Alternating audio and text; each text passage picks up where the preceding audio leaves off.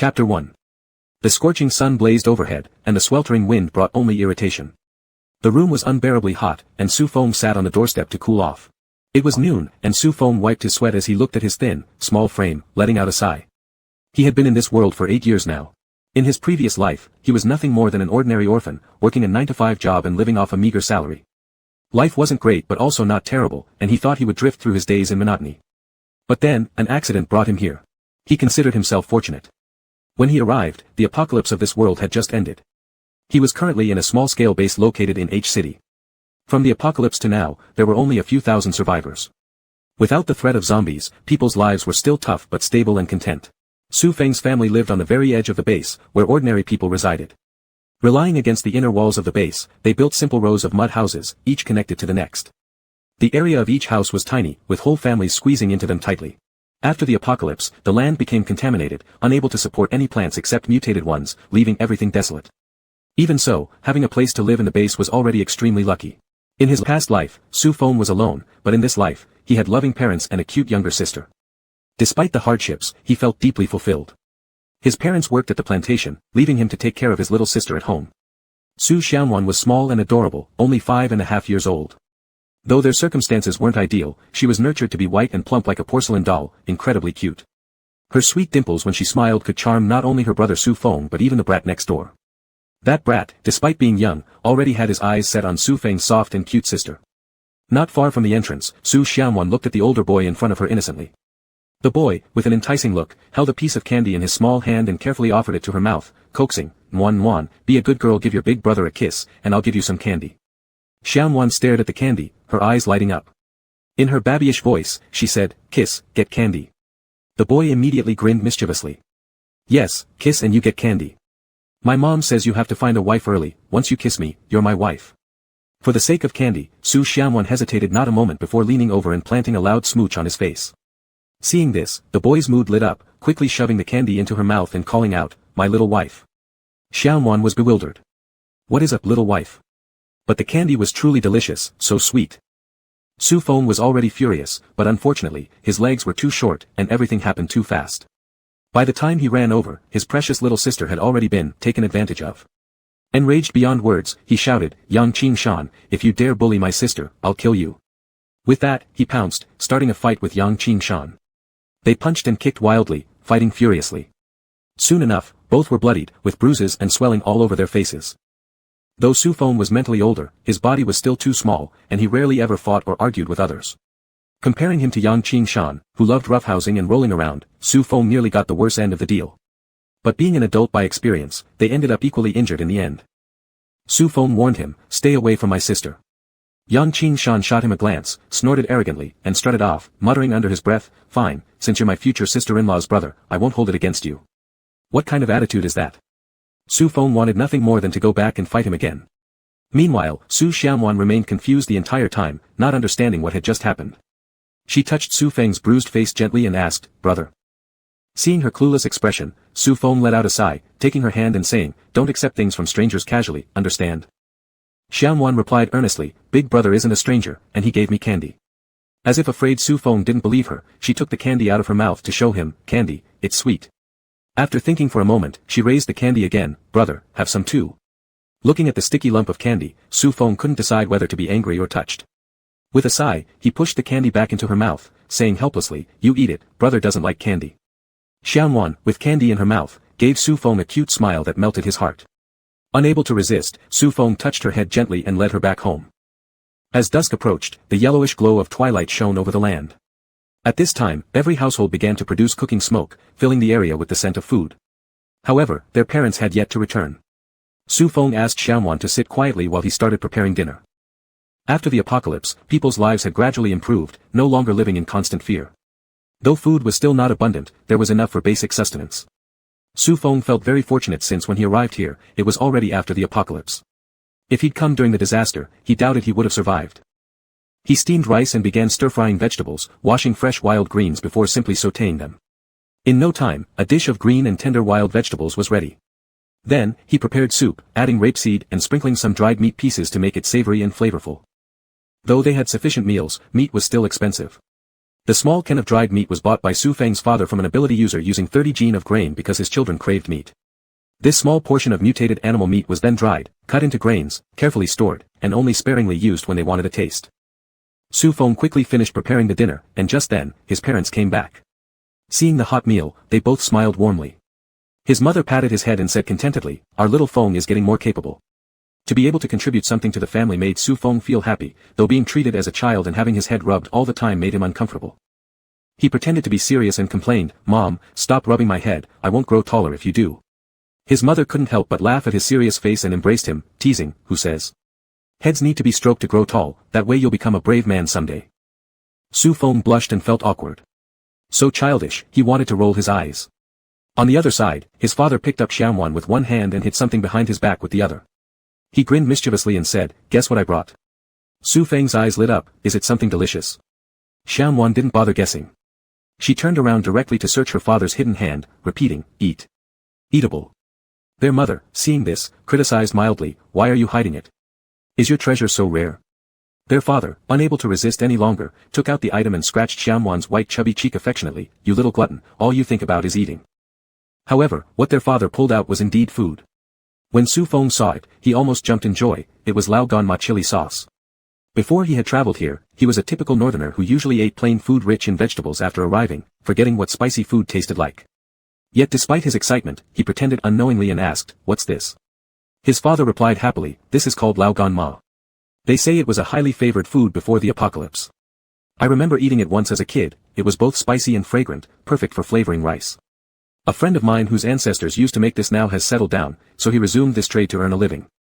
Business has been thriving, and through my connections, I exchanged just 10 gene of rice for a bottle." Currently, the base produced a lot of rice so Su Feng's family never lacked it. Each month, his parents earned 100 gene of rice as payment for their work, making life comfortable. This evening meal was especially satisfying for Su Feng, eating white rice mixed with the aromatic Lao Gan Ma. Even Xiaowan's tiny mouth became red from the spiciness, she surprisingly loved it, stopping wasn't an option. Paired with the scorching weather outside, sweat drenched them but it was intensely satisfying. After dinner, Su Feng helped his mother clean up the dishes. Meanwhile, his father took out a phonetic letter chart and started teaching his two siblings phonetics and characters. It was unclear where he found the chart, but he ordered them to sit neatly and pointed to the initial phonetics, A, O, E. Su Feng froze, feeling utterly speechless. Reluctantly, under his father's expectant gaze, he pronounced A, O, E, whereas Xiaowan learned happily without any stress. Paper was extremely scarce these days, so their father specifically crafted a sand tray for them to practice writing. After practicing the alphabet for an hour, their father tested them again to ensure memorization before releasing them to wash up and sleep satisfied. The next morning, Mr. and Mrs. Su went to work early while Su Feng was still sound asleep. Suddenly, there was a bang as a pebble hit the window, startling Su Feng awake. He rubbed his eyes and looked toward the window. Two faces were pressed against the glass, one fat, one thin. Wasn't that skinny face Yang Qingshan, the guy who always tried to lure his little sister? Su Feng's expression darkened as he asked coldly, "What are you doing here?" Yang Qingshan grinned and said, "Can't I come see my little fiancé?" Then, he turned his head to look at Xiaowan, who was still sleeping, and tapped on the window to call her, "Little bride, wake up. Big brother's taking you out to play." Xiaowan opened her eyes and smiled when she saw Yang Qingshan, "Big brother." Yang Qingshan glanced smugly at Su Feng before responding loudly, "Hey, sweetheart." With a grim face, Su Feng quickly got up and rushed outside through the door, determined to drive away this guy who dared to take advantage of his little sister. Chapter 2. Su Feng ran out and had another fight with Yang Qingshan. Finally, the two stopped after being persuaded by Little Fatty. The little fatty was called Fui Jin. He was about the same age as Su Feng now, around 7 or 8 years old. He had a white and chubby appearance, looking very festive. His family ran a candy shop, so he was particularly popular with the kids. All of Yang Qingshan's candies were snatched from him, but over time, he ended up becoming Yang Qingshan's little sidekick. After their fight, Yang Qingshan still unrepentantly called Su Xiaowan wife. Su Feng felt mentally exhausted hearing it, but then again, these two were still too young to understand what wife truly meant. Surely they would realize their mistake when they grew up. Su Feng decided not to bother with them anymore. He went back inside, came out with a basket on his back, locked the door, and started walking out of the base while holding Su Xiaowan's hand. Not far outside the base was a small mountain. All the mutated animals and plants inside had been cleared away by the psychics in the base, making it quite safe. This became an ordinary daily destination for commoners. There were many wild vegetables here, and with good luck, some wild fruits could be picked as well. So Su Feng had always loved running there since he was young. Seeing Su Feng going out with the basket on his back, Yang Qingshan and Fu Yijin also followed closely and couldn't be driven away. After taking a few steps outside the base, they reached the foot of the hill where already a number of people had arrived. Most of these people were known to Su Feng. After all, those coming here were from the normal residential area nearby. Psychics wouldn't come here, since this place had long been explored and there was nothing of value left. Su Feng greeted some familiar faces, then led Su Xiaowan to a flat open area, letting her sit down, ensuring she stayed within his sight before he began picking wild vegetables. Yang Qingshan guarded Su Xiaowan by her side while Fu Yijin helped Su Feng pick the wild vegetables. The wild vegetables in this area had been repeatedly harvested and were already few. Only some small plants without much vitality remained, though this was better than nothing. As Su Feng brushed aside some bushes, he unexpectedly found a cluster of mushrooms. Although Su Feng didn't know the name of these mushrooms, he had eaten them before and was certain they were edible. With delight, he picked them and put them in the basket. After finishing, Su Feng looked at the sky. The morning sun had already risen halfway. It was time to go back and prepare breakfast. He walked over, held Su Xiaowan's hand, signaled to Yang Qingshan, and started descending the mountain to return. As they just reached the gate of the base, they were attracted by a commotion. An elderly man in ragged clothes lay on the ground barely alive, unconscious. Beside him stood a little boy who was filthy but had fierce eyes glaring at the crowd around them. Driven by curiosity, Yang Qingshan moved closer to see what happened, and Su Feng and others followed suit. From what they heard from the crowd, this grandfather and grandson were not from the base, but outsiders who had just arrived. Upon reaching the base gate, the elder collapsed due to exhaustion. The guard stationed at the entrance wanted to carry the old man into the base, but the little boy beside him wouldn't allow it. The moment the guard touched the old man, the boy lashed out, kicking and punching the guard. No matter how others tried to reason with him, he showed no sign of backing down, his face full of vigilance and suspicion, and thus the situation was at a standstill. Just then, a SUV drove in, and 3 men and 2 women got out. When the surrounding people saw this, they quickly scattered. Yang Qingshan pulled Su Feng and the others to the side, whispering lowly, "Psychics." Immediately, everyone tensed, holding their breaths. One of the 5 men asked, "What's going on?" The guard explained the whole story. The man frowned, glanced at the elder and the boy, noting their dirty clothes that could not conceal dark red bloodstains. For an elder to bring a child from such a perilous world into the safety of this base indicated they were anything but ordinary. He approached them, grabbing the boy in one hand and signaling the guard to bring the elder into the base. At first, the boy didn't respond until the guard neared the elder, triggering his frantic reaction once more. Biting and clawing at the man's arm, the boy continued relentlessly. Initially indifferent, the man allowed the boy to tear at his arm, but suddenly stiffened, shock plastered on his face as a wave of black aura surged from his arm and quickly spread onto his face, paralyzing half of his body. Involuntarily releasing the boy, the man let the child slip free and run back to the elder. Behind the man, one of the women sneered faintly. A streak of white light descended, slowly dispersing the black fog enveloping the man. She then raised her hand towards the boy, and an intense blinding white light emitted from her palm, engulfing the child instantly. The woman paid no heed to the boy's struggles, opening the car door and throwing him inside. At the same time, the man helped the elder up and placed him in the vehicle as well. Then they all got into the car and drove into the base. As their car disappeared from view, the onlookers erupted into a buzz of excitement and awe, discussing this rare event animatedly. Psychics were extremely distant figures to ordinary people, especially after the apocalypse when opportunities to see them became exceedingly scarce. This couldn't help but excite everyone. Over all these years, it was the first time Su Feng had seen psychics. He had heard others talk about the apocalypse and psychics before, but he had never truly paid attention because those things had felt so far removed from his own experiences, lacking any real tangibility. Now, having witnessed them firsthand, Su Feng was naturally deeply moved. As someone who had traveled across times, he naturally wished to be an extraordinary person in this world. Unfortunately, his entire family were ordinary people, there was nothing particularly special about them. But thinking about his family in this life made him feel at peace. In his previous life, he had been utterly alone, while in this one, he had gained a family, eliminating his loneliness. As long as his family in this life remained safe and sound, he would be content. Living a simple, joyful life wasn't such a bad thing after all. Upon entering the base, Yang Qingshan and Fu Yijin parted ways with them and returned home. After getting home, Su Feng put away the things he had collected, then started preparing breakfast. Once Su Xiaowan had eaten her fill, Su Feng decided to take her to the market to stroll around. The market was located in the regular residential area, only a 10-minute walk away. Su Feng strolled slowly along the market with Su Xiaowan's hand in his, observing the stalls on both sides filled with fruits, vegetables, and some preserved goods, all food-related items, none of which were particularly extraordinary. Perhaps out of habit carried over from the post-apocalypse world, people now traded food instead of currency, rarely using money anymore. It was rumored that money was something used only by psychics, a kind of energy stone.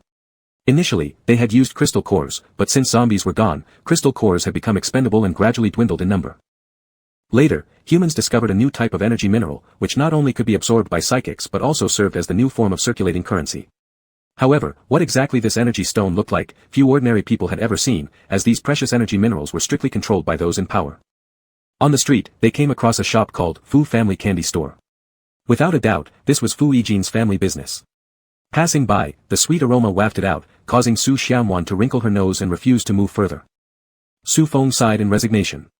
He hadn't brought anything with him when he left, only intending to take a leisurely walk due to boredom at home. But now, there was no avoiding going inside, for Su Xiaowan was already dragging him toward the store. Inside, a chubby middle-aged man was minding the shop, presumably Fu Yijian's father. His amiable smile gave off a welcoming aura as he asked cheerfully, "Young friends, what kind of candy do you prefer?" Su Xiaowan gazed blankly at him before shifting her eyes to the colorful candies displayed in glass jars on the shelves. She pointed to one of the bottles and said, "Brother, this one." Su Feng hesitated as he asked, "Uncle, how much does this cost?"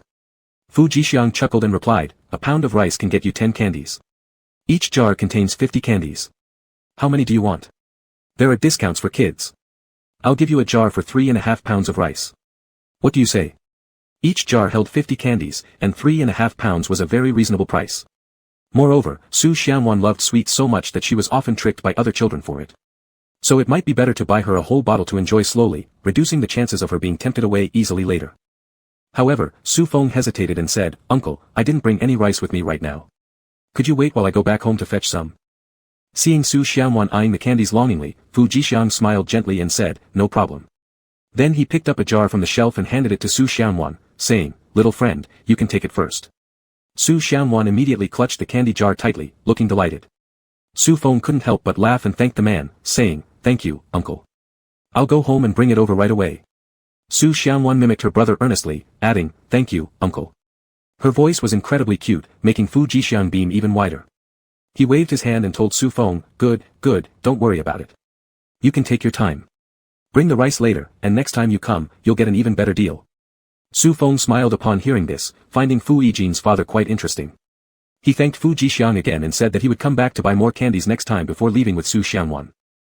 As soon as they got home, Su Xiaowan started pestering Su Feng for some candy. Su Feng took a piece of candy out and peeled the wrapper off for her, putting the rest away safely. He told Su Xiaowan, who had a piece of candy in her mouth, "You can't eat too much at once, it'll ruin your teeth, understand?" Su Xiaowan didn't understand, she pointed at the glass jar and mumbled, "Eat, eat." Su Feng turned her around so she couldn't see the candy jar. Su Xiaowan blinked and just sat there absent-mindedly. Su Feng said, "Be a good girl and sit quietly." Su Xiaowan nodded. Then Su Feng went to the kitchen to weigh a few pounds of rice. He originally intended to bring the rice directly to the candy shop, but he was worried about leaving Su Xiaowan alone at home. So, once again, he took Su Xiaowan by the hand and went out. Chapter 3. After arriving at the market, Su Feng first delivered the prepared rice to the candy shop. Then he took Su Xiaowan for a stroll. Since there was nothing much to do when they went back home anyway, he thought it would be better to buy some vegetable seeds and plant them. If they were well taken care of, besides for daily consumption, the surplus could perhaps be sold at the market in exchange for some meat. The thought of finally being able to eat large chunks of meat to his heart's content made Su Feng eagerly excited. After Su Feng strolled with Su Xiaowan around, all the rice they had was exchanged for seeds. There were 4 kinds altogether: Chinese cabbage, eggplant, tomato, and greens. Each kind came in a small package, and the quantity wasn't little. When they returned home, Su Feng got busy right away. He told Su Xiaowan to sit still as he fetched a hoe from their house and started cultivating a small patch of land by the door. Come to think of it, the soil quality in front of their house wasn't suitable for planting, not only was it hard but also lacked nutrients. However, there was no other way since apart from here, Su Feng didn't know where else he could plant the vegetables. Despite his small stature and limited strength, he managed to cultivate a small piece of land after an entire afternoon of hard work. He wiped a bead of sweat off his brow, feeling entirely drenched in sweat. He walked into the house and carried out a bucket of water. Water here was very precious, the entire ordinary residential area only had one well, and it was guarded by people from the base. Each household was given a fixed amount of water daily. To obtain more, they had to trade for it. But since there weren't many people in his family, conserving the water would suffice. He carefully scooped water with a ladle, dampening the cultivated land before planting the seeds respectively. Then he watered them again, which concluded the farming process. By the time he returned to the house, it was already around 5:30 in the afternoon. He washed the wild herbs and mushrooms he gathered that morning, preparing dinner.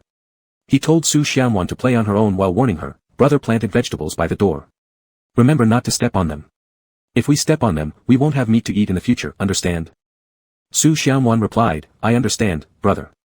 Su Xianwan was always obedient, quiet and unruly. Su Feng trusted her. Saying this specially was just precautionary.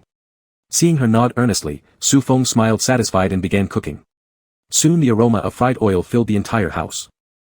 Dinner was quickly ready, featuring a dish of wild herbs, a mushroom soup, and a cold-dressed cucumber seasoned with leogama chili sauce, both spicy and fragrant. This caused Su Xianwan to gaze longingly. Looking at her expression, Su Feng couldn't help but smile, be good, we will eat after Dad and Mom come back.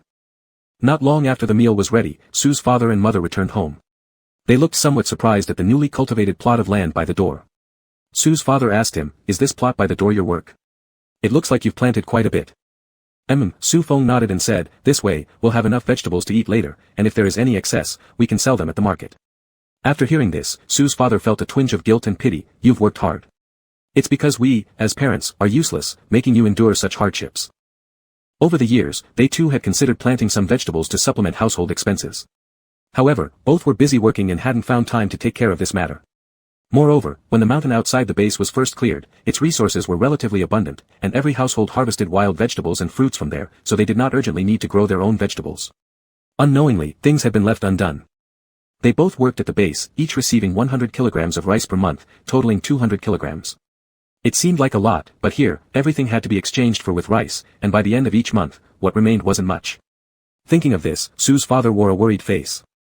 Seeing his look, Su Feng paused, then shook his head and said, it wasn't hard at all. And Mom and Dad are really capable, we can always eat our fill. Being well-fed and dressed makes us happy. That was indeed a fact, even now, there were still people within the base who didn't get enough to eat. Still looking gloomy, Su's father wanted to say something to Su Feng but stopped. Su's mother scolded, why are you overthinking? Don't you hurry up and eat? The food has gone cold. After hearing that, Su's father had no choice but to pull himself together, saying, that's right, everyone, let's eat. I'm starving. Su Feng didn't think much about it. Out of the whole day, his favorite moment was when the whole family gathered around the table to eat together. The warmth and harmony were feelings he had never experienced in his previous life. After dinner, Su's father enclosed the vegetable plot with wooden boards to prevent passers-by from stepping on it. Afterward, he taught Su Feng and his sister how to read pinyin for a while before letting them take a bath and go to sleep. There was no entertainment in the night here. The world had just been ravaged for 100 years, and many things had vanished completely. Those who had survived the apocalypse were still haunted by the memories, living only a few years of stability and barely enough to eat, they had little interest in seeking amusement. Moreover, this backward little base was already fortunate enough for merely surviving through the disaster. The next day, when Su Feng woke up, Su's parents had already gone to work. Yang Qingshan and Fu Yijin came with their bamboo baskets to ask Su Feng to join them in picking wild herbs, something that had been Su Feng's daily responsibility, so he did not decline. Afterward, Su Feng woke up Su Xianwan, and after a simple wash-up, they went out together. As soon as Yang Qingshan saw Su Xianwan, he grinned, but this time he refrained from teasingly calling her wife. Instead, he reached out to hold her small hand firmly. When they arrived on the mountain, they chose a secluded spot to start collecting wild herbs. The amount of wild herbs available now was becoming scarce, so it took them a good part of the morning. By the time they returned, it was already late. Back home, Su Feng put away the things and carried out water to water the plants. Yang Qingshan and Fu Yijin found this amusing and shouted as they ran back home, saying they wanted to plant vegetables too. Su Feng just gave a helpless smile and continued watering his own crops. After finishing, Su Feng prepared breakfast as usual and fed Su Xianwan. Having nothing left to do, the day felt incredibly dull to him with no entertainment around. After persuading Su Xianwan to take a nap, Su Feng moved a chair to sit by the door and stared at the vegetable garden, hoping the plants would grow faster so he could sell them to buy some meat. Life had become so unbearably idle, and Su Feng thought that maybe this was how his whole life would be, unremarkable, without much ambition or drive. Su Feng didn't have high expectations for life, he belonged to those who lived one day at a time, thinking this was probably how he would live until old age and death. But fate can be unpredictable, and a cruel storm was about to hit, and Su Feng had no idea of what was coming. The sun soon started setting, and Su Xianwan woke up from her nap, rubbing her eyes as she called out, "Brother." Su Feng held her small hand and smiled, asking, "Awake?" She softly replied, "Brother, I want candy." "All right, I'll give you candy," said Su Feng as he led her inside and took a piece out of the glass bottle, "Eat it." Su Xianwan happily laughed and sat obediently after Su Feng told her to stay put. Su Feng finished preparing dinner, and Su's parents came home shortly after. Surprisingly, Su's father brought back a piece of mutated beast meat. Su Feng was delighted and immediately took over the meat, laughing, "We're having meat tonight." Seeing his excitement, Su's mother couldn't help but ruffle his hair, "We know you love eating meat, so your father specially traded for it today." Upon hearing this, Su Feng impulsively hugged Su Father's leg and said, "Thank you, Dad." Su Father chuckled and patted his head, saying, "What's there to thank? If you like it, that's fine." Seeing the boundless affection in Su parents' eyes for their children, Su Feng felt a lump in his throat, deeply moved yet embarrassed. He quickly said, "I'll make a red braised meat dish right now, it's especially delicious, wait a bit." Having said that, he rushed into the kitchen. Su's parents exchanged smiles, it was worth enduring any hardship for their two children. Su Feng divided the mutant animal meat into two parts, half made into red braised meat, and the other half hung in the kitchen window to dry. When the red braised meat was served, everyone enjoyed dinner heartily before going to rest. Time flew swiftly, nearly a month passed, and the vegetable garden finally started growing, approximately 5 centimeters tall, green and lush, a pleasant sight indeed. This made Yang Qingshan and Fu Yijin envious, encouraging Su Feng to tend to his crops more diligently. Especially those tomato plants, they were his favorites. When the vegetables grew sufficiently, Su Feng woke up early and picked the increasingly fresh greens with Su Xianwan, placing them in a basket. They set off for the market and found a crowded spot to lay out their vegetables. In no time, someone approached to inquire, hesitating slightly when seeing the children. Fortunately, Su Feng's vegetables were excellent, fresh and crisp-looking. The vegetables Su Feng brought weren't many and sold out quickly, exchanging for about 20 pounds of rice. Next, Su Feng planned to trade all of it for animal meat.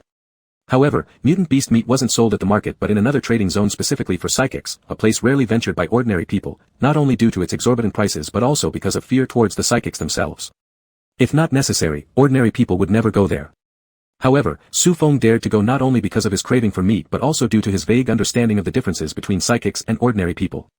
He thought that psychics were still human beings, nothing to be afraid of, so he simply took Su Xianwan and headed to the psychic trading zone. The psychic trading zone was located in the inner area of the base, quite far from the market. Thus, it took Su Feng nearly 30 minutes to reach the trading zone with Su Xianwan. Chapter 4. The trading area looked much livelier. Unlike the markets for commoners where daily necessities were traded, here most of the items were either weapons and armors made from mutated beast bones or some variant plants. These energy-infused mutant plants were called spirit plants, which were very popular among Psi users. Even more surprisingly, Shufeng saw some stalls displaying guns and other thermal weapons. The people here emanated an air that was different from commoners, instilling a sense of fear. Su Xianwan, who had been obediently clinging to Shufeng's hand, moved closer to him tightly, looking a little scared. Shufeng, watching those imposing Psi users, felt somewhat uneasy inside, even having the impulse to turn back and leave. However, seeing that those Psi users didn't pay attention to them, merely glancing at them once or twice before going about their business, Shufeng plucked up his courage to stay. His eyes searched across various stalls selling mutated beast meat, looking for a suitable one to trade. Alright, he did feel a bit insecure deep down. He only now deeply realized how insufficient the dozens of pounds of rice he had were. He wasn't sure if they'd even agree to trade with him. He noticed that when these Psi users traded, they used stones of various colors, each roughly the size of a thumb, pure in color, and shimmering brilliantly under the sunlight. Shufeng watched mesmerized, exclaiming, "How beautiful! These should be energy stones." Unable to resist, he glanced down at the basket of rice, feeling somewhat awkward and wishing he could just head back. But then again, even Psi users have to eat, right? They definitely do. Looking ahead, the closest vendor selling mutated beast meat was a youth of around 20 years old, fair-skinned and clean, looking not at all fierce. This guy should be easygoing, thought Shufeng hesitantly as he pulled Xianwan over. Indeed, perhaps due to their young age, the vendor wasn't intimidating but instead quite amiable. He smiled after taking a look at Shufeng and his sister, asking, "Little friend, are you looking to buy mutated beast meat?" Shufeng blushed a little, nodded, and took out the rice, saying, "Can I use this to trade?" The young vendor paused, then replied, "If you trade with this, I can only give you 5 taels of mutated beast meat. Are you sure you want to proceed?" Hearing this, Shufeng immediately sighed in relief, able to trade was good. The piece of mutated beast meat from yesterday given by father must have cost a considerable amount of rice, it appeared to weigh about half a catty. Given the rich energy content within mutated beast meat, which could replenish a Psi user's consumed ability, it was highly favored by Psi users. A pound of mutated beast meat required at least 1 energy stone in exchange. Therefore, being able to trade several dozen pounds of rice for 5 taels of mutated beast meat was already quite a deal. Having completed the trade, Shufeng felt slightly elated in his heart. If the vegetables in the garden were sufficient, they wouldn't have to worry about eating meat in the future. He led Xianwan on their way home, planning to preserve the mutated beast meat there. Outside the inner compound of the base, scattered earthen houses dotted the landscape, the streets looking rather dusty. Shufeng held Xianwan's hand, walking leisurely towards home. Suddenly, around the next street corner, sounds of punches and kicks interspersed with abusive shouting erupted. Judging from the sounds, it seemed like a violent fight was underway. Shufeng immediately stopped, and Xianwan, afraid, hid behind him. The route ahead was their only way home, yet he wanted to avoid trouble. So, he waited in place, planning to move on only after they finished fighting. But the longer he waited, the stranger it became. What he heard didn't resemble a fight so much as a gang beating someone up mercilessly. "You guys, hit harder. Kill this idiot. Huh, check this out," followed by sounds of fists pounding. Then another voice laughed and said, "Who would have thought calling himself a Psy user, but he's actually just garbage. Hit him hard." Shufeng's face darkened. Judging by the voices, it was a group of children ganging up on a smaller child. The boy was silent, whether unconscious from being beaten or something else. If allowed to continue, the child might die. Since they were all kids, he didn't need to be afraid. He placed the basket on the ground, telling Xiaowan to wait here obediently, then picked up a stick and rushed over. Turning the corner, 3 boys around 10 years old were kicking and laughing while surrounding a boy lying silently on the ground, neither resisting nor crying out in pain. Infuriated, Shufeng swung the stick wildly and ran toward them, catching them off guard. By the time they reacted, they had already been struck multiple times, leaving them helpless without any form of resistance against Shufeng's attack. They cursed angrily and then threatened Shufeng a few times before running away. "You wait, we won't let you off." Shufeng said fiercely, "All right, I'll wait. If you dare come back, watch me not beat you to death." After they left, Shufeng turned his attention to the boy on the ground, who was covered in dirt and blood, with no intact part of his body. His small face was bruised and cut everywhere, looking very terrifying. He curled up without moving, only a pair of dark eyes fixedly staring at him. Seeing this, Shufeng felt a surge of heartache. Those 3 kids actually dared to be so cruel. This made Shufeng want to grab them again and beat them up even more. He squatted down cautiously and asked, "Are you all right?" He lightly touched the boy's cheek and said, "Does it hurt a lot?" The little boy didn't say anything, just blankly stared at him. Shufeng sighed, thinking that the child might have been severely injured, and asked where his home was, intending to send him there so family could take care of him. But he still got no response. With no other choice, Shufeng decided to bring him back first. He couldn't just leave him here like this. Shufeng helped the boy stand up, then told Xiaowan to pick up the basket and follow. When they returned home, Shufeng finally exhaled, relieved. His 8-year-old body had exhausted itself from carrying a boy around his age all the way home. Shufeng led the boy to the room and laid him on the bed, whereupon the boy immediately closed his eyes. Xiaowan followed the whole way and now looked at the boy lying on the bed, asking curiously, "Big brother?" Shufeng patted her head and said, "Xiaowan, be good, can you watch over him for a while? I'll fetch some water to clean this big brother." Xiaowan touched the boy's hand and nodded in agreement. "This big brother is dirty." Shufeng smiled, then walked out of the room. Soon, he came back carrying a basin of water, picked up a towel, wrung it out, and began wiping the boy down. As he cleaned the boy's face, Shufeng started to feel something familiar about him. Wrinkling his brow, he suddenly realized, it was the same boy he'd seen earlier at the entrance to the base. He remembered that the boy had been taken away by a Psy user along with an elder, likely his relative. Looking at his severe injuries now, Shufeng felt quite helpless. If these weren't treated promptly, they might become infected and worse. After pondering, Shufeng told Xiaowan to stay home and watch over the boy while he went to find a doctor. He remembered there being an old traditional Chinese medicine practitioner in the outer compound. People in the outer area would usually go to him for minor ailments or pains. Even when Xiaowan had a fever before, Shufeng's father had called this man over to treat her. Following his memory, Shufeng arrived at the front door of the old TCM practitioner's house. It was an ordinary house, not unlike others in the base, except it appeared neat and tidy. Some herbs were drying outside, spreading waves of herbal fragrance. He knocked on the door. A girl around 11 or 12 opened it. She wore a clean dress with braids tied neatly on her head, appearing fresh and cute. Her voice was clear as she said, "Young brother, are you looking for my grandpa?" Shufeng nodded and replied, "Yes, someone is injured, I'd like my grandpa to take a look." The girl pulled the door open and invited him in. The house was very quiet. An old man of about 70 was grinding medicine powder. Seeing Shufeng, he stopped his actions. Shufeng quickly explained the situation of the boy to him, and the old man nodded and said, "All right, I'll go see him." He stood up, gathered his things, and carried the medicine box, following Shufeng out. When they reached Shufeng's home and saw the extent of the boy's injuries, the old doctor frowned and asked, "How did this happen?" Shufeng worriedly responded, "Can it be treated?" After examining him, the old doctor nodded and said, "Fortunately, it's just external injuries to the skin and flesh, nothing inside seems harmed, good." Hearing this, Shufeng relaxed, "That's good." The old doctor said no more but opened his medicine box and handed several packets of medicine to Shufeng. "These are for internal consumption, once a day." Then he took out a bottle of ointment and said, "This is for external application, morning and evening each time." After Shufeng accepted the ointment, he said, "When the medicine runs out, his wounds should have mostly healed. I will visit again to check." Shufeng nodded and expressed his gratitude to the old doctor. Then, he weighed out about 10 kilograms of rice and picked some vegetables from the garden as payment for the medical services. After the old doctor left, Shufeng applied the ointment to the boy, taking the chance to also change his clothes. Their sizes were similar, so the new set fit perfectly. After doing all these, Shufeng also helped the boy decoct the medicine and fed it to him, showing utmost care and attention.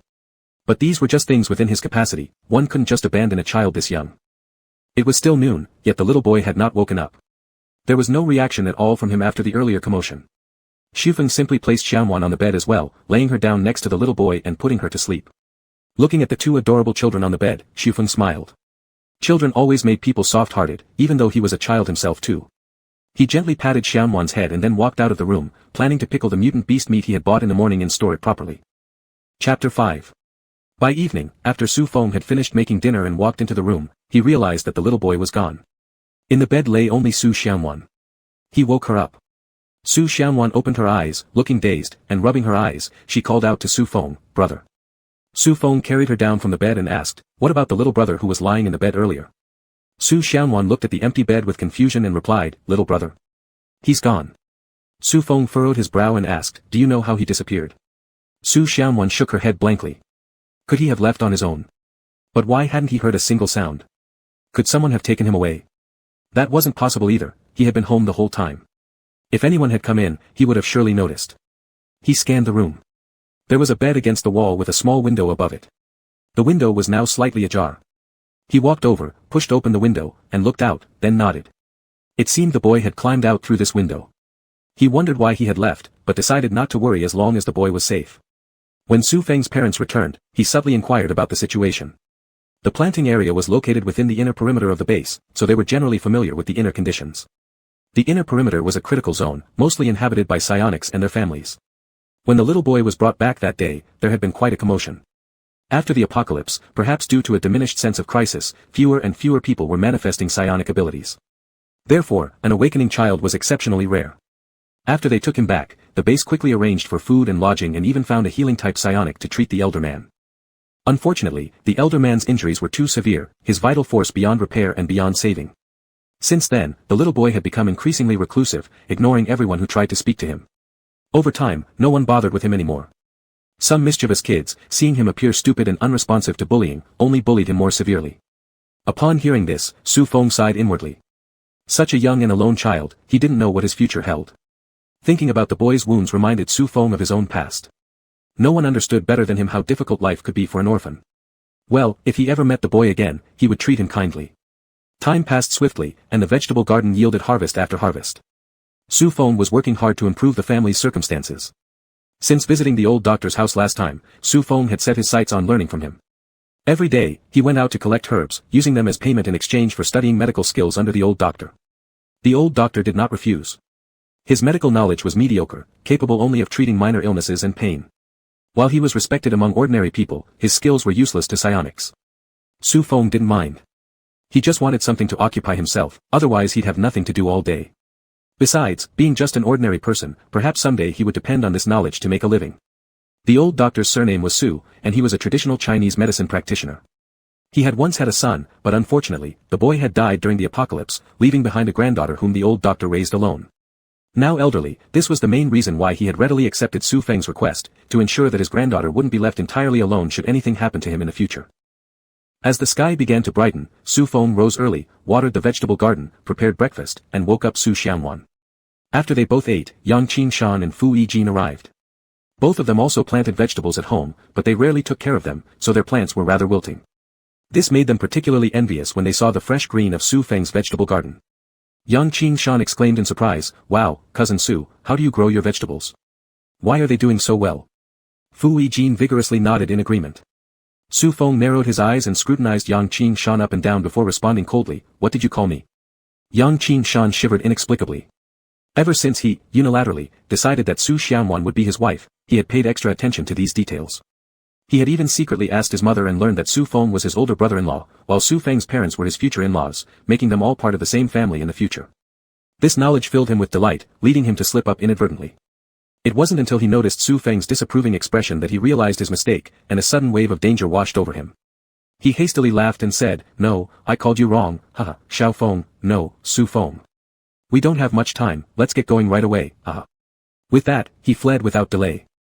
Fu Yijin hesitated for a moment, glanced around, and hurriedly followed after him. Su Feng was speechless for a moment, then he firmly held Su Xianwan's hand and looked at her cute little face. He thought to himself, such a cute and obedient younger sister must be kept close. She can't be lured away by that kid Yang Qing-shan. Su Xianwan had candy stuffed in her mouth, looking confused, having no idea what had happened. For the past while, all of them would go together to gather medicinal herbs. Since those two ran off now, Su Feng had no choice but to take Su Xianwan to Dr. Su's home. Dr. Su's granddaughter, Su Qingqing, as usual, waited at the door with her basket. Seeing that only the two of them came, she curiously asked, where are the other two? Su Feng explained briefly, causing Su Qingqing to cover her mouth and laugh. Then she reached out to hold Su Xianwan's hand, walking with Su Feng out of the base gate. At this point, Yang Qing-shan and Fu Yijin mysteriously appeared from somewhere, laughing happily and following behind them. Once they reached the mountain, Su Feng and Su Qingqing began searching for medicinal herbs, while Yang Qing-shan and Fu Yijin tagged along just to make noise.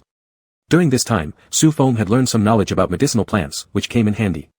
The common herbs on this mountain were Xanthium spinosum, Tsang-erzi, belonging to the daisy family, useful for treating malaria and lower back pain.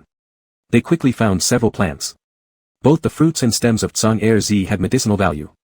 They collected them carefully and continued searching, discovering coxcomb flowers, Begonia grandis, and eventually amaranth further along the path. When their baskets were full, they reluctantly descended the mountain. After handing over the herbs to Dr. Su, he nodded and gave Su Feng a copy of the herb identifier, saying, "You can take this book home and read it thoroughly. Once you're familiar with their characteristics and effects, I'll teach you how to combine the herbs and make prescriptions." Su Feng accepted the book and said with a smile, "All right, thank you, master." Dr. Su waved his hand and started organizing the herbs they had brought back. Unwilling to disturb him, Su Feng took Su Xianwan and returned home.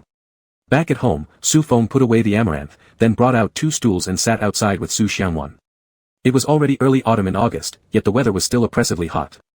A breeze carried heat waves. Lazily leaning against the wall, Su Feng flipped through the pages of the herb identifier, while Su Xianwan rested half asleep on his lap. Time flowed quietly, accompanied only by the rustling of Su Feng turning the pages. Suddenly, a knock came from their rear window, abrupt and loud, though only once, and then silence reigned again. The sound was so big that it instantly startled Su Xianwan awake. "Brother." Su Feng set down the book and reassured her, "Don't worry, let me check." Walking into the room, Su Feng vaguely discerned the sound originated from inside the bedroom. Behind their house lay a narrow alley, and there was a small window at the back of his room facing that alleyway, the source of the knocking sound. He stepped into the room. The window was open, and on the ground laid a rabbit. It should be a rabbit, but its 4 legs were bound together with vines, squirming helplessly. Su Feng stared in surprise and picked it up by its long ears, which made the creature struggle more fiercely. This was no ordinary rabbit, it had long fangs, its claws glowing coldly, looking very sharp. Su Feng's heart beat faster, he realized this was a mutated rabbit. Yet, he wondered who had thrown it in. Upon closer inspection, he noticed black corrosion around the neck of the mutant rabbit, resembling the same black energy he'd seen before near the entrance of the base on that psychic, whose arm holding the boy also emitted the same kind of black gas. Was it him? That boy? Except for him, Su Feng could not imagine who else would inexplicably toss a mutant rabbit into his house. Carefully carrying the mutant rabbit outside, Su Xianwan immediately noticed it, tugging on Su Feng's hand curiously asking, "Brother, what is it?" She even reached out to touch it. Su Feng hastily grabbed her hand and warned, "Don't touch it, it's a mutant rabbit and highly dangerous." Right then, the rabbit writhed violently again, opening its mouth to bite, showing its terrifying long fangs, truly frightening. Su Xianwan screamed and ran far away, too afraid to approach. She begged Su Feng to throw it away. Fortunately, the vines tightly bound its 4 legs. Su Feng controlled the rabbit and instructed Su Xianwan to fetch a thick rope. Together they securely tied it to the table leg. Staring at the mutant rabbit, Su Feng felt somewhat troubled, unsure of what to do with it. Ruling out keeping it alive, after much thought, Su Feng decided that cooking it for its meat would be best. After all, mutated animal meat tasted delicious and nourishing. Thinking of various rabbit dishes, Su Feng gulped and eyed the rabbit, thinking ferociously, "Tonight, I'll stew you." As expected, tonight Su Feng prepared a table full of rabbit dishes, red braised, stir-fried, spicy, and stewed soups. The delicious aroma filled the room. After some thought, Su Feng took a large bowl, served some rice, and added a bit of each rabbit dish on top, filling it to the brim. Then he placed the large bowl by the window in the room, and then he went out. After a while, when he came back in and looked, he couldn't help but smile faintly. There was nothing left at the window. When Su Feng's parents came home from work and saw the table full of rabbit meat, they were quite surprised and asked him where all this rabbit meat had come from. It wasn't easy to catch mutated animals, let alone for a regular little kid like Su Feng. Su Feng didn't intend to keep it a secret, so he told them what happened. His mother sighed with emotion, realizing that the boy might have done this as a way of thanking Su Feng for his past help, showing that he was indeed someone who knew gratitude. She said to Su Feng, "You should invite him over to play often. That boy running around unsupervised isn't safe, you should take care of him." Su Feng paused for a moment, then smiled and nodded. Chapter 6. Ever since that time, every so often, Shufeng would find things by the window. Sometimes it was exotic beast meat, sometimes beautiful flowers, or some mutated grass. In short, all kinds of strange and odd things. As long as he thought they were interesting and attractive, he would place them at the window to give to Shufeng. Shufeng was truly in a state of helpless amusement, but he did his best to reciprocate. If it was exotic beast meat, he usually prepared half of it well and placed it back at the window. The flowers, he would weave into garlands, or use grass to weave into grasshoppers and dragonflies. Sometimes, he even used the candy wrappers left over from when Su Xiaowan ate candies, to weave colorful and pretty little flowers. In short, Shufeng wove various small trinkets, which enticed the young boy to linger outside his window. But the boy didn't dare to get closer, causing Shufeng to stay by the window trying to call him inside to play, only to see not even a corner of his clothing. The sky began to brighten, the sun had yet to rise, and the morning dew moistened the forest. At this moment, a young boy ran down the mountain holding a sprig of spiritual plant in his hand. It was a mutated chrysanthemum, its flower pale purple with petals layered upon each other, emitting a light purple glow, extraordinarily beautiful. Just one glance could dazzle anyone. Holding the flower in his hand, the young boy's heart was brimming with excitement. This was his gift, he intended to present it to that older brother. This flower was so beautiful, surely the older brother would like it. But, as soon as he reached the gate of the base, he was stopped by 3 arrogant children. He wore an expressionless face, uninterested in dealing with them, for he had a gift to deliver. As he tried to bypass them, he was pulled back. The one pulling him was the same boy who had led the charge in attacking him last time. That boy looked at him with ill intent and said, "Little fool, where do you think you're going?" The young boy remained silent. That boy was already accustomed to his behavior and did not take offense. Instead, his gaze shifted to the young boy's hand, a flash of surprise crossing his eyes, a mutated spiritual plant. And judging by its appearance, its grade was certainly not low. Naturally, he understood such matters because his parents were the psychics of the base. Unfortunately, despite both his parents being psychics, he himself failed to awaken any psychic abilities. Watching the young boy, a flicker of jealous resentment crossed his eyes. He reached out to snatch the flower from the young boy's hand, who promptly pushed him away. Enraged, the boy called the 2 others nearby and pounced together. Actually, they had been waiting here precisely to ambush someone. Recently, this little fool had no idea what to do, waking up early and coming home late every day, sometimes disappearing entirely for the entire day. Once they got news of his whereabouts, they'd come here to intercept him. The 3 boys lunged forward together. The young boy wasn't much concerned about those who wanted to fight him, but taking his flower was unacceptable. For those hands reaching out to grab the flower, he directly grabbed them, dark chi swirling forth. A child screamed in agony as his arm limply hung down. The young boy held nothing back, and the dark chi quickly wound around his arm. The other 2 children were similarly affected, suffering corrosion of varying degrees by the dark chi. They endured unbearable pain, looking at the young boy with both fear and apprehension.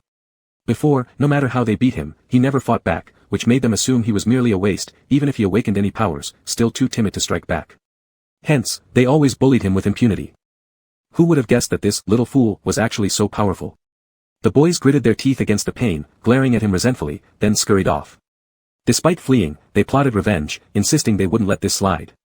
The young boy paid them no mind, instead heading lightly toward Shufeng's house.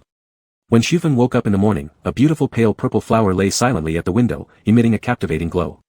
Shufeng's eyes lit up as he approached, carefully picking up the flower. Whether it was his imagination or not, when he picked it up, he felt a refreshing breeze rush towards him, immediately invigorating his spirit and clearing his thoughts. It took almost no thought to know that this was a rare mutated spiritual plant. Shufeng quickly found a flower pot, planted the mutated spiritual plant in it, watered it, and placed it at the window. Watching it stand gracefully, with branches and leaves extended elegantly, Shufeng couldn't help but smile, feeling content. Shufeng spent the day just like any other, eating breakfast, picking herbs with Yang Qingshan and others, and returning home to look through the herb illustrations. This book was quite substantial, documenting over 200 types of herbs, and he had read barely a fifth of it. Having something to read made the time pass quickly. He consulted the book to find the original form of the mutated spiritual plant by the window. It turned out the prototype was a kind of autumn chrysanthemum, effective for relieving wind symptoms, treating dizziness, and cooling and soothing effects. But aside from these, this mutated autumn chrysanthemum likely possessed other effects that required further study. Time passed as he flipped through the illustrated catalog. The next morning, when Shufeng approached the window to admire the mutated autumn chrysanthemum, he suddenly sensed something strange. He didn't know why, but his sense of smell was exceptionally acute, and a faint metallic scent carried by the light breeze came to him, mingling clearly with the clean aroma emitted by the mutated chrysanthemum. The blood scent wasn't heavy, yet it was hard to ignore. Shufeng frowned deeply and looked toward the alley, which was empty. He tiptoed and peered under the windowsill at the wall base. Standing not very tall, with the window only reaching his chest height, Shufeng had to tiptoe as high as he could to glimpse anything. Barely, he saw a corner of something, he was startled, there was someone. Xufeng hesitated for a moment, then without any further delay, climbed onto the window ledge and hopped outside. The narrow alley was rarely traveled by people, so even in broad daylight, no one was seen. Below the window, curled up, was a young boy, soaked in blood and unconscious for quite some time. Xufeng felt an intense pain in his heart, another injury. The frail body shrunk tightly, appearing especially pitiable. As Xufeng lifted him, he noticed a gaping wound on the boy's abdomen, with blood flowing profusely. Xufeng's face turned grim. Who could have dealt such a cruel blow to a mere child? If Xufeng hadn't discovered him, the boy might not have survived such severe injuries if more time had passed. Xufeng didn't dare move him around recklessly, and bringing him back inside through the window was also impossible with the boy's size. He glanced at the injured boy once, thought for a second, then dashed quickly towards Dr. Su's house. Dr. Su arrived after being summoned, observing the boy's wound with seriousness. He first picked the boy up gently, entering Xufeng's house quietly and laying the boy down. After stabilizing him, Dr. Su carefully examined the wound. After some deep thought, he said, "This wound." Xufeng, anxious, asked, "What about this wound?" Dr. Su pondered and replied, "It doesn't look like it was caused by a sharp weapon." Xufeng, staring at the wound and recalling how the boy occasionally brought mutated beasts and other strange things, suggested, "Could it be from a mutated beast?" Dr. Su shook his head, judging by the traces, it doesn't seem like it was done by a mutated beast, rather, it looks like damage from a punch, possibly inflicted by an abnormal ability wielder, and someone with terrifying strength. Abnormal ability wielder. Xufeng was shocked. Dr. Su nodded, asking, "Did he offend someone?" Xufeng became serious, recalling the several kids who were always causing trouble, though he didn't know their identities. Still, their arrogance within the base wasn't simple either. Dr. Su sighed, fortunately, the person who wounded him didn't intend to take his life, otherwise, even divine intervention wouldn't save him. Dr. Su guessed correctly, normally, minor squabbles between children weren't something the adults paid much attention to, but this time was different. The previous use of abnormal abilities by the boy changed everything. Naturally, the children complained bitterly upon returning home, prompting swift action against him to teach him a lesson. After Dr. Su finished dressing the wound, he gave Xufeng some precautions to note, and then left. Chapter 7. After spending a month at Su Feng's home, the wounds of the little boy had gradually healed. He was still a quiet and reserved child. However, after more than a month of living together, he had grown closer to the two siblings, Su Feng and his sister. Through their interactions, Su Feng learned that the boy's name was Zhongzhe. Since as far back as he could remember, he had been wandering without a fixed residence with Old Man Zhong, venturing into various places on explorations. Old Man Zhong was an anomaly bearer with great strength, taking the young and naive Zhongzhe through numerous dangerous lands teeming with strange beasts. The old man's explorations were not aimless, it seemed as if he was looking for something specific. Until one day, he encountered a powerful mutant beast. While barely managing to protect Zhongzhe and escape, he suffered severe injuries himself, hanging on to life by a thread until finally reaching the base with sheer willpower. He ensured that Zhongzhe wouldn't be abandoned in the wilderness before peacefully passing away. Unfortunately, during his final moments, the old man didn't leave any clues or words. Thus, Zhongzhe remained unaware of what his grandfather had been searching for. After Zhongzhe recovered from his injuries and could move freely, he began sneaking out every evening when Su Feng's parents returned from work. He refused to get close to anyone except for Su Feng and his younger sister, Su Xiaonuan. Su's parents felt quite helpless about this situation, so they asked Su Feng to take good care of him. Perhaps due to being a latent anomaly bearer, his injuries healed relatively quickly. In about another month, his condition improved almost entirely. Afterward, Zhongzhe disappeared frequently, seldom appearing again, and even stopped returning to the base. However, Su Feng would occasionally still receive gifts from him. One night, while Su Feng was sleeping in the middle of the night, there was a sound at the window. A small figure climbed in. Startled awake, Su Feng recognized who it was and said somewhat surprisedly in a low voice, "Zhongzhe." Zhongzhe's eyes sparkled, "Big brother Su." Being a year younger, Zhongzhe had been ordered by Su Feng to call him brother. Glancing at the sky, Su Feng wondered curiously, in the dead of the night, is there something important? With sparkling eyes, Zhongzhe lightly tugged at Su Feng's hand and whispered excitedly, "I'll show you some beautiful scenery." Scenery? Su Feng was utterly confused, what kind of scenery would there be in the middle of the night? Outside the base was nothing but a barren mountain ridge. What was so special about it? Just as Su Feng wanted to decline, he noticed the expectant look in Zhongzhe's eyes. Su Feng hesitated for a moment then couldn't help but mutter a single word, "All right." Well, he thought, might as well humor him. Seeing Zhongzhe smile brightly after hearing his response made Su Feng agree all the more easily. Following Zhongzhe, they climbed out of the window, skirted through the alleys, and arrived at the entrance of the base. By now, the base gates had already closed. Zhongzhe led him around twists and turns, stopping in front of a wall. He pushed aside some loose stones at the base of the wall, revealing a corroded hidden opening. Su Feng was startled, guessing this opening must have been created by Zhongzhe using anomaly abilities. Zhongzai's following statement confirmed his speculation. His dark eyes gleamed faintly as he proudly declared, "This is something I secretly made. Now, whenever I want to go out, I can just go." Patting his head approvingly, Su Feng praised him, "Jie is truly amazing." Smiling broadly, Zhongzai gently tugged at Su Feng's sleeve, signaling him to follow. Then, he squeezed through the narrow hole first. Though small, it was just large enough for a child to crawl through. Su Feng followed right after. Outside, the surroundings were desolate and silent in the deep of the night. Holding Su Feng's hand, Zhongzai headed toward a direction. Before long, a familiar mountain forest came into view. Wasn't this the very same mountain they frequented often? Su Feng thought to himself, what's so remarkable about it?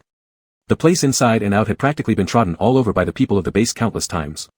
For a long while, Su Feng couldn't think of anything worth admiring on this mountain. Once they reached the foot of the mountain, Zhongzai pulled Su Feng with obvious haste, his mood buoyant. Unable to resist any longer, Su Feng let himself be dragged along reluctantly. But instead of ascending, Zhongzai stayed at the base of the tree at the bottom of the mountain. He dug up a pile of soil beneath a dried-up, stunted tree root, uncovering a dark cave entrance. Startled, Su Feng observed the opening closely. Despite having come here multiple times, he had never noticed this particular cavity. Moreover, given its ordinary appearance, one could easily overlook it even if seen. Without hesitation, Zhongzai crawled in first. After contemplating briefly, Su Feng decided to follow suit. Inside the cave, it was pitch black, completely devoid of light. Crawling slowly behind Zhongzai, both hands and knees pressed tightly to the ground, they proceeded cautiously. The air within the cave grew increasingly stifling. Time felt unbearably slow as Su Feng struggled under the darkness. Kneeling and dragging his elbows across the rough floor became excruciatingly painful. As Su Feng was about to inquire how much further it was to their destination, a sudden change occurred ahead of them. Suddenly, the opening widened, and a massive stone door abruptly appeared before them. Su Feng was utterly shocked, a seemingly ordinary mountain hid such mysteries beneath it. It was simply unimaginable. Su Feng stood up, watching as Zhongzai skillfully located the switch. The stone door opened, and an overwhelming beam of clear light spilled out from within, like a dream. Su Feng squinted his eyes for quite some time to adjust to the intense brightness. Zhongzai gripped his hand tightly, leading him through the stone door. The stone door closed again, and Su Feng opened his eyes to look around. Instantly, he gasped in awe, his spirit swayed, unable to contain the magnificence of the place. In just one glance, it felt as if his eyes had been cleansed, his heart soothed. Inside, radiant white light illuminated the area gloriously. It was a stunning limestone cave. Various uniquely shaped rocks sprawled throughout in countless postures. White stalactites hung down, emitting soft luminous white light, resembling exquisite jade. Below was a deep white pool, its mist swirling about, creating an ethereal lake-like atmosphere. Su Feng couldn't tear his eyes away, fearing that this vision of beauty would disappear like a fleeting dream. Zhongzai's bright eyes gleamed at him with pride as he eagerly awaited praise. "Big brother Su, isn't it beautiful here?" Su Feng smiled upon hearing this, nodding firmly in affirmation, "Yes, very beautiful." Satisfied with the response, Zhongzai beamed happily, pulling Su Feng to explore more. Though not large, the cave held numerous stalactites of varying sizes. Touching them felt smooth, as if they were carved from the finest jade, and brought Su Feng a refreshing coolness. As a regular human, he felt completely at ease. But for Zhongzai, an anomaly bearer, there was something strange about these stalactites. When he touched them, a peculiar energy surged through his hands, warm and comforting, infusing him with strength. Clockwise absorbing this force without realizing fully, suddenly, there came a crackling sound, and the stalactite under his hand crumbled into powder, floating down gracefully. Zhongzai froze, startled, helplessly looking at Su Feng. Su Feng was also stunned as he asked, "What happened?" Zhongzai replied uncertainly, "When I placed my hand on it, a force entered my body, then it turned like this." After listening, Su Feng seemed to have figured something out. "Try another piece," he suggested. Zhongzai nodded and placed his hand on another stalactite. Soon enough, the same outcome occurred, the stalactite transformed into powder. Su Feng immediately understood, these stalactites contained some kind of energy that could be absorbed by anomaly bearers and potentially enhance their powers. He felt both excited and astonished. This was truly a treasure they'd stumbled upon. If word got out, other anomaly bearers would surely attempt to seize this place violently, endangering them both. He seriously warned Zhongzai, "These stalactites can be absorbed by anomaly bearers to enhance your abilities. You must keep this place a secret or it will invite disaster." Though still young and innocent, Zhongzai wasn't foolish, he understood the importance of such power well. He nodded heavily, following Su Feng's instructions. Su Feng let him absorb until he reached saturation, but, as someone who wasn't an anomaly bearer, he didn't know much about anomaly levels and thus couldn't determine Zhongzai's progress. After absorption, Zhongzai's face glowed red, looking energetic and lively. Even Su Feng felt refreshed after being in this environment. After exploring for a bit, seeing the time slipping away, they decided to leave and plan a return for another day. Before leaving, Su Feng eyed the stone door carefully with some unease. This stone door reminded him that the first person to discover this place was likely not them, but someone else. Whoever could create this stone door without drawing attention mustn't be ordinary. When they left, Su Feng shared his findings with Zhongzhe and instructed him to exercise caution during future visits. Zhongzhe obeyed earnestly. They returned while it was still faintly dark outside, quietly climbing back through the window. Once back home, Su Feng pulled Zhongzhe onto the bed and they both lay down, laughing quietly to themselves. Just moments after they lay down, dawn broke. Su Feng woke up as usual and started moving, which instantly woke Zhongzhe too. He climbed off the bed and closely followed Su Feng around. Laughing, Su Feng said, "Why not get more sleep?" But Zhongzhe shook his head cheerfully, "I'm not sleepy." Unable to persuade otherwise, Su Feng gave up and carried on with his routine. When Yang Qingshan and others arrived later, Zhongzhe quietly slipped away, no one knowing where he went. Later, when Su Feng and his younger sister Su Xianwan finished collecting medicine and returned, Zhongzhe reappeared, carrying a bucket of water silently to water the vegetable garden. Seeing his serious expression, Su Feng was amused. He took Su Xianwan's hand and went over to them. The three of them watered the vegetables together. With free time afterward, Su Feng worried that Zhongzhe and Su Xianwan might get bored, so he taught them how to play gamoku. These two children got along very well. They were both quiet and calm by nature, their faces serious as they concentrated on the game of gamoku, looking like little adults. Su Feng couldn't help but smile faintly. He found a place to sit and continued flipping through the herbal compendium, enjoying a moment of peace and comfort. Time slipped away quietly, and before they knew it, another day had passed. Such was the life of ordinary people, living peacefully and simply day after day. However, none of them realized that a storm was brewing, one that would soon unleash waves of chaos. Chapter 8. The Tinglong base is a massive base in the south. The owner of the base, Ting Yun, is a peak 9th level thunder element, psi-energy user, one of the top 5 experts nationwide. In this post-apocalyptic world, he gathered countless followers with his formidable strength while others were still struggling to deal with zombies. When others were still trying to survive, he had already been secretly accumulating power and expanding his territory. For others, the apocalypse was a disaster, for him, it was an opportunity. In this lawless post-apocalypse world where only strength mattered, being one of the top fighters wasn't enough for him. His ambition stretched further, he wanted to become the overlord of this new world, the Emperor. After eliminating the zombies, before other bases could react, he launched a surprise attack. Over the course of several years, he took control of most of the southern bases. By now, almost all of the south had come under his complete domination. On this day, as usual after lunch, Su Feng was about to put Su Xianwan down for a nap when suddenly the entire base shook violently, accompanied by an ear-splitting roar. Su Feng's heart skipped a beat. He initially thought it was an earthquake and instantly picked up Su Xianwan and ran outside. When he got out, his heart was overwhelmed with terror. A man hovered above the base, gathering a massive ball of purple light in his hands. Thunder crackled around him, and with a flick of his hand, the colossal purple thunder struck inward toward the base. Boom! The heavens and earth trembled, lightning flashed everywhere, and everything in its path, buildings crumbled like matchsticks, and those who couldn't escape in time were instantly obliterated. Su Xianwan was terrified, crying loudly. Su Feng paled and quickly covered her mouth, hiding them somewhere safe. With heavy tones, he warned, "Don't make a sound." At this moment, a group of psi-energy users attacked from all directions. The base erupted in screams and cries, blood staining the ground red. The psi-energy users of the base finally reacted, rushing out to fight back. But what difference did that make? They were inferior in both numbers and strength. It was merely a matter of sending themselves to their deaths. Watching the gruesome scene, the leader of the base gritted his teeth in anguish and roared furiously, "Who are you, and why are you attacking my base?" The man sneered coldly, "Your base. Ha! Starting today, it's no longer yours." A bolt of thunder struck, obliterating another area completely. The leader of the base had no power to resist, his face filled with despair. That man looked at him with contempt. After all, he was only a 6th level psi-energy user. In front of this 8th level peak expert, he was nothing but an ant, easily killed with just a finger. After subduing the leader, the man watched arrogantly as his companions eliminated one after another of these foolish psi-energy users who dared resist.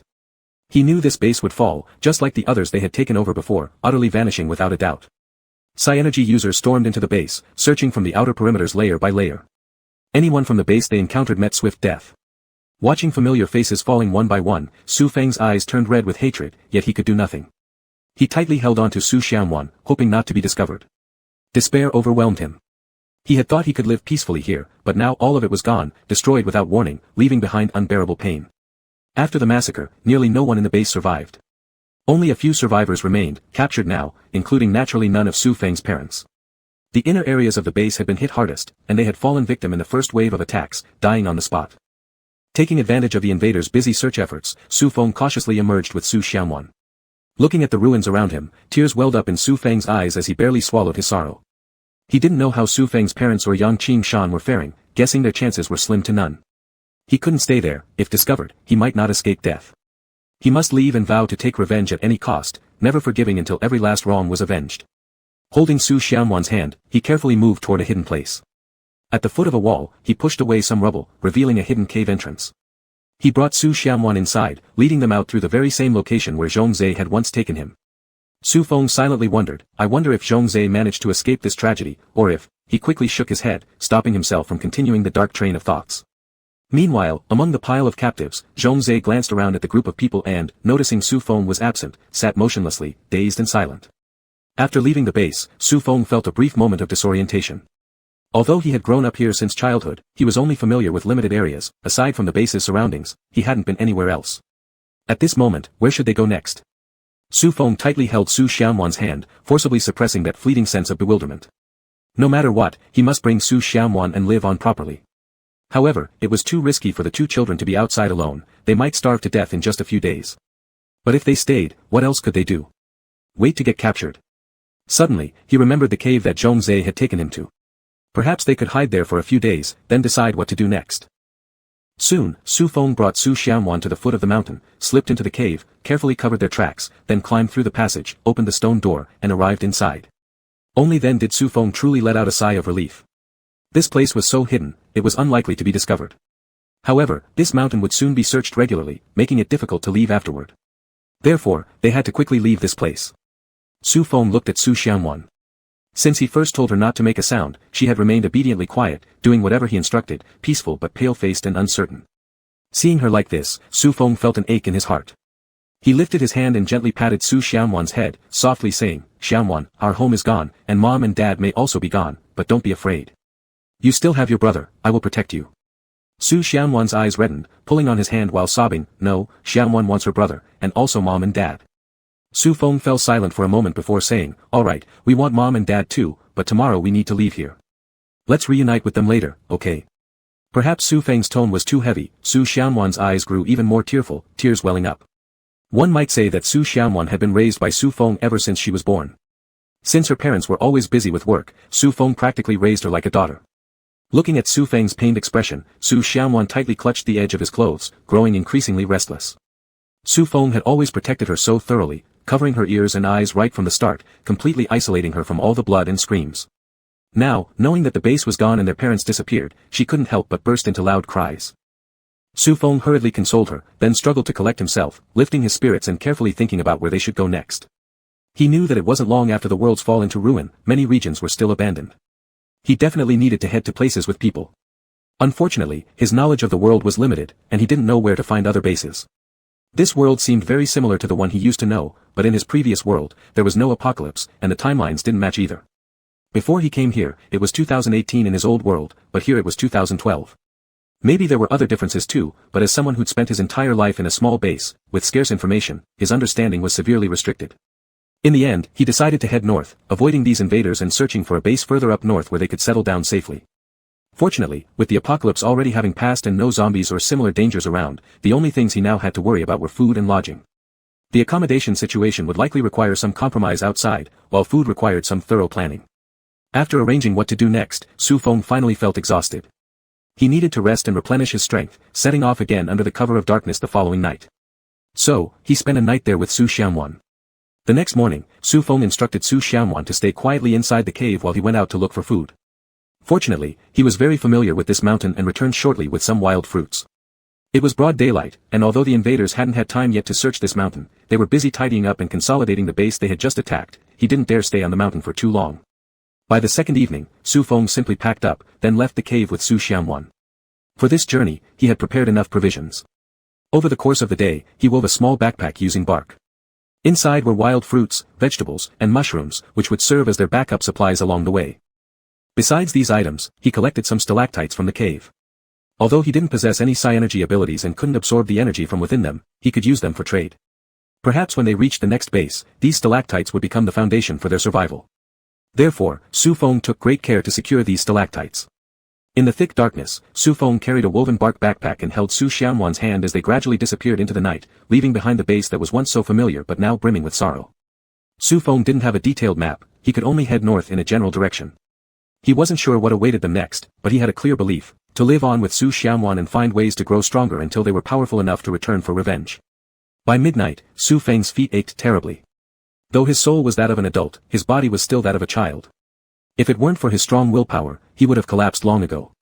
And it was even harder for Su Xianwan, a little girl of only 5 or 6 years old. However, this place was desolate, without a single building where they could take temporary shelter. Su Feng hugged Su Xianwan tightly, looking around. The dim moonlight revealed only vague silhouettes. This area was a soil slope, and far away stood a small grove of dense trees. In the distance, it looked pitch black. A gust of wind blew by, causing the shadows of the trees to sway, accompanied by the rustling sound of leaves. Chapter 9. Seeing the dense forest, Su Feng did not dare to walk into it rashly. Although there were no longer any zombies now, this did not mean there were no other dangers. Sometimes those mutated beasts and plants were even more terrifying than zombies. Looking at Su Xianwan's exhausted appearance, Su Feng couldn't continue walking either. His gaze swept around and he noticed some large stones on the earthen slope. He tidied them up a bit, surrounding the big rocks into a small space to act as shelter for both of them to lie in. Su Feng took out a few wild fruits. After they ate, he also picked up a slightly larger stalactite stone and handed it to Su Xianwan. "Hold it, you can warm your hands with it." Su Xianwan nodded, saying, "Mm." This stalactite was warm. The longer it was held, the warmer one's body felt. Although Su Feng didn't understand why, this was certainly good news for him since the weather was getting colder gradually. For the brother and sister who had nothing, this would surely prevent them from freezing to death. Su Feng wrapped his arms around Su Xianwan protectively. The night was dark and silent. Su Feng suddenly felt a sense of fear, the strength that he had always relied upon cracked a little in this uninhabited midnight hour. Unconsciously maintaining calmness, he asked, "Xianwan, are you scared?" Su Xianwan blinked her eyes and replied, "With brother here, I'm not afraid." Taking advantage of the night's darkness, Su Feng carefully examined Xianwan's expression and realized she meant it. She truly wasn't afraid. In her eyes, it seemed like as long as her brother was here, they could overcome everything. Su Feng sighed in relief yet secretly mocked himself. He wasn't even as brave as a child anymore. Thankfully, having Xianwan around made it possible for him to persevere. Nothing happened during the night. When dawn was breaking, Su Feng and his sister got up. After eating some wild fruit, Su Feng became worried about what to do next. Eating fruits all the time was making his stomach feel acidic, and there weren't many left. There was no guarantee of finding food on their journey ahead. He looked at the dense forest and decided to go inside to search for food. Making up his mind, he told Su Xianwan, "Stay here obediently and don't run around. Brother will be back soon." Just in case, he only planned to look around the periphery without entering too deeply into the forest. However, Su Xianwan pulled on his hand and said, "I want to go with my brother." Su Feng tried to coax her by saying, "Be a good girl, Xianwan. There may be danger inside. Brother cannot take you along." Xianwan shook her head, and Su Feng's persuasion proved futile. Helpless, Su Feng could only bring her along into the dense forest. As soon as they entered, a chilling coolness surrounded them. A chill went through Su Feng's heart, making him feel uneasy. Su Xianwan clung tightly to him, her small hand ice-cold. Frowning, Su Feng noticed the eerie silence. There was almost no sound, a heavy dead stillness. After hesitating briefly, he immediately decided to retreat. This place gave off an unsettling feeling. Staying here any longer might result in total annihilation. Tightening his grip on Xianwan's hand, he was just about to step out when suddenly, rustling sounds swirled around them. The entire dense forest seemed to come alive, its branches writhing as countless tendrils rushed toward them like pythons. The two had absolutely no ability to resist, instantly being swept away by countless vines and leaves, unable even to make a sound. Su Feng's neck was tightly constricted by thick vines, and another squeeze could break his neck. Su Feng's face turned beet red, struggling for breath. Suddenly, he deeply regretted bringing Su Xianwan here. If he hadn't brought her, she wouldn't have been endangered. Even if he was gone, perhaps she could survive. But now, she had fallen into a dire situation because of him. "Ugh, where is my brother? I want my brother." A faint sobbing cry reached Su Feng. Completely engulfed by the vines, he could not see her condition, and unease filled his heart. "No, I can't let Xianwan get hurt. I must save her." Su Feng began struggling violently. He tugged at the vine choking his neck, gasping for air continuously, but the vines tightened more with each pull. Blood seeped out constantly and was slowly absorbed by the vine leaves, making the vines wrapping around him appear fresher and greener, radiating with vitality. What to do? No matter how hard he tried, he couldn't escape. His blood continued to be absorbed more and more, and if things persisted, he would eventually become nothing but a dried-out corpse. Su Feng's vision started to blur, his complexion pale and alarming, revealing a faint hint of death. His body grew increasingly cold. Despairing and defiant, Su Feng had yet to take revenge. He didn't want to die. Amidst the confusion, he seemed to hear Su Xiaowan crying, the cries becoming louder and closer, as if right beside his ear. Ugh. Brother. Half-conscious, Su Feng weakly responded, Xiaowan, stop crying, your brother is here. Then, he seemed to feel a cold little hand pulling him, and a force was transmitted through his hand. He felt his body becoming light and gradually turning transparent, as if he were becoming ethereal like a puff of air. The vines that had entangled him immediately lost their target and wildly thrashed around, but caught nothing. Once free, Su Feng relaxed and fell limply onto the ground, his hand still tightly held by Su Xiaowan. When Su Feng regained his senses, he was about to ask Su Xiaowan what had happened, but when he turned to look at her, all he could see was a transparent outline of light, even his own body was translucent. Startled for a moment, he quickly realized, this was an ability. Su Feng was filled with immense joy, Xiaowan had awakened her special power, it truly was a blessing in disguise. However, the most pressing matter now was figuring out how to escape from this place. He struggled to stand up and then asked Su Xiaowan, how much longer can you keep this up? Su Xiaowan replied blankly, I don't know. Brother, it hurts. As she spoke, their figures flickered in and out of sight, causing the surrounding vines to twitch restlessly. Su Feng was alarmed, Xiaowan had just awakened her power and was also carrying him, she couldn't last long. What if she overexerted herself and harmed her body? Biting his lips, he let go of Xiaowan's hand and said, Xiaowan, forget about your brother. Leave here quickly. As soon as he let go, Su Feng's figure immediately became visible again. The vines instantly found their target and surged toward him. But Su Xiaowan paid no heed and pulled his hand back while sobbing, Xiaowan wants her brother. Xiaowan will not leave. Seeing that both their forms were about to be revealed, Su Feng was just about to push her away forcefully when he suddenly noticed the stalactite stones scattered on the ground. A thought struck him, if the stalactites could be absorbed by ability users, perhaps they could replenish energy. Hastily, he pulled Su Xiaowan toward one and placed a piece into her hands, try to absorb it. Just as Su Xiaowan touched the stalactite, it visibly started to disappear bit by bit. With a delighted tone, Su Feng asked, Xiaowan, how do you feel? With obvious happiness, Su Xiaowan replied, it's warm, brother. Xiaowan likes it. Good. Then, Xiaowan, try absorbing more, Su Feng picked up all the remaining pieces. After continuously absorbing 2 more pieces, Su Xiaowan stopped, signaling she couldn't take any more.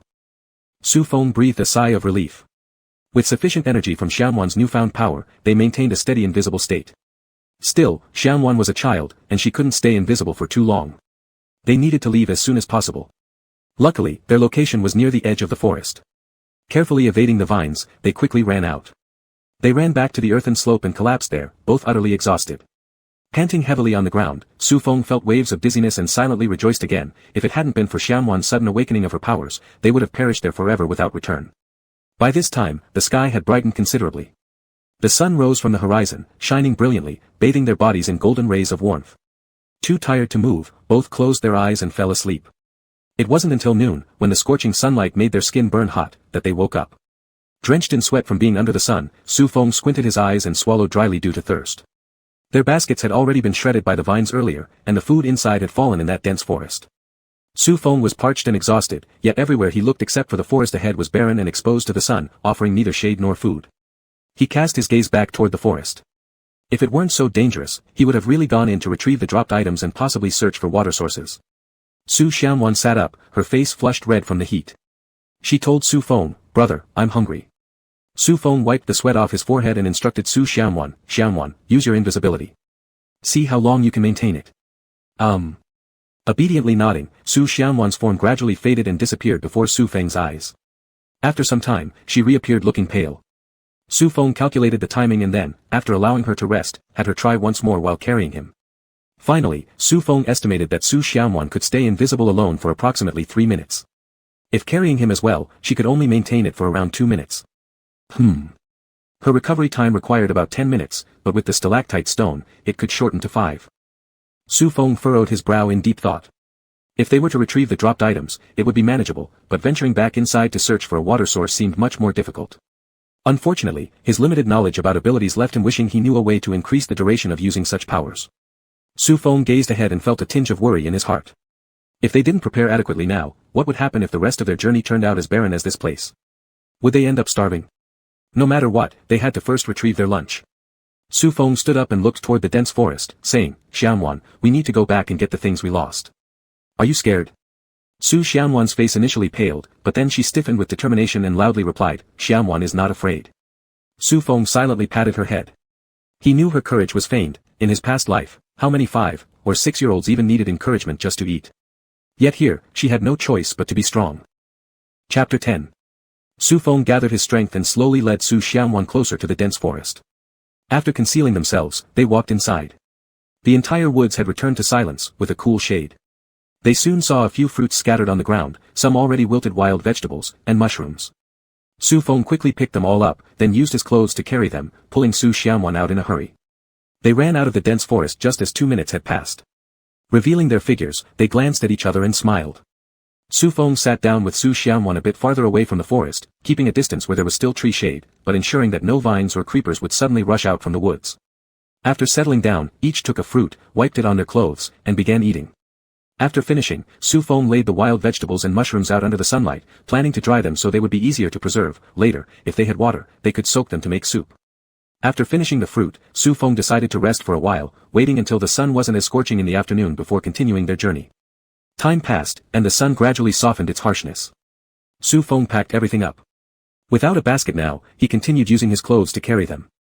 The two continued their way, walking all the way until midnight when they found a place to rest, a long-abandoned village.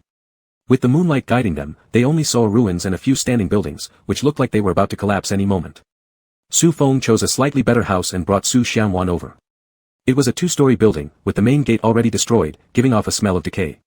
Walking inside, it was pitch black and entirely dark. Su Feng tightly held Su Xianwan's hand, carefully feeling around to prevent anything dangerous lurking in the darkness. Inside, it was quiet. They cautiously entered a room, where the windows had deteriorated, allowing a few beams of moonlight to enter and revealing the state of the room. Inside, it was quite empty, just a collapsed wooden bed covered with a thin layer of dust. Su Feng checked everywhere, making sure there was no danger, before moving near the bed. He pulled over a piece of the bed frame and directly spread it on the ground, cleaning away the dust before pulling Su Xianwan down to lie on it. Having walked so long, they were exhausted. Not long after lying down, they fell asleep. When they woke up halfway through the night, Su Feng was drowsy and felt as if he were dreaming of being in the dense forest, where countless vines tied him up, unable to move an inch. A feeling of suffocation wrapped around him, causing Su Feng to struggle instinctively. But those damn vines kept tightening around him. A sharp pain shot through him. This isn't a dream. Su Feng opened his eyes abruptly. Around him, white silk threads wound tightly around his body, fine yet tough, almost turning him into a cocoon. Xiao Nan. Su Feng called, but received no answer.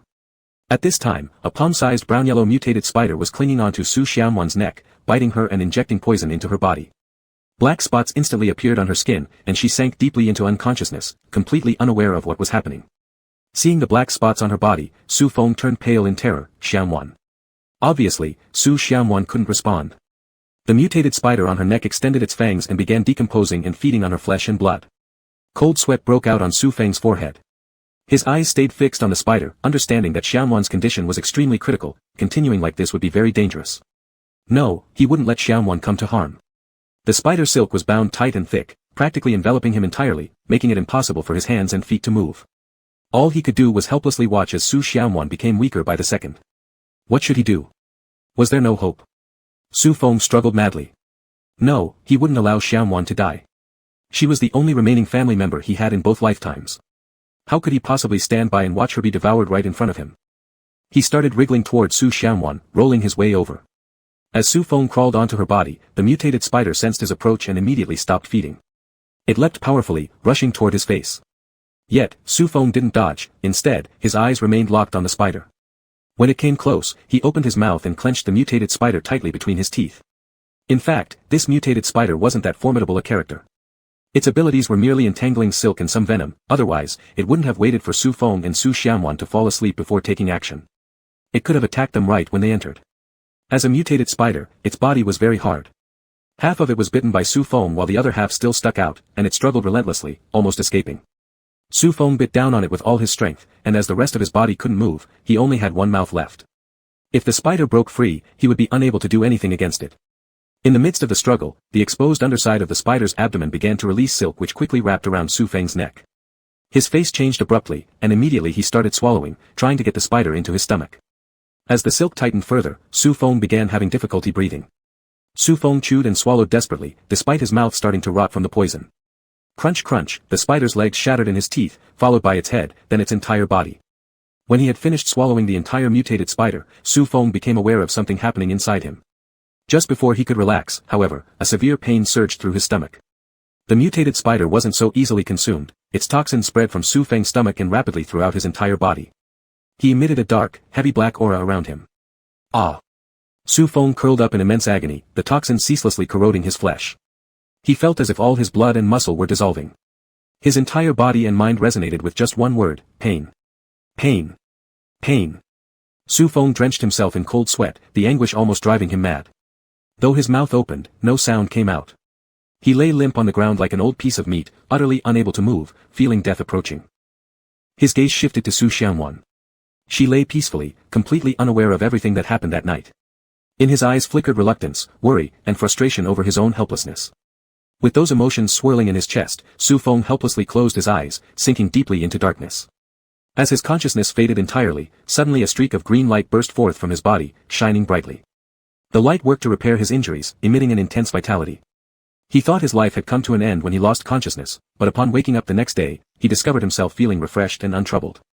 The unbearable pain he experienced the previous night seemed like nothing more than an incredible nightmare. Suppressing his confusion, Su Feng looked toward Su Xianwan. She remained in her deep slumber, with a black-green wound visible on her neck. It looked ghastly and terrible. A heaviness settled in Su Feng's heart, this mutation spider's venom was worse than he had imagined. However, he didn't know how to counteract it. He recalled a book on herbal medicine he had read before, where one type of herb could neutralize all sorts of poisons. However, that kind of medicinal plant only grew in frigid places, and he wondered now where he might find such a place. Feeling discouraged, Su Feng thought about how in less than 10 days since leaving the base, they had encountered danger multiple times. This made him pessimistic about the road ahead and even questioned whether they could safely reach the northern base. Still, there was no point in overthinking now, the priority was solving the poison issue in Su Xianwan's body. He distinctly remembered that last night, he too had been poisoned. Yet strangely, he now showed no symptoms at all. Su Feng furrowed his brows in deep thought and suddenly realized that there was a highly active force inside his body emanating along with his awareness. Shock filled Su Feng as a glow gathered in his hand, shimmering with a lovely green light. His heart beat faster as he widened his eyes, exclaiming, a paranormal ability? To be honest, when he saw Su Xianwan awaken her supernatural powers earlier, he certainly envied and desired that gift within his own heart, although he knew it was not easy to activate them. Therefore, he hadn't seriously expected he himself could truly awaken any abilities. Could his survival through the toxin last night be attributed to this power? If so, could his abilities also drive out the toxins within Su Xianwan? Thinking this, he placed his hand on Su Xianwan's wound. Faint green light glowed as the blackish marks on the wound visibly faded away. Afterward, the wound itself gradually healed. Finally, a smile appeared on Su Feng's face. He stared at his hand, murmuring, is it a healing ability? Although he preferred attack-oriented abilities, seeing Su Xianwan's serene sleeping face made him feel grateful. Luckily, his healing ability allowed him to cure her. After a while, Su Xianwan woke up. As soon as she opened her eyes, she saw Su Feng and smiled, saying, brother. Seeing that she had woken up, Su Feng finally relaxed completely. He took out the last fruit and gave it to her, saying, are you hungry? Eat first. Stay here obediently while I go check if there's anything usable around. As soon as Su Xianwan heard this, she quickly got up and said, let's go together. Seeing her determined look, Su Feng helplessly replied, all right, let's go together. He was also a little uneasy leaving her alone here. The two walked out, only to be greeted by a vast expanse of ruins. Scattered among the wreckage were a few wild grasses, their leaves slightly yellowed but still growing tenaciously. Apart from these, greenery was rare. After wandering around for a bit, Su Feng, leading Su Xianwan, finally discovered a well. Su Feng was delighted, now they would have water to drink. Chapter 11. This place was completely abandoned, and apart from a well, they found nothing. The two returned to the house they had been in before. Xufeng found a rusty iron pot and a semi-defunct lighter in the kitchen. Such discoveries filled him with joy, especially the lighter. Although it didn't work well, it could still produce fire, which meant that they would be able to cook food over a fire in the future. Xufeng smiled at Su Xianwan and said, let's go, brother will make you some mushroom soup. Upon hearing this, Su Xianwan's eyes lit up, mushroom soup is delicious. Xufeng nodded, yeah, it's delicious. Immediately after, Xufeng went to fetch water and scrubbed the pot clean. Then he took a piece of the bedboard as firewood. After everything was ready, he started a fire to boil the water. He then placed some mushrooms and dried vegetables inside the boiling water. Soon after, a unique aroma of mushrooms spread throughout the air. Both, who hadn't tasted warm food for a long time, became eager. Xufeng turned off the fire, let the soup cool slightly, and both drank a bowl each. After drinking the soup, Shufeng felt warmth in his stomach, feeling deeply content. After resting for a bit, Shufeng began to ponder about his powers. Having gone through 2 life and death crises, Shufeng understood the importance of strength. They didn't know what dangers lay ahead on their journey. If he wasn't strong enough, they might meet their end along the way. Thinking of this, Shufeng began to worry. His power appeared utterly harmless. What should he do if he encountered strong enemies in the future? Sit there and get beaten passively? That's not something he wanted. Shufeng closed his eyes as he contemplated this, feeling an energy hidden within his body. Shufeng directed this energy, controlling it to flow into his hand. A familiar glow instantly appeared in his hand. Su Xianwan immediately noticed and curiously asked, "Brother, what is this?" Shufeng replied, "This is my power."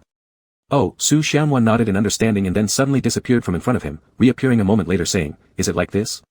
Shufeng laughed, shook his head and said, "It's not the same." Question mark.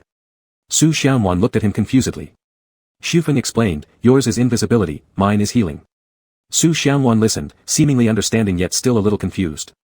Shufeng fell silent and idly transformed the energy into various shapes. Recalling the incidents of the past few days, he remembered the vines in the dense forest that day and the mutated spider from last night. Involuntarily, he extended the light in his hand, wrapping it around his fingers back and forth. As he observed the light coiled around his hand, he paused, thinking deeply. Maybe it could be like this. He controlled the line of light to continue extending, solidifying it into a real strand of thread. With a thought, the filament in his hand quickly shot out, entangling Su Xianwan's wrist.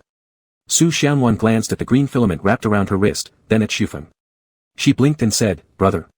Shufeng tugged on her wrist lightly, cheerful and assured her, "Don't worry, brother was just trying out his power." As he spoke, he immediately retracted the filament. Now, even if he encountered enemies in the future, he wouldn't have to worry about being completely defenseless. The next thing he must focus on doing was mastering the use of his abilities so that when danger struck again, he wouldn't panic or struggle helplessly. They stayed here for a day and then continued on their journey. Before leaving, Shufeng thoroughly searched the surrounding houses, finding a water bottle, some bowls and chopsticks, and other items. He filled up the water, and finally, pulled up all the wild grass nearby to weave them into a small basket.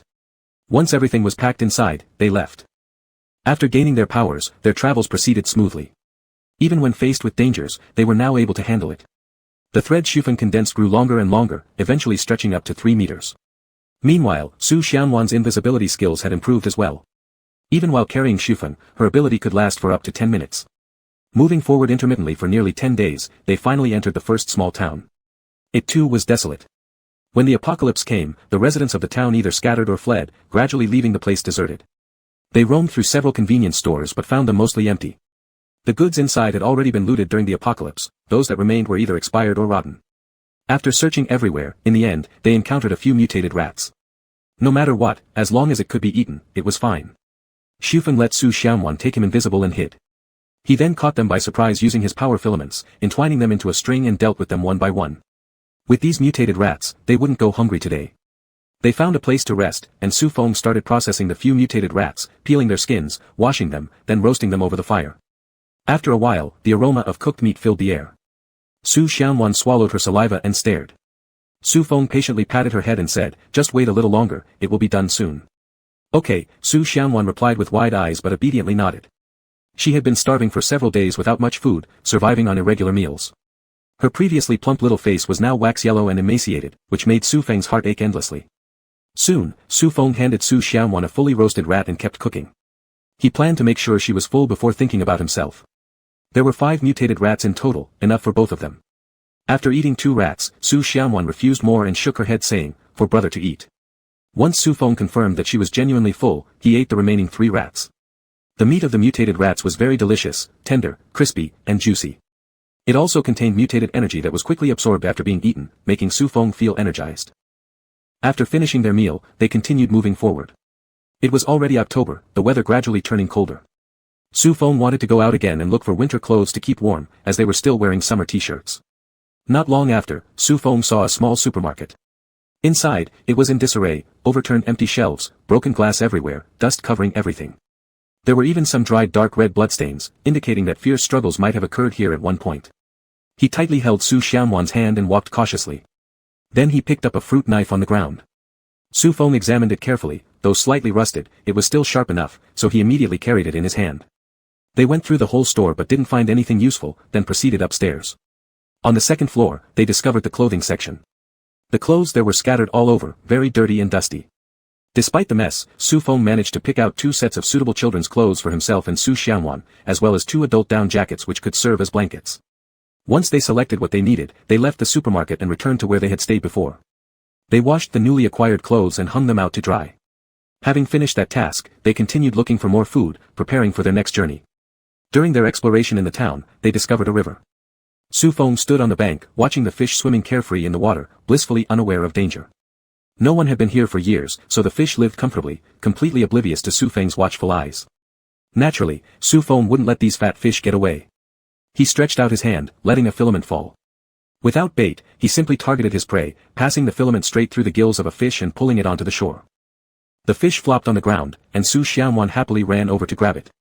Ignoring the mud covering the fish, she tried to catch it firmly in her hands, only for it to slip back out again. But she enjoyed the game immensely. Su Feng caught a total of 20 or so fish before stopping. He threaded all of them into one big skewer and led Su Xianwan back contentedly. Upon returning, he spread the fish out on the ground to dry. This was because sun-dried fish would preserve better. By evening, their dinner was mushroom and fresh fish soup, incredibly delicious. Both Su Feng and Su Xianwan ate happily. After dinner, Su Feng stored away the clothes and the fish neatly. As night fell, Su Feng closed the doors and windows and prepared to sleep. Tomorrow, they would need to continue their journey. He covered them both with an outerwear jacket and drifted off to sleep. Early the next morning, when the sky was still dark at around 5 a.m., they woke up. Su Feng quickly packed everything properly and led Su Xianwan to leave this small town amidst the hazy dawn light. As their figures faded into the distance outside the town, Su Feng brought Su Xianwan through difficult treks and finally climbed over several mountain ridges. As the sky brightened, sunlight eventually bathed the land. It was already noon, so they stopped to eat something and rest briefly. Su Feng asked, "Xianwan, are you tired?" Su Xianwan shook her head and replied, "Not tired." Her face was rosy, showing that she still had spirit. Su Feng felt relieved. Along the way, Su Xianwan had never complained or cried, always being exceptionally sensible. This gave Su Feng great comfort. He looked at the road ahead, a vast expanse stretching into the distance. Despite this, he felt an unusual sense of calm. He firmly believed that as long as he kept walking toward his goal, no matter how far, he would eventually reach it. After nearly half a month of traveling, they arrived at the next city. This city appeared clean and orderly, without much chaos. As usual, Su Feng took Su Xianwan to look for their lodging for the day. They found the nearest residential community, but before they could enter, they were suddenly grabbed by someone. Both Su Feng and Su Xianwan were lifted off the ground by one hand each. Then Su Feng heard a surprised voice say, "What the hell? Where did these 2 kids come from?" Chapter 12. Su Feng and the other were grabbed by the neck. He struggled and shouted, "Let me go." Then they were thrown out, rolling on the ground for a few rounds, feeling like their whole bodies were on fire with pain. Su Feng quickly got up. He put Su Xianwan behind him, vigilantly staring at that person. This was completely unexpected, as they had not encountered anyone along their way, so Su Feng subconsciously ignored this possibility. The person in front of them was extremely tall, short-haired, with a square face, exuding an aura of ferocity between his eyebrows. The man dangerously looked at Su Feng and said, "Little brat, where did you 2 come from? I know everyone here, but I've never seen either of you." Su Feng replied, "We just arrived today." The man fell silent, gradually approaching them step by step. Su Feng immediately said, "Stop. Don't come any closer." The corner of the man's mouth lifted, and he smirked disdainfully, "You 2 kids, I don't care how you got here, but now that you're here, there's no going back." Su Feng's expression changed. This man didn't look like someone to be trifled with. It seemed that staying here wouldn't do, and they needed to leave quickly. Before he could take action, a sudden gust of wind swept over, instantly picking them up into the air, spinning wildly as all they heard was the man laughing loudly. "Ha, kid, taste my strength, how does it feel? Scared yet?" He manipulated the wind, tossing Su Feng around violently before smashing them hard onto the ground. Su Feng's head cracked open, bleeding profusely. Su Xianwan vomited a mouthful of blood and fainted, leaving Su Feng in panic, yelling, "Xianwan! Humph!" That man once again lifted the powerless duo, carrying them inside the residential complex. Su Feng looked at the unconscious Su Xianwan, gritted his teeth, saying nothing while secretly devising a plan to escape. The man saw that he wasn't resisting anymore and assumed he was intimidated, thus paid no further attention. Inside the apartment complex, the man dragged them into a 2-bedroom apartment. There were 4 other people lazily sitting on the couch. The man presented Su Feng and Su Xianwan before a bald man and said, "Big brother, I caught these 2 brats. What should we do with them?"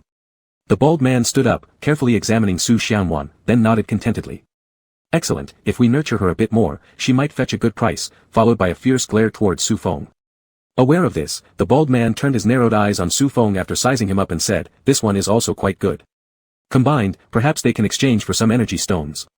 Afterward, he chuckled at the first man and said, "When it's done, your share won't be lacking." Hearing this, the man grinned happily and uttered a string of grateful words. They decided on Su Feng's and Su Xianwan's fates like this.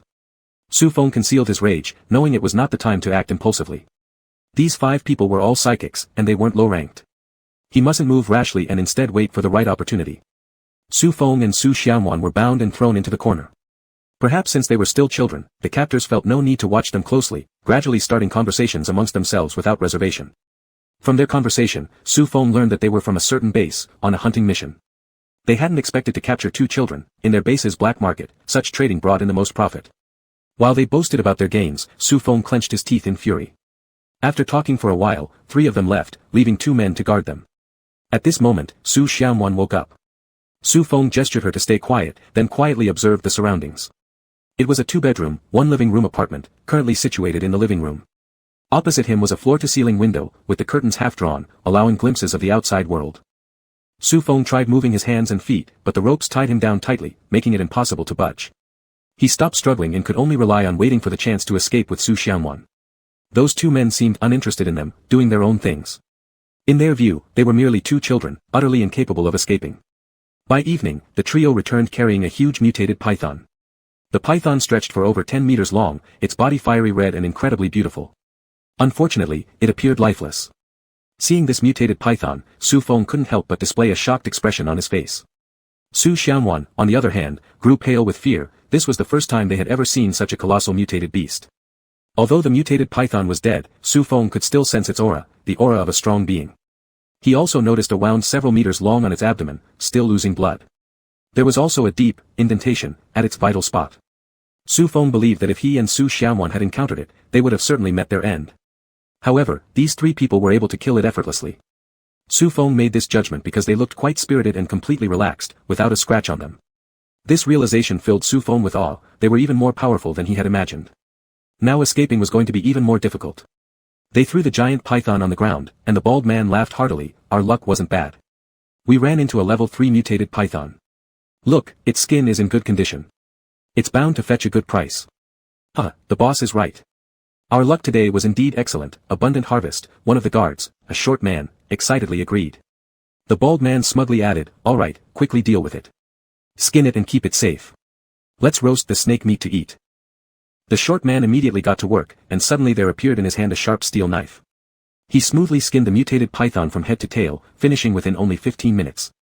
One could imagine how extraordinarily sharp his steel knife was. The python's skin was no ordinary material, it was both hard and flexible. Saying it was impenetrable by blades or bullets wouldn't be far off, yet he stripped it with apparent ease. The short man's steel knife wasn't an ordinary one but something transformed through psychic energy, naturally making it extraordinary. As he continued cutting the snake meat, Su Feng's face grew pale. Since he awakened his psychic abilities, his confidence had swelled up. He thought his strength, though not very powerful, was enough for self-protection. Comparing himself to these people now, he realized just how vast the difference between heaven and earth truly was. Despite the blow to his confidence, Su Feng didn't get discouraged.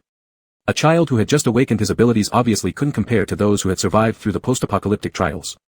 Silently, Su Feng absorbed the information coming from them. He learned that psychic abilities were divided into 10 levels, beginner level through to level 9. No one had broken through to level 10 since the beginning of the apocalypse. Currently, the highest level psychics were at level 9 peak, but even such mighty individuals were exceedingly rare. There were only 2 level 9 peak psychics in the largest base in the north, the Fengyun base, which was enough for them to dominate the northern region. After roughly estimating his own strength, Su Feng found with sadness that his abilities were merely at the beginner level, reducing their chances of escape even further. With this in mind, Su Feng's expression grew increasingly grim. Before long, the roasted python meat was ready. Due to their abundance of meat, they weren't stingy about sharing. Su Feng and Su Xianwan each received a large piece, and their ropes were even untied so that they could hold and eat the meat themselves. The captors roared with laughter. "Look at you 2 little ghosts, thin and malnourished. Eat more. When you're well fed, we can sell you for a better price." Hee hee. That short man sneered lewdly upon hearing this. "I've heard that there's a bigwig in the base who has peculiar tastes. Haha, at least tens of thousands of energy stones are assured." Then followed a burst of boisterous laughter as all sorts of vulgar words spewed from their mouths, disgustingly so. Su Xianwan shivered uncontrollably and clung tightly to Su Feng. His eyes turned cold as he lowered his head, chewing on the python meat in his hand without any taste, despite it looking delectable. He patted Su Xianwan's head softly, consoling her gently, "Don't be afraid. Brother will definitely take you away from here." Su Xianwan pulled at his hand timidly, replying softly, "Okay, Xianwan will listen to brother." Su Feng's heart ached slightly. In reality, their chances of escape were slim, and he merely wanted to comfort her so she wouldn't be frightened. After they finished eating the python meat, the captor bound their hands again. As night fell, those men decided to stay indoors since their haul had been abundant. Besides the giant python and other things, the two siblings alone were worth a lot. So the bald man decided not to delay their return to the base, resolving to head back the next day. Upon hearing this news, Su Feng's heart sank. He hadn't figured out a way to escape yet, and now they were already going to be taken away. What were they supposed to do now? Even he, usually so calm, couldn't help but panic. He had considered having Su Xianwan take him and use invisibility, then charging out. However, he shook his head in private, they would likely be discovered before even making it out the door. After all, their psychic abilities were merely at the beginner level, whereas these people were at least levels 4 or 5. The higher the rank, the stronger the mental power. If their minds swept over them, they'd have nowhere to hide. The gap in their strength was simply too large, there was no way to fight back. Gradually, as dawn broke and the sky brightened, Su Feng still hadn't found a way to escape. Chapter 13. Su Feng originally intended to wait until they all fell asleep before escaping with Su Xianwan. However, those people were no ordinary folk, they had lived through the apocalypse and rolled out of piles of corpses. How could they not have any sense of alertness? At night when they rested, they arranged for people to take turns keeping watch. Any movement by Su Feng would catch the attention of the guards, which made Su Feng increasingly anxious and increasingly desperate. Now that dawn had broken, Su Feng's dark eyes were heavy with frustration, and his lips tightly pursed. If this escape failed, there would be another attempt, he wouldn't give up. Those few individuals had woken up as well. After breakfast, they hoisted Su Feng and Su Xianwan up and brought them to the underground parking lot. They were thrown into the trunk, after which the group sat in the car and slowly drove off in the direction of their base. In the trunk, Su Feng opened his eyes wide. It was pitch black around him, but he felt the car moving gently. His eyes lit up, this was their chance to escape. He whispered softly to Su Xianwan, "Xianwan, this is our chance to escape. Remember to listen to your brother from now on." Hearing this, Su Xianwan immediately grew happy and obediently nodded, "All right, Xianwan will listen to my brother." Su Feng smiled, then he had Su Xianwan use her invisibility ability. To put it simply, her power wasn't just about becoming invisible, it was more akin to becoming non-existent. Because mere invisibility only conceals one's form, while still retaining physical properties. However, becoming intangible erased both form and matter, making her feel like nothing more than a puff of air. This was how they managed to escape last time amidst the dense forest, otherwise, even if she turned invisible, she would still have been tightly bound by the vines. This time, the moment Su Xianwan used her ability, the ropes tying her up loosened helplessly, freeing her and Su Feng who was leaning against her. Then, Su Feng gently pulled open the trunk lid with just enough room to make a small crack, whereupon he dragged Su Xianwan outside. The two immediately tumbled onto the ground. Pinned to the floor, maintaining their state of invisibility, neither dared to move an inch. At that moment, someone inside the car paused momentarily, sensing something was off. He turned around to glance at the back, but saw nothing. There was only dust trailing behind. Furrowing his brows in confusion. The bald man noticed this peculiar expression and asked, "Old Four, what's wrong? Is there any situation?" The person hesitated, shook his head, and replied, "Nothing." As the car continued driving further away, he extended his mental energy to scan the area outside the car, detecting nothing. He thought to himself, this must be an illusion. Su Feng and Su Xianwan held their breath as the vehicle gradually disappeared into the distance, eventually becoming a black dot that faded from sight. Only then did they exhale deeply, and their racing hearts began to settle down. They finally escaped. Su Feng and Su Xianwan exchanged smiles in relief, celebrating their survival from danger. Su Feng wiped his sweat, stood Su Xianwan upright, and began checking her body. "Xianwan, are you injured?" Jumping off a moving vehicle was no trivial matter. Yet, Su Xianwan didn't notice any discomfort in her body, so she answered, "No, brother." This put Su Feng's mind at ease. Then, he promptly took Su Xianwan away from there, fearing those men might realize something was amiss and turn back to search for them. Now the two were back to having nothing again. The items obtained previously had been lost when they were captured.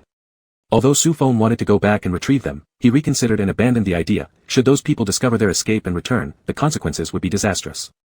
Thinking about this, he led Su Xianwan onto a different road. For 3 days, exhausted and suffering from hunger and thirst, Su Feng remained somewhat fine, but Su Xianwan appeared utterly lifeless, her face yellowish and lips parched. This stirred great pain within Su Feng. He regretted choosing this path, it was too barren, the vegetation sparse, everything a desolate yellow. Fortunately, now that they had emerged from it, greenery started to reappear faintly around them. Su Feng stumbled upon a peach grove, most trees dead or dying. Only 3 or 4 showed signs of life, each bearing a dozen peaches scattered sparsely along their branches. These peaches bore a slight blush, indicating maturity. Overjoyed, Su Feng inspected the surrounding area and confirmed no danger present. Without hesitation, he climbed up and picked the peaches. He handed one to Su Xianwan, smiling and said, "Here, Xianwan, we can eat peaches." Su Xianwan also grinned sweetly in response, taking the peach. "Thank you, brother." She bit into it right away and joyfully proclaimed, "Sweet, tasty." Su Feng watched her contented expression and felt all his weariness vanish, replaced by happiness. He also picked a peach to eat, savoring its sweetness in his dry mouth. It was like tasting ambrosia, filling him with joy at that moment. After finishing the peaches, the two rested on the spot for several hours. Once they had regained their strength, they set off again. After a few more days of walking, they finally discovered a medium-sized base, a discovery that truly filled them with delight. If they could enter this base, they wouldn't have to sleep rough anymore. However, they didn't know what kind of people were inside. Su Feng saw many people going in and out of the base, some glancing at the two siblings but mostly ignoring them. Su Feng hesitated for just a moment before deciding to enter the base. Wasn't this exactly what they had been searching for after such a long journey? With that thought, he pulled Su Xianwan toward the entrance of the base, where guards stood. Everyone in the base had an identity card, using it to come and go as they pleased, but naturally Su Feng and Su Xianwan did not have one. The two were stopped outside, and a young man looked at them curiously before smiling warmly. "Do you two kids want to enter the base? Where are your parents?" Su Feng lowered his head sorrowfully. "We've lost contact with our family. It's just the two of us now." Thinking about his parents, Su Feng's heart sank with grief. Su Xianwan, sensing his emotions, became teary-eyed as well. Su Feng looked up at the young man and asked, "Can we go in, just the two of us?" Seeing the sad expressions on the siblings' faces, the young man softened his tone and said kindly, "Of course, I'll take you to register." As they headed toward the registration office, the young man added, "Newcomers to the base can only live in tents at first. Later, once you earn enough energy stones, you can rent your own house. But if you have special abilities, you can be given a free house. In return, though, you must complete monthly tasks assigned by the base." Su Feng, curious, asked, "What kinds of tasks do we need to complete?" The young man paused briefly and then scrutinized Su Feng carefully, suspicion flickering in his eyes. "Why do you ask? Are you implying that you possess special abilities?" Without hesitation, Su Feng nodded affirmatively. He knew that sometimes showcasing one's strength was the best way to ensure a better life. Even if he hadn't said anything, there was no way to hide his abilities since everyone entering the base would be tested beforehand anyway. The young man couldn't help but smile. Initially worried about how these two orphans would manage in the base, he now relaxed, knowing that with special abilities, they would be fine. Upon reaching the registration office, they encountered a young woman responsible for the records. Upon seeing the two children, she became much friendlier. First, she tested both Su Feng and Su Xianwan for their special abilities and then entered their information into their new identity cards. After scanning their irises and recording their fingerprints, she handed each of them an identity card. It was time to assign dormitory rooms. Since both of them possessed special abilities, they were granted 2 rooms, adjacent to each other upon Su Feng's request. The young man led them to their dormitory before returning. Su Feng was deeply grateful for his care. All he had to do was escort newcomers to the registration office, yet he accompanied them all the way, ensuring they reached the dormitory safely. This gesture touched Su Feng deeply. Once the young man left, Su Feng began contemplating the arrangement. Though they had 2 rooms, both were still too young to live apart, so they would share one. As for the other room, Su Feng planned to inquire about local rental prices and lease it out, generating extra income. The dormitory was a single room, approximately dozens of square meters, complete with a small bathroom. Inside, the setup was simple, just a wooden bed and a table. However, everything was meticulously clean. Su Feng inspected the room thoroughly and felt satisfied. They didn't have much, only a few remaining peaches, but lying down on the empty wooden beds made them genuinely happy. They finally had a stable place to call home. Thinking about no longer having to wander endlessly and endure irregular meals filled Su Feng with smiles. Next, he needed to figure out how to earn energy stones to fill their stomachs and make Su Xianwan grow strong and healthy. Filled with confidence about the future, Su Feng remained resolute. However, recalling his parents, his smile faded, his eyes darkening. He had never forgotten the hatred burning deep within him. Now that he no longer had to hustle for survival, Su Feng could finally focus on improving his psychic abilities. However, in order to avenge his family, his ability level would need to reach at least level 9. Chapter 14. After the brother and sister Su Feng entered the base, on the other side, the former, Happy Base, had now become a small military base of the Tinglong Base. The people inside, including the former captives, were undergoing harsh training. In a corner of the training ground, a child around 7 or 8 years old was crouching. His body was covered with whip marks and bloodstains. His black eyes, however, were dark and still, showing no ripples. An instructor on the field, somewhat irritated, walked up. This wasn't an unusual occurrence. Others continued whatever they were doing, accustomed to what was happening in front of them. Everyone knew that this child had been captured and remained lifeless ever since. No matter how much they hit him, he didn't move, no matter how much they scolded him, he paid no attention. It was as if he considered them mere air. This couldn't help but infuriate others. If it weren't for his special abilities, he would have been dealt with long ago. The instructor nudged him with his foot and said, "Boy, you stand up." Zhongzhe didn't move, completely blank. Seeing this, the instructor couldn't help but lash at him with a whip, shouting sternly, "Stand up. Didn't you hear me?" Zhongzhe looked at him with empty eyes. The instructor immediately burst into anger and began whipping him mercilessly. Perhaps due to being whipped too often, or because his nerves of sensation were relatively dull, Zhongzhe endured it silently without uttering a sound. The cracking sound of the whip repeatedly resounded throughout the training ground, making everyone's flesh hurt empathetically. On Zhongzhe's body, new waves of blood stains spread out, strikingly gruesome. Suddenly, a soft shout echoed, "Stop." The voice reverberated, causing everyone on the training ground to glance towards its source. They all felt dazzled by the sight. The person who spoke out was a girl 5 or 6 years old. She wore a pink dress, her skin snow-white and tender, with features extraordinarily refined, looking as though she had been delicately carved from porcelain, very adorable. Behind her were more than 10 capable psychics, each with formidable strength. The rest took one look and immediately lowered their heads, not daring to look directly at her. She arrogantly said to the instructor, "You, come here." The instructor instantly stopped whipping Zhongzhe and approached the girl respectfully, saying, "Young lady, what orders do you have?" The girl pointed at Zhongzhe and asked, "Why are you beating him?" The instructor dismissed it lightly, "It's just teaching an unruly kid a lesson." After hearing this, the girl didn't even glance at him but went straight to Zhongzhe and said, "Lift your head, let me see." Zhongzhe acted as if he hadn't heard anything, remaining silent with his head bowed. She squatted down and looked him over. Apparently, she was very satisfied. Then she smiled, saying, "From now on, you're mine." Saying this, she stood up and gave an order to her guards behind her, "Take him away." One psychic at the back immediately followed the command and picked up Zhongzhe, then left the training ground with the girl, leaving behind only a group of envious and resentful individuals. On the other side, Su Feng was troubled by how to earn energy stones. In the Stellar Light Base, the only way to earn energy stones was to join a reclamation team. However, both being young and lacking in strength, which reclamation team would want them? The reason for the need of reclamation was because although zombies had been eliminated, human living space was still limited. Due to land pollution and resource scarcity, many areas outside the base were barren. Strange plants and ferocious beasts roamed freely, full of dangers. Furthermore, although the apocalypse had ended, the original cause of it all was still unknown. What so-called end of the apocalypse simply meant the elimination of all zombies. Since zombies could not reproduce and multiply, their destruction was just a matter of time, especially after 100 years during which human constitutions evolved, becoming less prone to infection. However, with no trace of the source, who could guarantee that a new wave of infection wouldn't arise? In addition to spreading purifying agents onto contaminated lands and cleaning dangerous mutated plants and beasts, the main mission of the reclamation team was to search for the origin of the virus. This was something every base did. Every time the reclamation team completed a task designated by the base, they would receive 20 energy stones. If the psychics made any additional gains outside, 5% must be handed in, with the remainder belonging to themselves. Currently, Su Feng was most in need of energy stones. For psychics, energy stones were crucial. If they wanted to improve their powers, they needed energy stones. Not only could they be used for regular practice, but they also provided large amounts of energy when psychics tried to ascend levels. After staying in the base for a few days, Su Feng gained a deeper understanding of how to use and level up his psychic abilities. His powers had finally reached a plateau at the peak of the beginner stage. As such, he became even more desperate for energy stones. In fact, he could have used the stalactites they had collected before, but they were already used up on the journey.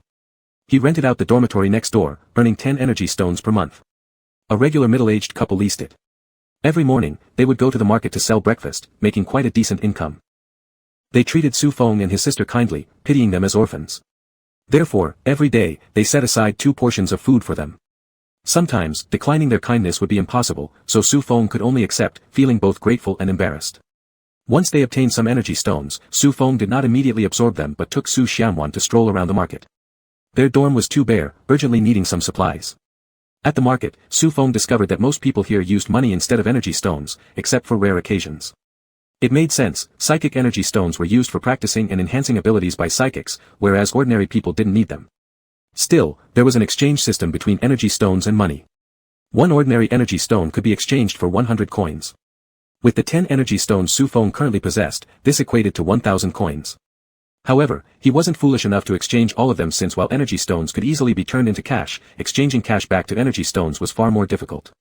Su Feng decided to browse around first, checking the prices before making any purchases. He thought about what they needed, primarily, a bed sheet and clothes for changing. Then they also needed pots, pans, kitchenware, and ingredients, as cooking themselves would save costs compared to buying meals outside. Making a quick calculation mentally, Su Feng frowned and muttered, "We'll need to buy quite a lot of things. I'm not sure if 10 energy stones will be enough." After the apocalypse, resources had become scarcer. Pots and pans could still be bought, vegetables could be grown in the base, but blankets and clothing were much harder to obtain. Not just the production of fabrics, even materials like cotton were hard to come by. Winter was fast approaching, so prices for these items would likely rise again soon. Perhaps hearing his muttering, Su Xianwan shook her brother's hand and said, "Brother, Xianwan doesn't need new clothes. Xianwan doesn't need to change." Hearing this, Su Feng felt both amused and touched. He patted her small head and said, "What nonsense. Not changing clothes is bad. Don't worry, we don't need to cut corners yet. Once we join the reclamation team, we'll earn quickly." Su Xianwan blinked, tilting her head seriously to confirm whether her brother was lying. Only after confirming that he was truthful did she nod, saying, "All right then, Xianwan will listen to brother." Su Feng smiled warmly, "Good job, Xianwan." As they spoke, they approached a store selling quilts and clothes. Without hesitation, Su Feng pulled Xianwan inside. The shop owner greeted them with a smile, not underestimating them because of their young age. "Two little customers, what would you like to buy, quilts or clothes?" Su Feng replied, "We need both, one quilt and sets of children's wear, one for each gender." "What's your price?" The shop owner kindly answered, "A set of quilts is 308 coins, and a set of children's clothing is 75 coins. So altogether, that's 458 coins. Upon hearing this, Su Feng flinched slightly, realizing that almost 500 coins would be half of their total wealth. Blushing a bit, he gritted his teeth and bargained, Could you give me a discount?" Seeing the shop owner still smiling kindly, Su Feng paused, feeling a bit awkward. Well, how about a sale? Alas, he truly wasn't good at haggling. Finding him quite adorable despite his predicament, the shop owner decided not to make things difficult for the young boy. He gave in a little on pricing and said with a grin, "Sure thing, I can offer you an 80% discount." Su Feng was instantly delighted and thanked the man enthusiastically, "Thank you, uncle." Smiling, the shop owner waved off the gratitude, "No need to thank me," and calculated further, with the 80% discount, 458 coins become 366 coins. All right. Su Feng handed over 4 energy stones. The shop owner seemed a little surprised but just smiled without comment. Knowing 1 energy stone equaled 100 coins, the shop owner returned 34 coins to him. They selected their clothing and quilt and left. Looking back later, Su Feng realized due to their young age, most people were very kind and attentive to them. This warmed his heart. He felt that there were still many kind people in the world, and if not for the hatred lurking in his heart, living peacefully in such a place wouldn't be bad at all. The two of them, being so small, found it quite strenuous to carry the bedding and clothes they had purchased. If they bought anything else, they wouldn't be able to carry it all. Therefore, Su Feng and Su Xianwan could only return to their dormitory once to put down what they'd already bought before going out again. Next, they bought some pots, pans, bowls, spoons, oil, salt, vinegar, vegetables, rice, and noodles.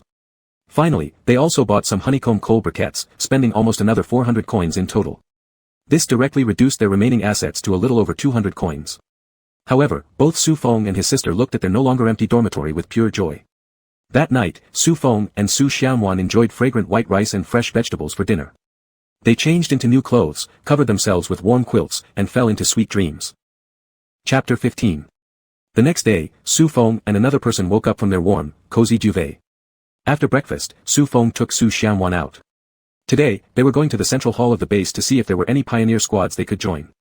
The central hall was bustling with psychics. It was a place where these people exchanged information and gathered. Some had formed fixed teams, while others preferred working alone.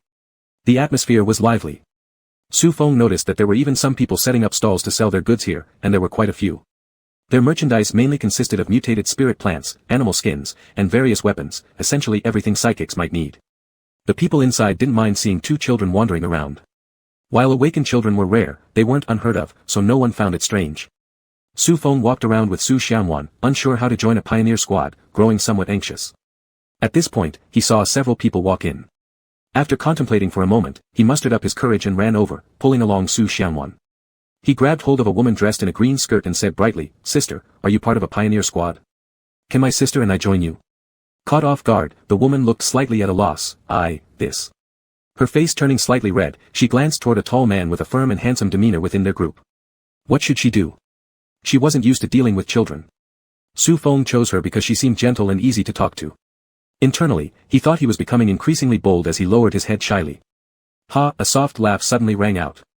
Instantly, Su Feng felt his heart thump, inexplicably becoming nervous as he looked up. He saw a man with a refined and elegant face, who smiled at him and said, "Joining us requires strength. If you become burdens, you'll feel embarrassed too." Su Feng's face turned bright red immediately. This was exactly what he feared. His psychic abilities and those of Su Xianwan were only at the primary level. Stuttering, he replied, although we're still very weak now, but we'll work hard, and become stronger." "Oh." The man asked curiously, "Then let's try." Pointing to a burly giant beside him, he told Su Feng, "Attack him and see." Su Feng stared at the rough and muscular man, swallowed, and then raised his hand, firing a strand of green filament which shot straight out and instantly tightly bound the strong man layer by layer. The muscular man then awkwardly scratched his head, gave a silly smile, and immediately, the filaments binding him broke apart piece by piece. Su Feng widened his eyes in disbelief. It was so easy. The elegant man continued to grin, truly defenseless. "Huh. Seems like..." Before he could finish, Su Feng interrupted him, "Please give us a chance. We will definitely work hard." Hearing this, the man pretended to think deeply, remaining silent without responding, making Su Feng increasingly worried. Suddenly, a clear voice rang out, "All right, Wu Shen, stop teasing him.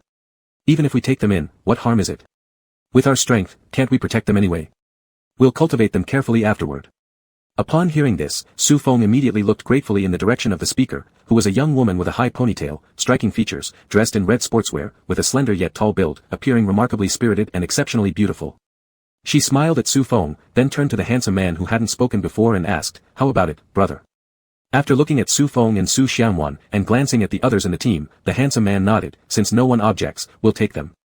At once, Su Feng beamed with joy, gripping Su Xianwan's hand firmly as he closely followed behind them. There were only 5 people in this team originally, but if Su Feng and Su Xianwan were included, there would be 7 members altogether. They came to the central hall to take on the mission assigned by the base for the month. They approached the task registration counter, reported their team's name, and received the task data from the administrator. Chen Hao, the team leader who agreed to accept Su Feng and another member, was flipping through the data in his hand. With a slightly furrowed brow, the woman in red athletic gear looked puzzled. "What's wrong?" Without uttering a word, Chen Hao handed over the data directly. Chen Fana took it, looked once, and her complexion changed drastically. Is this asking us to go and die? What? The other 3, filled with doubt, leaned in and glanced at the data. Instantly, they all exclaimed in unison, "The Mist Death City." What was the Mist Death City? Seeing their sudden change of expression, Su Feng felt uneasy inside. Just hearing the name made it clear this was no good place. After listening carefully to their conversation, Su Feng learned that the Mist Death City was a city relatively close to the Starlight base, but from an unknown time onward, it had been shrouded by a black mist. This mist had extremely strong corrosive properties. Ordinary people who came into contact with it would be instantly corroded away. Even psychics were not immune, and most who went there never returned. Since then, the Mist Death City had become a place everyone tried to avoid. However, a few months ago, the black mist began to gradually spread outward. Wherever it passed, everything became dead land, devoid of any living thing. And the Starlight base, which was quite near it, would soon also be in grave danger. Thus, the base leadership had no choice but to send people there to investigate the reason for the black mist's expansion, and now this mission fell onto the shoulders of the pioneer squad Su Feng had just joined. No matter what, since they had accepted the mission, they could not back out. They had to prepare for the upcoming task. As for Su Feng and Su Xianwan going to such a place, it was akin to walking straight to their deaths. So, they only instructed Su Feng and Su Xianwan to train well, leaving the rest for when they returned. Su Feng, however, felt unsettled. He had joined the pioneer squad precisely to undertake missions and earn energy stones, but he didn't expect that their first mission after joining would be so perilous. He finally deeply realized how weak he truly was. He carried Su Xianwan back to the dormitory with heavy thoughts, racking his brains about how to improve his psychic abilities. Was there no other method aside from obtaining energy stones? He remembered how his psychic ability had been easily broken free from before. Perhaps this was due to the gap in the levels of psychic abilities. He immersed himself in thought, carefully sensing the psychic power within him, only to discover just how loose and weak this force was. Normally, he could control them to coalesce outside his body, but within his body, without his manipulation, this power was scattered chaotically throughout his system, without a proper place to settle. Until now, he still did not understand how his psychic abilities had awakened. On the day he woke up, this power had already existed within him. He had no idea where it originated from. He had asked Su Xianwan, but she had pointed to her head and vaguely said, "It's here." Su Feng was somewhat shocked. This meant that Su Xianwan's psychic ability stemmed from the psychic core in her mind, but when he examined himself, he found nothing there. This meant that his psychic abilities were rootless and might disappear at any moment. Su Feng realized that he wasn't truly awakened as a psychic, instead, it was because of this inexplicable force that he possessed powers resembling those of a psychic. He thought about it carefully, if so, then he should keep this power and strengthen it. He recalled the martial arts and cultivation novels he had read before, every practitioner would open their dantian. Shouldn't he thus channel this chaotic energy into his dantian? Since he had thought of it, he decided to try. He gathered the dispersed energies together, forming a small stream, and then guided it down toward the dantian in his lower abdomen. A faint snap sound was heard. That fine stream broke through the barrier and formed a vortex in his dantian. It rapidly swirled and compressed, gradually condensing into a drop of green liquid, peacefully staying in his dantian. Su Feng looked at the transparent green droplet, a flicker of confusion crossing his eyes. What was this? Suddenly, he moved his will, and a filament coalesced in his hand. He sensed that it had become tougher and thicker, its color shifting from light green to deep green. Su Feng felt delighted. Had he succeeded? Regardless, he had finally found a way to enhance his psychic abilities. He turned his gaze toward Su Xianwan, troubled. Her psychic abilities were different from his and did not suit his methods. This meant he couldn't help her increase her powers. Though he didn't know what would happen in the future, for now, Su Xianwan's psychic abilities were more useful than his. To ensure Su Xianwan had enough self-defense capabilities, he must elevate her psychic ability level. How to raise psychic ability levels, he would ask the members of the team when the time came. Thus, the day quickly passed. He turned his gaze toward Su Xianwan again, feeling troubled. Her psychic abilities were unlike his and did not apply to his methods, meaning he couldn't help her enhance them. Although he didn't know what would happen in the future, for now, Su Xianwan's psychic abilities were more useful than his. To ensure Su Xianwan had enough self-defense capabilities, he must elevate her psychic ability level. How to raise psychic ability levels, he would ask the members of the team when the time came. Thus, the day quickly passed. On the second day, Su Feng found the gathering place of their squad, a two-story building with a rather elegant environment. He rang the doorbell, and the woman in the green dress from the other day opened the door. Her name was Yang Qishi. Upon seeing her, Su Feng hastily pulled Su Xianwan forward and greeted her. Big sister Yang, hello. Yang Qishi smiled and said, you're here. Come on in. Then she took Su Feng's hand and led Su Xianwan inside. Everyone was already in the living room. They officially introduced themselves to each other, finally getting acquainted. There was Captain Chen Hao, his younger sister Chen Feina, Wu Tianxiong who had easily broken free from Su Feng's psychic ability that day, and Yi Wushan, the seemingly gentle and elegant man. Chapter 16. They were currently discussing the action plan for this mission. The first step was to prepare the protective measures. As long as they did not come into direct contact with the black fog, it would ensure a certain level of safety. Other concerns could be set aside for now. Even if the mission failed, it wouldn't matter. No matter what, they had to keep their lives and return safely. Su Feng stood quietly to one side listening until finally, he couldn't hold back any longer and spoke up, hey, this time, can I go out with you? Everyone, hearing his words, instinctively turned their eyes towards Su Feng. Yi Wushan remained silent with a faint smile on his face, but for some unknown reason, Su Feng felt a dangerous vibe from his smile. This gave Su Feng an inexplicable pressure, making him feel that his request might be a little excessive, or perhaps even a suicidal act. However, he didn't want to wait anymore. There was an overwhelming sense of urgency. If he didn't grow stronger quickly, it might prove perilous. They were too weak. He didn't want to miss any chance to grow stronger. Chen Hao furrowed his brows, speaking in a solemn tone, why do you want to go with us? Don't you know how dangerous it is? Su Feng felt a lump in his heart but responded firmly, I want to become stronger. Ha! Yi Wushan could no longer suppress his laughter. With one hand, he grabbed Su Feng over and pinched his face fiercely before saying, it's good to aspire to grow stronger, but it's unnecessary to take such risks. If you lose your life, how will you talk about becoming stronger?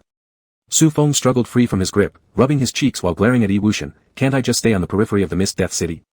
Besides, I also have healing abilities. Maybe I can be useful to you. Yi Wushan lazily leaned back on the sofa and replied, useful. At your current power level, all you'll do is scratch our backs. What kind of help will that be? You. Su Feng instantly lost his words. Actually, he wasn't sure if he could provide any help either. After all, apart from when he helped Su Xianwan, he hadn't tried his powers again. He said this merely to increase his chances. Now, his attack capabilities were lacking. Wasn't using his healing ability better? At this moment, Chen Hao stared at him intently and asked, are you determined to go? Su Feng nodded immediately, yes, I must go. Seeing this, Chen Hao finally agreed, all right then. You'll stay on the periphery during the mission. However, should any danger arise, you're responsible for the consequences yourself. Su Feng hurriedly replied, all right, sure. Others, seeing the captain's consent, naturally had no further objections. Yang Qinshi looked at him, wanting to say something but ultimately sighed, you need to be careful when the time comes. Su Feng assured her hastily, I will be careful. Chen Fanina laughed, don't worry. Just staying on the periphery, as long as you don't wander off recklessly, there won't be any danger. Su Feng obediently nodded, promising not to wander around. Su Xianwan widened her eyes and looked at Su Feng. She decided to closely follow her brother's steps. Spreading her little arms, she hugged Su Feng. Xianwan wants to follow her brother. She won't run around. Everyone was surprised for a moment. Chen Fanina found it amusing, teasing her, do you want to come along too? That's not possible. Oh. Su Xianwan looked at her bewilderedly. Why couldn't she follow her brother? Her eyes slightly watered, turning red. Chen Fanina hesitated, feeling somewhat conflicted for making the little girl cry. Seeing this expression on her, Su Feng became concerned, yet he still did not wish to bring Xiao Nu along on this risky endeavor. Although staying outside should be safe, there might be unforeseen circumstances. He absolutely didn't want Xianwan to find herself in a perilous situation. Xianwan, following me is too dangerous. Can you stay at home obediently? Su Xianwan shook her head, clinging tightly to him without letting go. Su Feng sighed helplessly, planning to discuss it thoroughly with her once they returned. He pulled Su Xianwan beside him, asking them again about ways to upgrade his power level. Perhaps because she felt bad for almost making the little girl cry, Chen Fanina quickly answered, just absorb sufficient energy. Once it reaches saturation, you'll be able to attempt leveling up. Su Feng realized, understanding the principle behind it. But then Chen Fanina added, after leveling up, the most important part is learning how to use your abilities. This requires developing unique skills specific to you. Sometimes, even though two people may have the same type of power, differing in the skills they master could make them possess different strengths. Su Feng nodded repeatedly, feeling enlightened by Chen Fanina's advice. It was very helpful. He decided to carefully contemplate this issue upon returning home. Chen Fanina continued giving him various instructions, reminding him of things to note. She coached him earnestly, leaving Su Feng extremely grateful. Finally, they set the date for the mission, 3 days later. Su Feng didn't need to prepare anything. Protective suits and similar gear would be provided by the base. Having made these arrangements, Su Feng bid them farewell and took Su Xianwan back to the dormitory. After returning to the dormitory, Su Feng began pondering his skills. He wasn't a smart person and couldn't come up with any powerful skills. All he could think about was how to quickly subdue and kill enemies. The perilous situations he had encountered and left an impression on him were merely the vines in the dense forest and the mutated spider in the village of Shaohuan.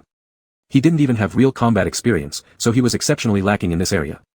However, those two encounters also made him learn a binding skill similar to vine or spider silk. This skill wasn't strong nor weak. If practiced well, it could be considered a practical skill, but how could he make it possess powerful killing power?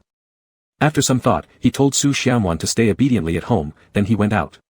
Not long after, he returned carrying a big bundle of grass and fashioned it into a scarecrow as tall as an adult.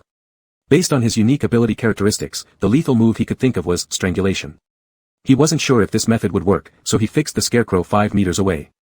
Then, he activated his abilities. A tough strand of filament shot out and quickly wrapped around the scarecrow's neck. He pulled with his hands, tightening the filament that was wrapped around the scarecrow's neck. Tighter, then tighter. With a crackling sound, the head of the scarecrow was strangled off and rolled down. Su Feng nodded, this method was feasible. As long as his ability level improved and he honed the filament into something tougher and sharper, he could achieve one-hit kills. Even if not, he could still suffocate someone by strangulation. In the following days, Su Feng kept practicing this strangulation skill, severing the heads of the scarecrows from various angles. Gradually, he became more proficient, quicker, more accurate, and deadlier. By the end of the second day, Su Feng almost achieved instant control, severing the scarecrow's head in a flash. However, Su Feng knew this wasn't much, they were nothing but fragile scarecrows after all. So now he replaced the scarecrow with a wooden puppet. But when switching to the wooden puppet, the filament couldn't do much, only managing to leave a shallow mark on its neck. The day for the mission was tomorrow. Su Feng stopped practicing. What he worried most about now was Su Xianwan, so he decided to ask the couple next door to take care of her. The reason he trusted them enough to entrust Su Xianwan was that during this time, Su Feng understood their character and knew they were good people who wouldn't harm Su Xianwan. Su Feng took Su Xianwan to the neighboring house and explained his intentions to the Zhang couple. They immediately happily agreed. It was obvious they liked children, possibly because they hadn't had kids despite being middle-aged. After everything was arranged, unexpectedly Su Xianwan refused to listen to him anymore. The moment Su Feng stepped out, she ran out too, hugging him with teary eyes, making his heart ache. Su Feng consoled her for a long time and assured her he'd return soon before she finally calmed down. Even when Su Feng gathered with the team, he was still worried about Su Xianwan. His mood felt heavy. Yang Qianxi saw him looking bad and asked out of concern, "What's wrong? You look kind of troubled." Yi Wuxian laughed and looked at him, saying, "What, are you afraid?" Su Feng gave him a dirty look and replied, "There's nothing to be scared of, let's just set off." Chen Fanina approached at this moment and handed over a set of protective suits to Su Feng, just in case, wear this later. Okay, Su Feng took the suit. The protective suit was grayish-white and connected to a helmet, though it was unknown what material it was made of.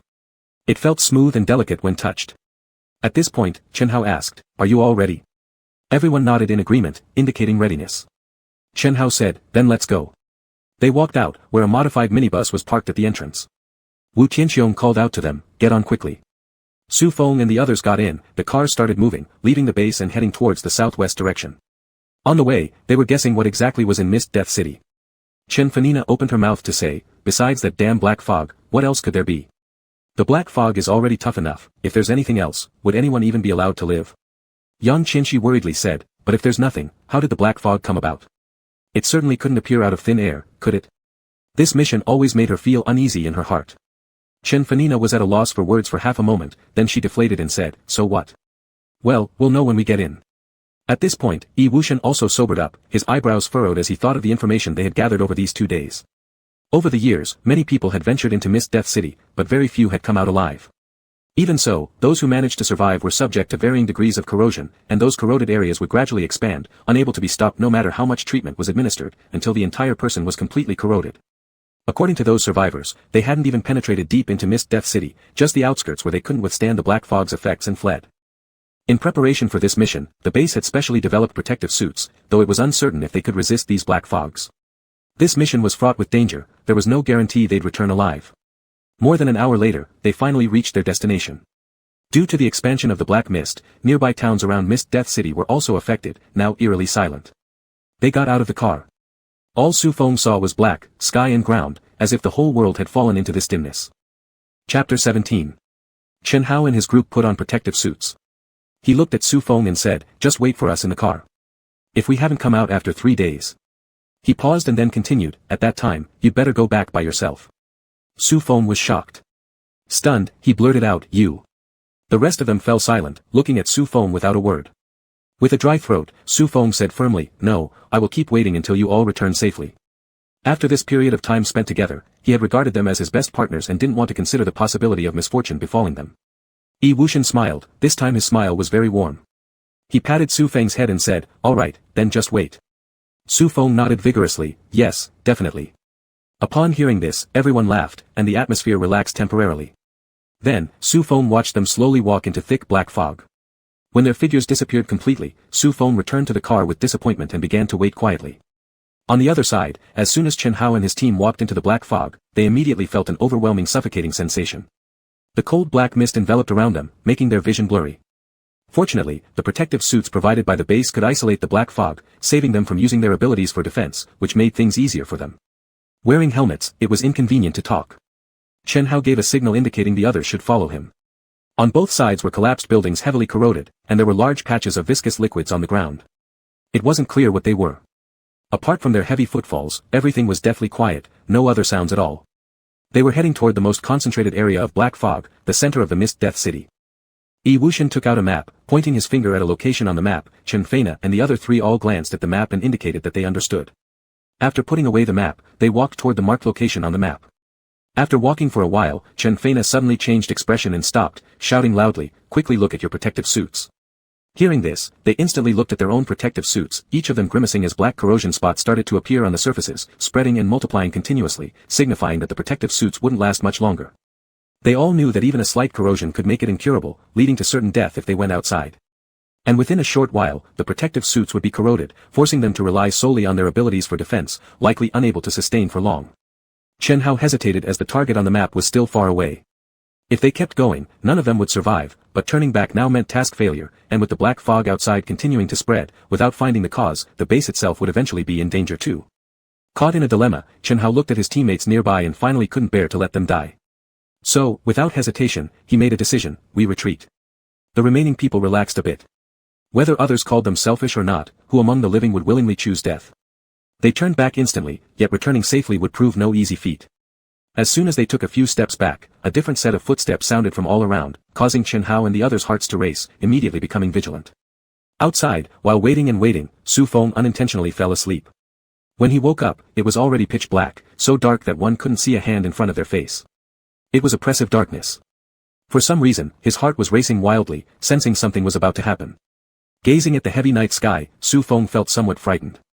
He directed his gaze toward the direction they had entered, somewhat worried, not knowing how they were doing. Right now, in the black mist, Yi Wuxian and his group found themselves entangled in battle. Just as they were leaving, a group of humanoid monsters appeared, surrounding them. These creatures had human bodies but were utterly rotten, some even missing limbs. They almost thought they encountered zombies. But these monsters were entirely pitch black, despite being severely rotted, incredibly tough. Their sharp claws were quick and lethal. As a claw suddenly lashed out, unprepared, the protective suits were immediately shredded. All 5 of their protective suits were destroyed, and their bodies were variously corroded. Among them, the strongest ability belonged to Chen Hao. His power was lightning-based, and he had reached the peak of level 6. Others, except for Yang Qianqi, who was at level 4 and space-related, were all at level 5. Lightning struck, electricity flashing through the entire space, with crackling light hitting those humanoid monsters, emitting a blue glow, briefly halting their attacks. Following this, Yi Wuxian swung his arms to unleash a vast expanse of ice and snow, freezing some of the approaching humanoid monsters. Taking advantage of this opportunity, Wu Tianxiong erected a circle of earth walls to protect everyone. Then they retreated in an orderly manner toward their previous route, for they were a team that had fought together countless times, developing perfect coordination. Aside from being caught off guard when the humanoid monsters first surged toward them, they handled themselves relatively calmly afterward. However, corrosion now marked their bodies, and even if they escaped, it wouldn't save their lives. Still, they needed to return so they could report what was happening here back to the base, to ensure the base would be prepared. Yang Qianqi carved out a small clean space, temporarily isolating them from the black fog to prevent further corrosion. At this point, more humanoid monsters charged forward again. The earthen wall was broken down layer by layer as Wu Tianxiong kept raising new ones. Despite the constant use of abilities, which left his face even paler, after another layer of soil wall was destroyed, Chen Hao stopped him. Instead, he continuously discharged lightning bolts with crackling flashes of light, splitting the relentless creatures into charred remains. The others employed various methods to fight off the monsters. Chen Feina wielded a golden spear, thrusting it forward and letting out a sizzling sound as chunks of rotten flesh, along with black liquid, fell off the creature. In response, the monster snarled and lunged at her with its claws faster than ever. Chen Feina blocked it with her spear and then kicked it away, forcing it back. As they battled while retreating, they gradually neared the outer edge of the black mist's boundary. Those monsters were persistent and impossible to kill, relentlessly chasing them until they were utterly exhausted. Moreover, the effects of the corrosive wounds worsened over time, burning with excruciating pain. Finally, before their strength was entirely depleted, they managed to escape from the black mist. However, the monsters chased after them even as they stepped outside. Yet once these creatures touched the external environment, they let out mournful cries before quickly retreating. Su Feng had been anxiously watching all along. Seeing them emerge from the mist, he sighed with relief and hurriedly got out of the car to run toward them. When he approached, he saw them lying on the ground, covered in blood and battered, immediately causing his heart to race in panic. Alarmed, he exclaimed, "What happened to you? Are you okay?" Weakly, Chen Feina replied, "We're in trouble, we encountered monsters. Get us back to the base. We don't have much time." "How do we not have time?" Su Feng hurried to support her but struggled due to his smaller build. With his help, Chen Feina managed to sit up. She felt the corrupted areas spreading continuously, her hands, legs, and back were already burning like fire. Within a few hours, she feared her entire body would erode into nothing but liquid. Desperate to return to the base, they rested for a moment before shakily getting up and staggering towards where the car was parked. Su Feng noticed their heavily corroded wounds and grew fearful. During the trip here, he had learned about the fatal consequences of being corroded by black fog. Tears brimmed in his eyes as he tightly grasped Yi Wuxian's hand and choked out, You've been corroded?" Yi Wuxian glanced down at him and said nonchalantly, "We're still alive. What's wrong with you? If anything happens, cry then, but there's no need yet." Speechless, Su Feng glared angrily at him. "At a time like this, you're still joking around." Yi Wuxian gave a faint smile and said nothing more, leaning heavily against Su Feng as they slowly made their way back to the car. Sitting inside, Su Feng's mood sank. Beside him were Yi Wuxian and Yang Qianqi, while Chen Feina sat on the other side. Though Yang Qianqi appeared better off, Yi Wuxian's entire arm was nearly corroded, and Chen Feina was in similar condition. Su Feng clenched his fists unwillingly, refusing to believe there was no way to heal those black fog-induced wounds. He didn't want to simply watch as they were consumed by corrosion. He summoned the energy within him, channeling vibrant green energy into Yi Wuxian's arm. Initially, Yi Wuxian paid little attention, allowing Su Feng to continue his futile efforts. After all, weren't there healing-type energy users at the base too? But even they couldn't reverse the damaging effects of the black fog. The bright green light illuminated the interior of the car. Everyone involuntarily turned to look as the lush green glow infused vitality, halting the slow rot eating through Yi Wuxian's arm. Startled, Yi Wuxian stared at Su Feng, astonished. It worked. Although the effect was minimal, it effectively stopped the spread of the corruption in his arm. If the damage could stop expanding, then maybe, just maybe, they still had hope. By now, sweat poured down Su Feng's forehead, as he'd expended all of his power, yet only managed to halt the erosion in Yi Wuxian's arm, not anywhere else. The rest of the wounds continued to corrode at an alarming rate. Ultimately, he realized how weak he truly was, his ability was far too insignificant. Healing them would never keep pace with the decay caused by the black mist. Was this effort truly worth anything? Su Feng hung his head in dejection, but Yi Wuxian revealed a gentle smile. He patted Su Feng's head with his uninjured hand and said earnestly, "Little Feng, thank you. At least you've given us hope." As long as there was some effect, it meant that recovery might still be possible. Hope. Su Feng looked up at him, then realized what he meant. Clenching his fists tightly, he declared resolutely, "I will definitely enhance my abilities as soon as possible." Seeing his determination, everyone laughed.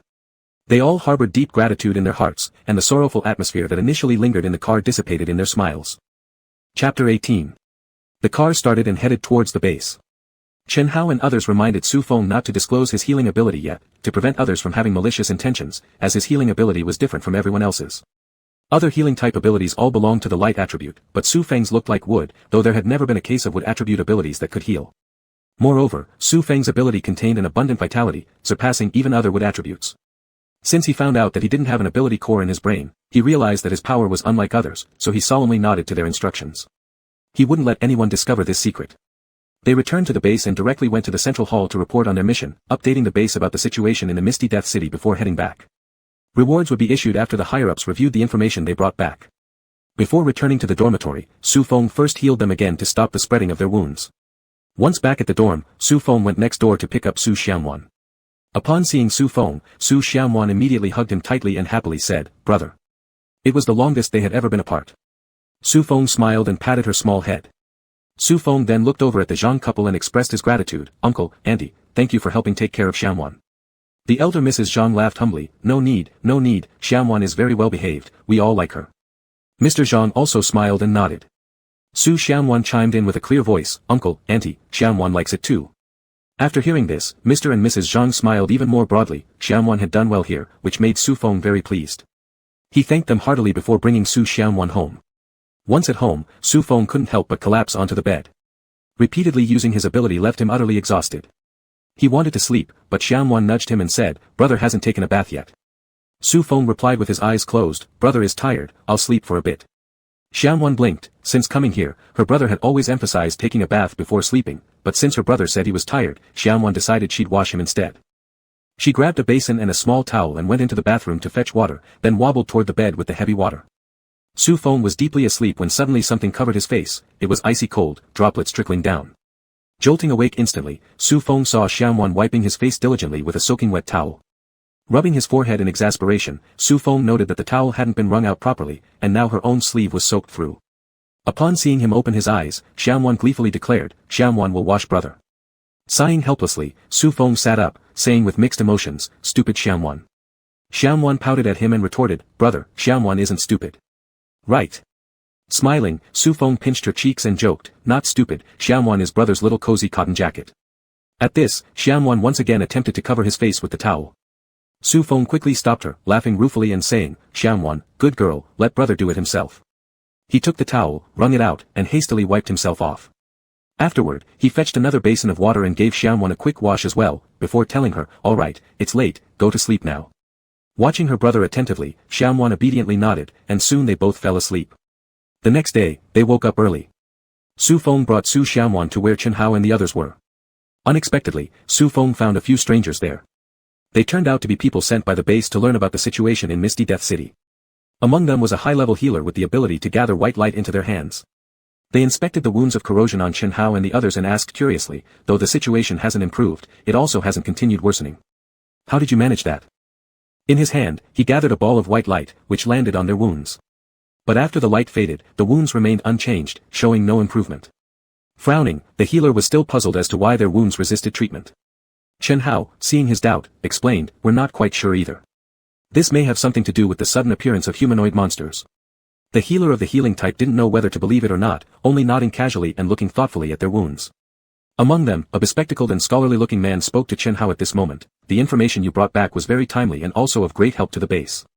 Therefore, in addition to the 20 regular energy stones as per regulations, we will additionally reward each of you with 500 regular energy stones and 50 medium-grade energy stones." They were all taken aback, not expecting medium-grade energy stones. One medium-grade energy stone was worth 100 regular ones, and more importantly, it contained much purer energy that couldn't be matched by regular energy stones. That scholarly man pushed his glasses up on the bridge of his nose and continued.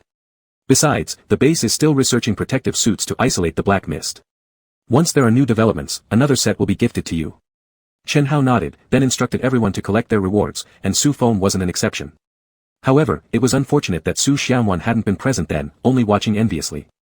After they collected their rewards, the scholarly man led his group away.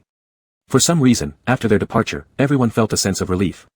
Looking at the energy stones in their hands, they couldn't help but exchange amused glances. Then Chen Hao said to Su Feng, "From now on, come here every day and train with us. We'll teach you some combat techniques and cultivate some combat coordination along the way." Su Feng asked with concern, "Will your injuries be fine?"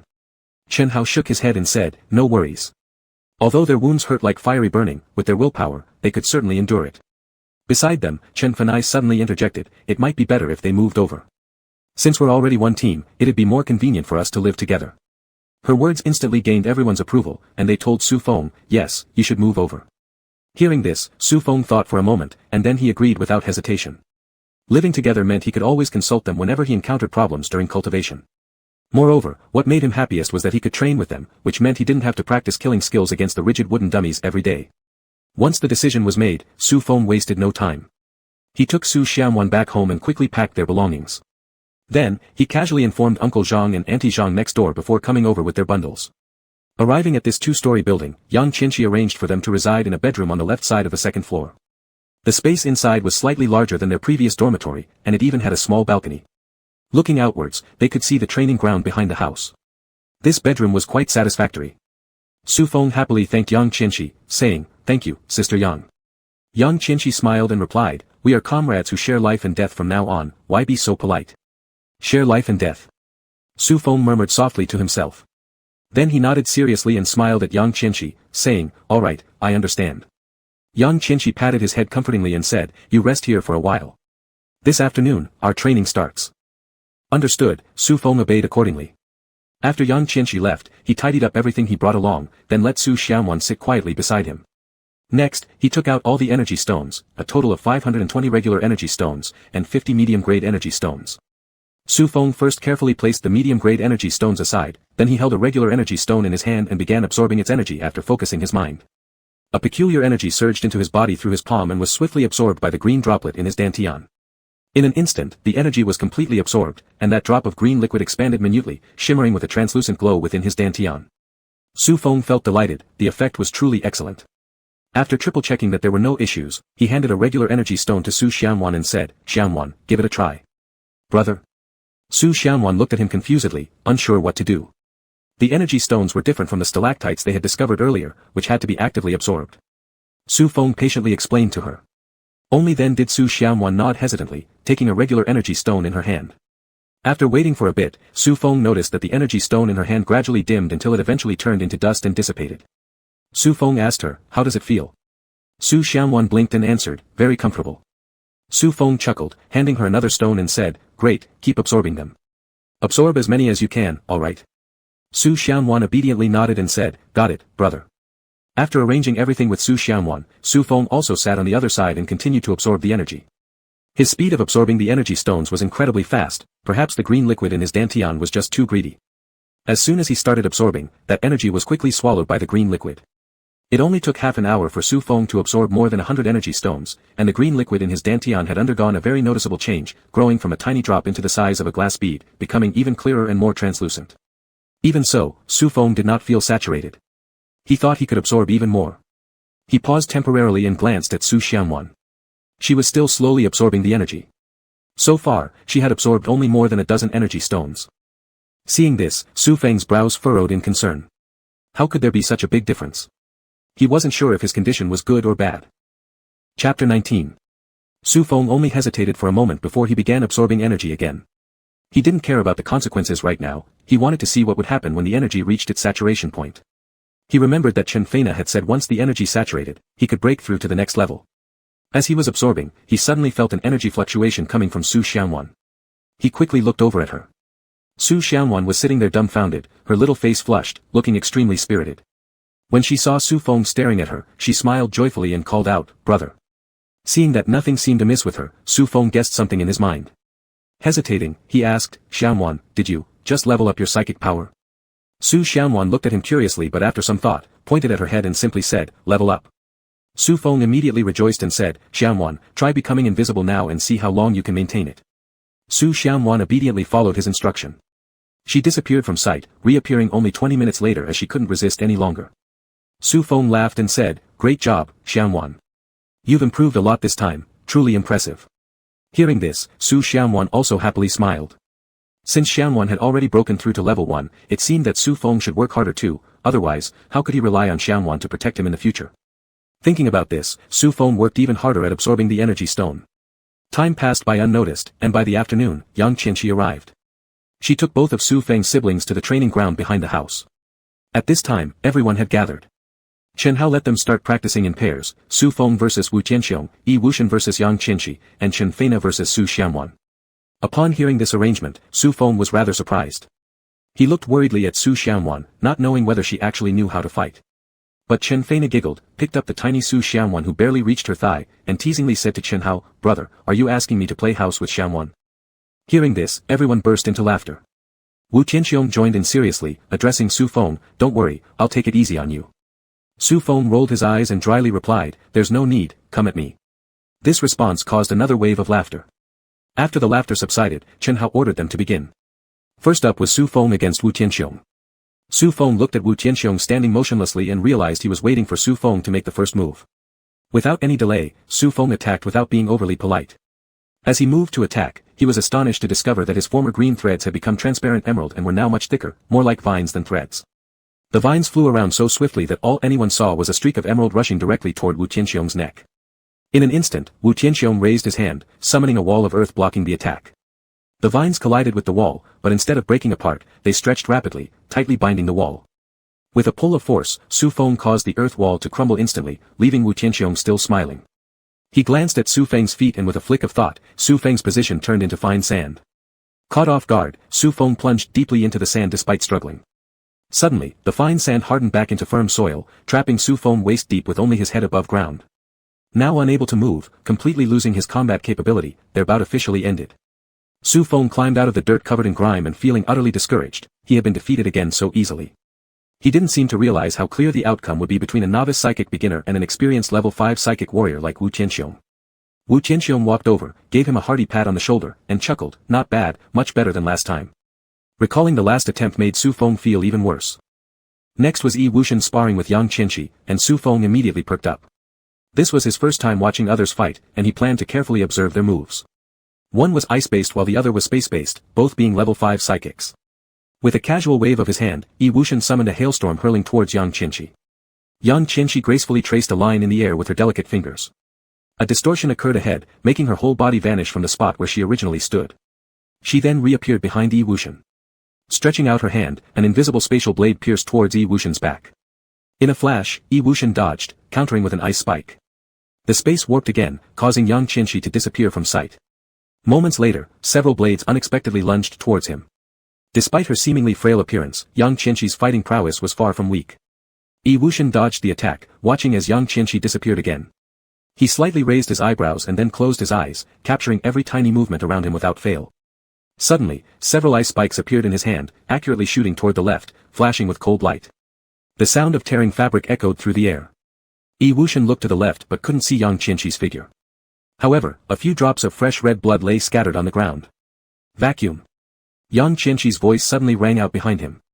A transparent light curtain fell onto Yi Wushan, her pale hands clenching tightly as Yi Wushan immediately felt an overwhelming sense of suffocation due to the compression. Just when Su Feng thought Yi Wushan had lost, Yi Wushan hoarsely uttered 2 words, freeze. Yang Qinshi's expression froze as the wounds carved by his ice began turning into solid ice. The frost rapidly spread across her entire body, freezing her completely. The transparent light curtain instantly shattered, leaving Yi Wushan standing unharmed. He smiled, walked over, and lightly tapped the frozen Yang Qinshi. The ice shattered piece by piece, quickly releasing her from its hold. I'm sorry, Yi Wushan said.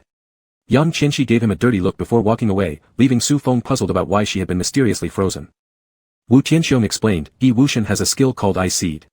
If someone is injured by his ice abilities, it's possible that he embeds an ice seed within them. This allows him to trigger the freeze at any time. Su Feng finally understood, marveling at how powerful they all were. Comparing himself to them, he felt a wave of sorrow wash over him. It was clear his journey was far from over. Next up was Su Xiaowan versus Chen Feina. But Chen Feina couldn't bring herself to attack Su Xiaowan, who looked so adorable. Eventually, she threw down her golden weapon, tearfully saying, "There's no way I can fight against such cuteness." Su Xiaowan looked at her with wide eyes, utterly confused. Seeing this, Chen Hao said nothing. Su Xiaowan wasn't really suited for battle yet. His original intention was merely to let Chen Feina train her a little. Once Chen Feina understood what he meant, she confidently slapped her chest and declared, "No problem, leave it to me." After this bout, Su Feng realized how weak his combat skills were, so Chen Hao assigned him to Chen Feina as well. Chen Feina was the close combat psychic in the group, excelling in martial arts, making her the most suitable person to teach Su Feng the fundamentals of fighting. In addition, Su Feng frequently sought sparring sessions with others like Yi Wuxian, often suffering repeated defeats but continuing to persevere. With each battle, his strength grew rapidly. 2 months later, Su Xiaowan's psychic ability broke through to level 2, and her initial confusion in battle slowly transformed into competent moves. Somehow, Chen Feina had acquired a dagger, which she gifted to Su Xiaowan. Su Xiaowan treasured it immensely, carrying it with her every day. Since starting martial arts training, her movements became swift and agile.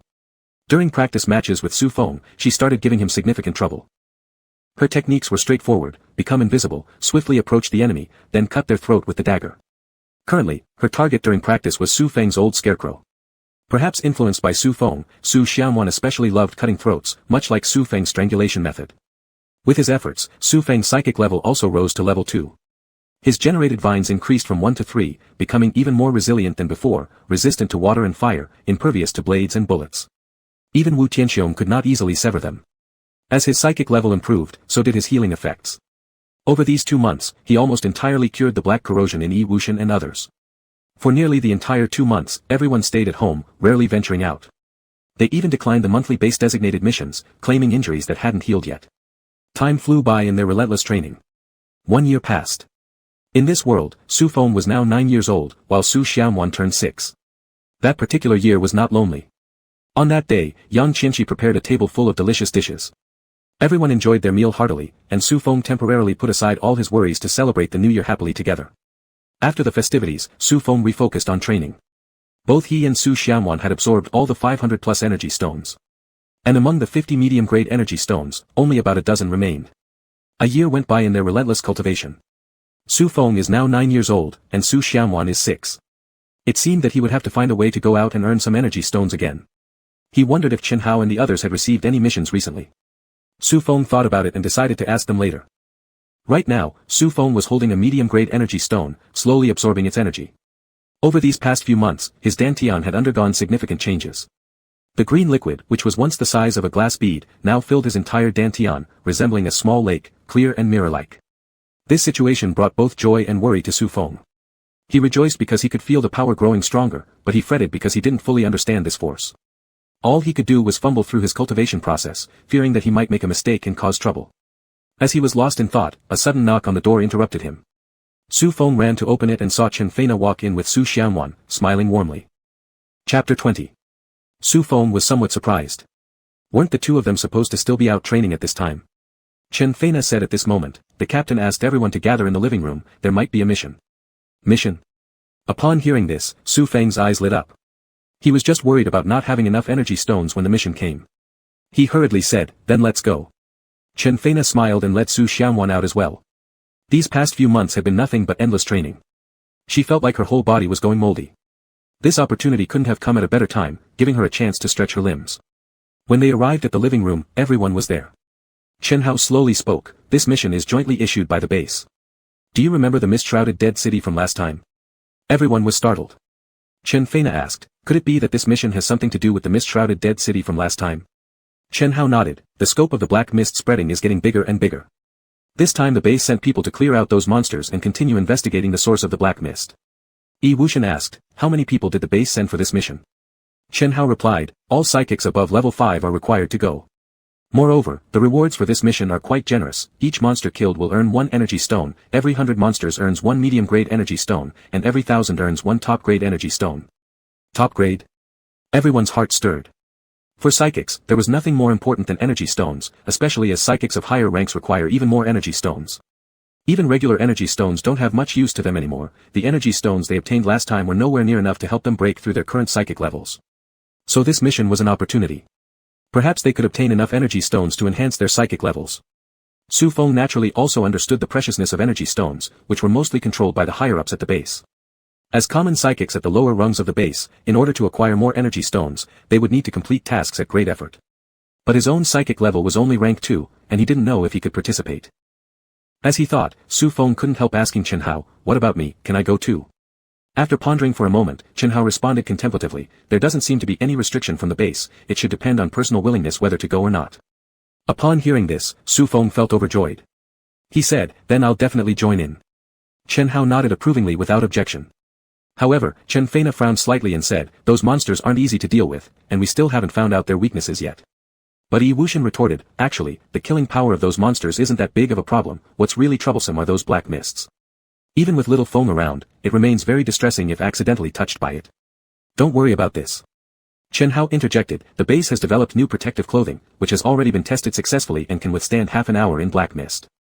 Once we get there, we'll prepare several sets each, taking turns to replace them, allowing us to gain more time." Yi Wuxian grinned, "This approach sounds viable, so when do we set off?" Chen Hao answered, "Early tomorrow morning." After finalizing their plan, everyone dispersed to prepare individually for the upcoming mission the next day. Su Feng brought Su Xianwan back to the room intending to take her to Mr. Zhang's house, and trusting him with looking after her. However, Su Xianwan resisted, insisting on going along with Su Feng. Su Feng hesitated briefly before resolutely rejecting her plea, "No, it's too dangerous." With reddened eyes, Su Xianwan argued, "But brother's going." Su Feng rationalized, "Because brother has grown up while you're still little, and even deliberately compared their heights." Su Xianwan reached up to just under his shoulder. She remained silent, tears streaming down her face. Su Feng consoled her saying, "Good girl, once you grow as tall as your brother, you can go too."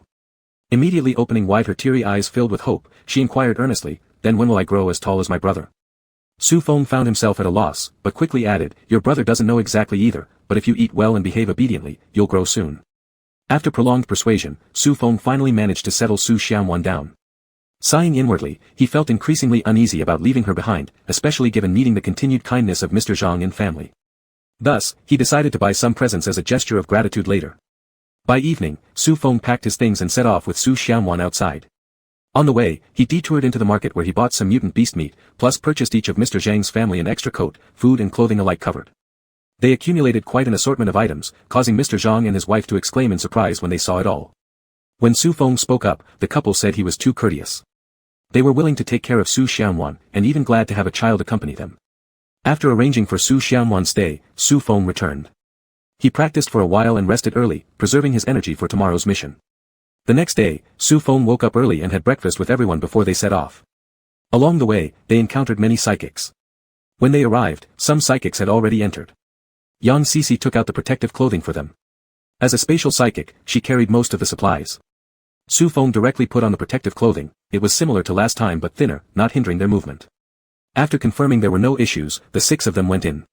Upon entering, Su Feng immediately felt heavy breathing and discomfort. As usual, the surroundings were eerily quiet, with no sight of other psychics. Chen Hao's group quickly advanced towards the center of the dead city. After walking for 10 minutes, they encountered the first wave of monsters. It was Su Feng's first encounter, so naturally he was a little nervous, while Yi Wuxian and others always subtly covered for him. The monsters' attack power wasn't very strong, yet they were hard to kill. Their rotting, dripping flesh sizzled audibly. Even if their skin and meat were shaved off, they remained unharmed, simply dragging their skeletons and continuing to attack. Their bones were extremely tough, difficult to break through, which would not only waste time but also easily drain them as the fight dragged on. However, under their concerted efforts, those monsters slowly began to decrease. Su Feng skillfully manipulated the vines in his hands, continuously tying up the monsters, then allowing their attacks to rain down, splitting the monsters into pieces. This wave of monsters numbered over 100. Yang Sisi looked disdainfully at the corpses but still collected their heads, no matter how repulsive, they were still energy stones. They continued forward, occasionally encountering several waves of monsters that they dealt with one by one. After half an hour, Yang Sisi brought out more protective suits, which they wore over the previous ones. As they moved deeper, the black mist became thicker, almost pitch black, greatly reducing visibility. Su Feng could vaguely make out the shapes of his teammates around him. Everyone tightened their vigilance, closely sticking together. The atmosphere was eerily quiet, making Su Feng's hairs stand on end, feeling deep unease in his heart. Chen Hao and the others felt the same, all bracing themselves. Suddenly, a swooshing sound came from the thick black mist as a shadow darted out like lightning towards them. Always prepared, they reacted instantly. Wu Tianxiong hastily erected a thick earth wall in front of them. With a crackling sound, the sharp claws plunged into the wall, causing it to crumble immediately. Everyone used this moment to spread out, encircling the monster and unleashing their psychokinetic abilities. This single monster was much stronger than the ones they had faced earlier, its speed had increased and its body was harder. It fought fiercely, finding opportunities to lunge forward and claw out, though fortunately, everyone managed to evade thanks to their alertness. Su Feng's vines could only hold it for a second before it broke free. However, that short span gave them some advantage, halting its movements, and every pause led to an immediate flood of attacks causing significant damage to the creature. Gradually, the monster was getting heavily injured, and just as Su Feng and his team were about to eliminate it completely, it suddenly stopped and let out a piercing cry. The ear-piercing sound caused dizziness among the group. By the time they recovered, they heard heavy footsteps in the distance. Soon after, several shadows swiftly shot toward them. Yi Wuxian's face changed instantly as he exclaimed, "It's bad." It was calling for help. "We must leave here or we'll be surrounded." Hearing this, Chen Hao immediately responded, "All right, let's go." The few that came first were the faster ones. They screamed and pounced, and Yang Sisi hastily erected a spatial shield to protect everyone, then immediately fled without engaging them further. However, just as they had run a short distance, those monsters caught up, their sharp claws constantly striking the spatial shield, causing it to wobble continuously. Although the shield wasn't broken through, their escape speed was significantly slowed. This brief delay allowed them to see hordes of monsters surging from all directions. Chen Fenai couldn't help but curse, "Shit! How can there be so many monsters?" Even during their first visit, they hadn't encountered this many, so densely packed that it made everyone's scalp tingle. Everyone looked solemn, and Su Feng's face turned pale. There were far too many monsters. If they all attacked at once, they probably wouldn't leave a trace behind. Chapter 21. As they watched the monsters swarm around them, Chen Hao gritted his teeth and said, "No matter what, we can't just wait to die here. Let's find a weak spot among these creatures and break through. Whether we live or die afterward will depend on whether we can successfully break out." The group looked at each other with uncertainty, then gravely nodded in agreement. They had no better plan. If they couldn't escape, everyone knew exactly what their fate would be. Yang Qianqi's face was pale. She had been maintaining the spatial energy shield, but her abilities were heavily depleted and she was struggling to hold on much longer. Wu Tianxiong quickly erected walls around her to relieve her. Chen Hao handed over the energy stones he had left to Yang Qianqi, saying, "Recover your powers as soon as possible, the next defense depends on you and Tianxiong." Yang Qianqi nodded and began absorbing the energy from the stones. Then Chen Hao turned to the group and said, "In front of us, it will be me and Feina blazing the trail while Wuxian and Xiaofeng bring up the rear." He then glanced seriously at Xiaofeng, adding, "Xiaofeng, the situation is critical this time. We may not be able to protect you, so please stay strong."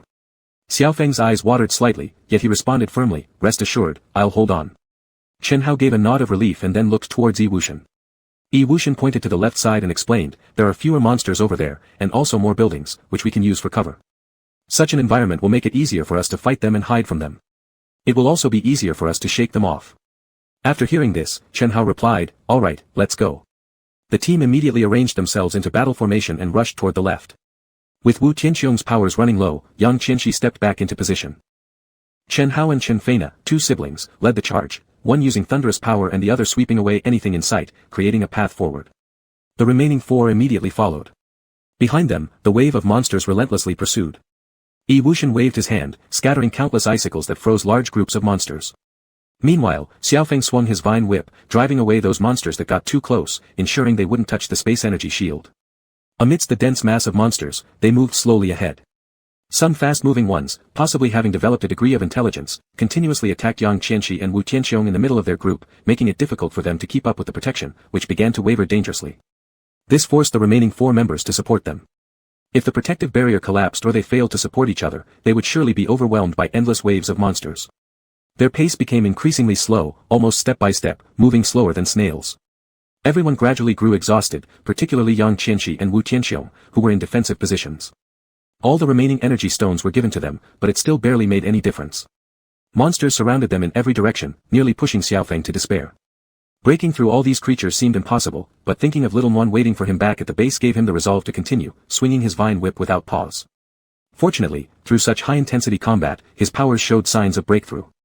His control grew increasingly proficient, allowing smooth and natural usage of his ability. More than an hour passed, and their protective suits were now torn apart by black mist. Yet they could find no time to change them. By now, everyone was utterly exhausted, both physically and mentally drained, sustained only by their unyielding willpower.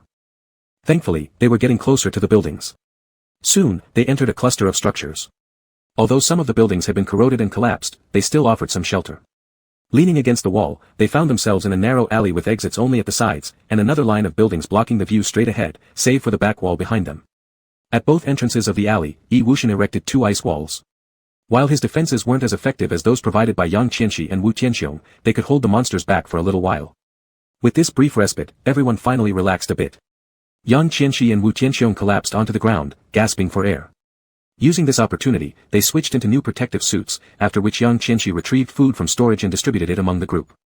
Eating as they rested helped restore both their strength and their powers. Before long, the ice walls were shattered.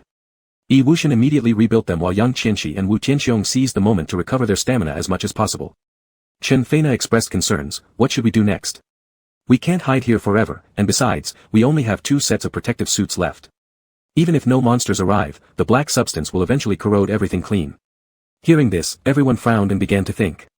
They had originally intended to head to the center of the dead city, but now they were off track, with their way back blocked by those monsters. They could only push forward. The most urgent matter at hand was figuring out how to shake off these monsters. If they continued like this, they would eventually be dragged down to their deaths. No one knew why, but those creatures kept following them relentlessly, as though determined not to let them go until they were killed. Yi Wuxian said, it might have something to do with those evolved monsters. The others are mindless, so if we deal with the few evolved ones, perhaps the other monsters will disperse. Su Feng felt puzzled about these monsters. What exactly were they? In the apocalypse, all the zombies had been dealt with, yet now these disgusting humanoid monsters appeared, confined to the black mist though they were, and they were already causing enough frustration.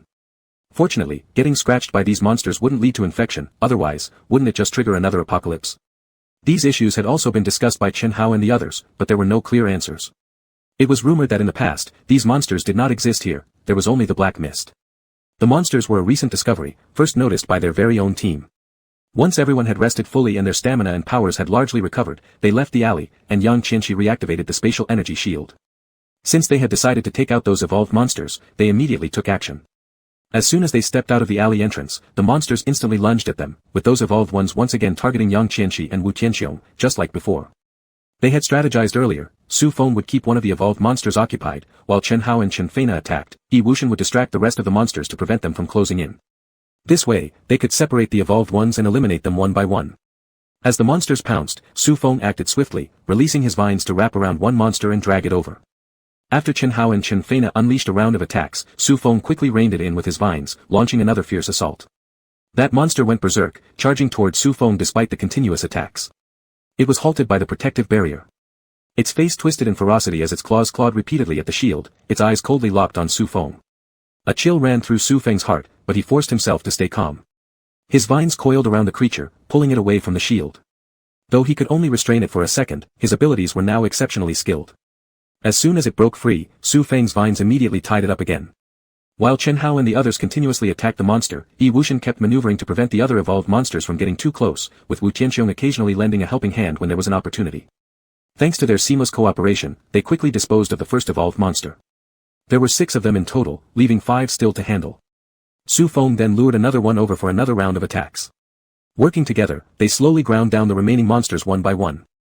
However, even after they had dealt with the evolved monsters, the horde showed no signs of dispersing, continuing to surround them tightly. But solving the problem of the evolved monsters significantly reduced the pressure. From there, they traveled further, running low on abilities, and sought refuge in a cluster of buildings again. After setting up proper defenses, they alternated resting. Once they went out again, without the interference of those evolved monsters, their movement became much faster. Their goal was still the center of the dead city. Even though they had deviated, they could still return to their original route. Just as they pushed through the monsters, suddenly a sharp roar echoed from afar. All the monsters surrounding them paused momentarily, then rushed away like receding tides, leaving the area eerily quiet once more. Everyone was stunned. What was happening? Why had they suddenly disappeared? Chen Feina asked, did you hear that roar before? Yi Wuxian nodded. Yes, and judging by the direction, it seems to be where we're heading. The sound came from the center of the dead city. Yang Qianxi deactivated the energy shield and asked, what should we do? Should we go and check it out? Chen Hao looked around at the group and asked, what do you all think? Should we investigate? Everyone considered it for a moment and unanimously decided to proceed. Since they'd already come so far, they couldn't possibly give up and return home empty-handed.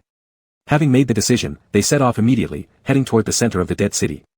When they arrived at the center, they heard sounds of fighting. Unfortunately, the outside area was swarmed with monsters so thick that it was impossible to see what was going on inside. Chen Feina stood on tiptoe and asked, "What's happening inside?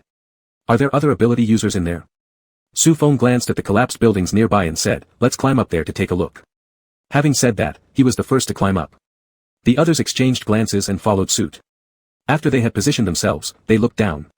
Chen Feina was right, there were indeed other ability users inside. A group of more than 10 people were fighting with a monster. This creature was unlike any they'd seen before, it wasn't covered in rot like the other monsters. Its body was intact, and even shimmered with a dark glow on its surface. Despite the powerful attacks from the group, it remained completely unharmed. Its claws were razor-sharp, slicing through steel as if it were paper, moving with incredible speed. A streak of shadow passed, and its claws suddenly pierced through one of the ability user's chests.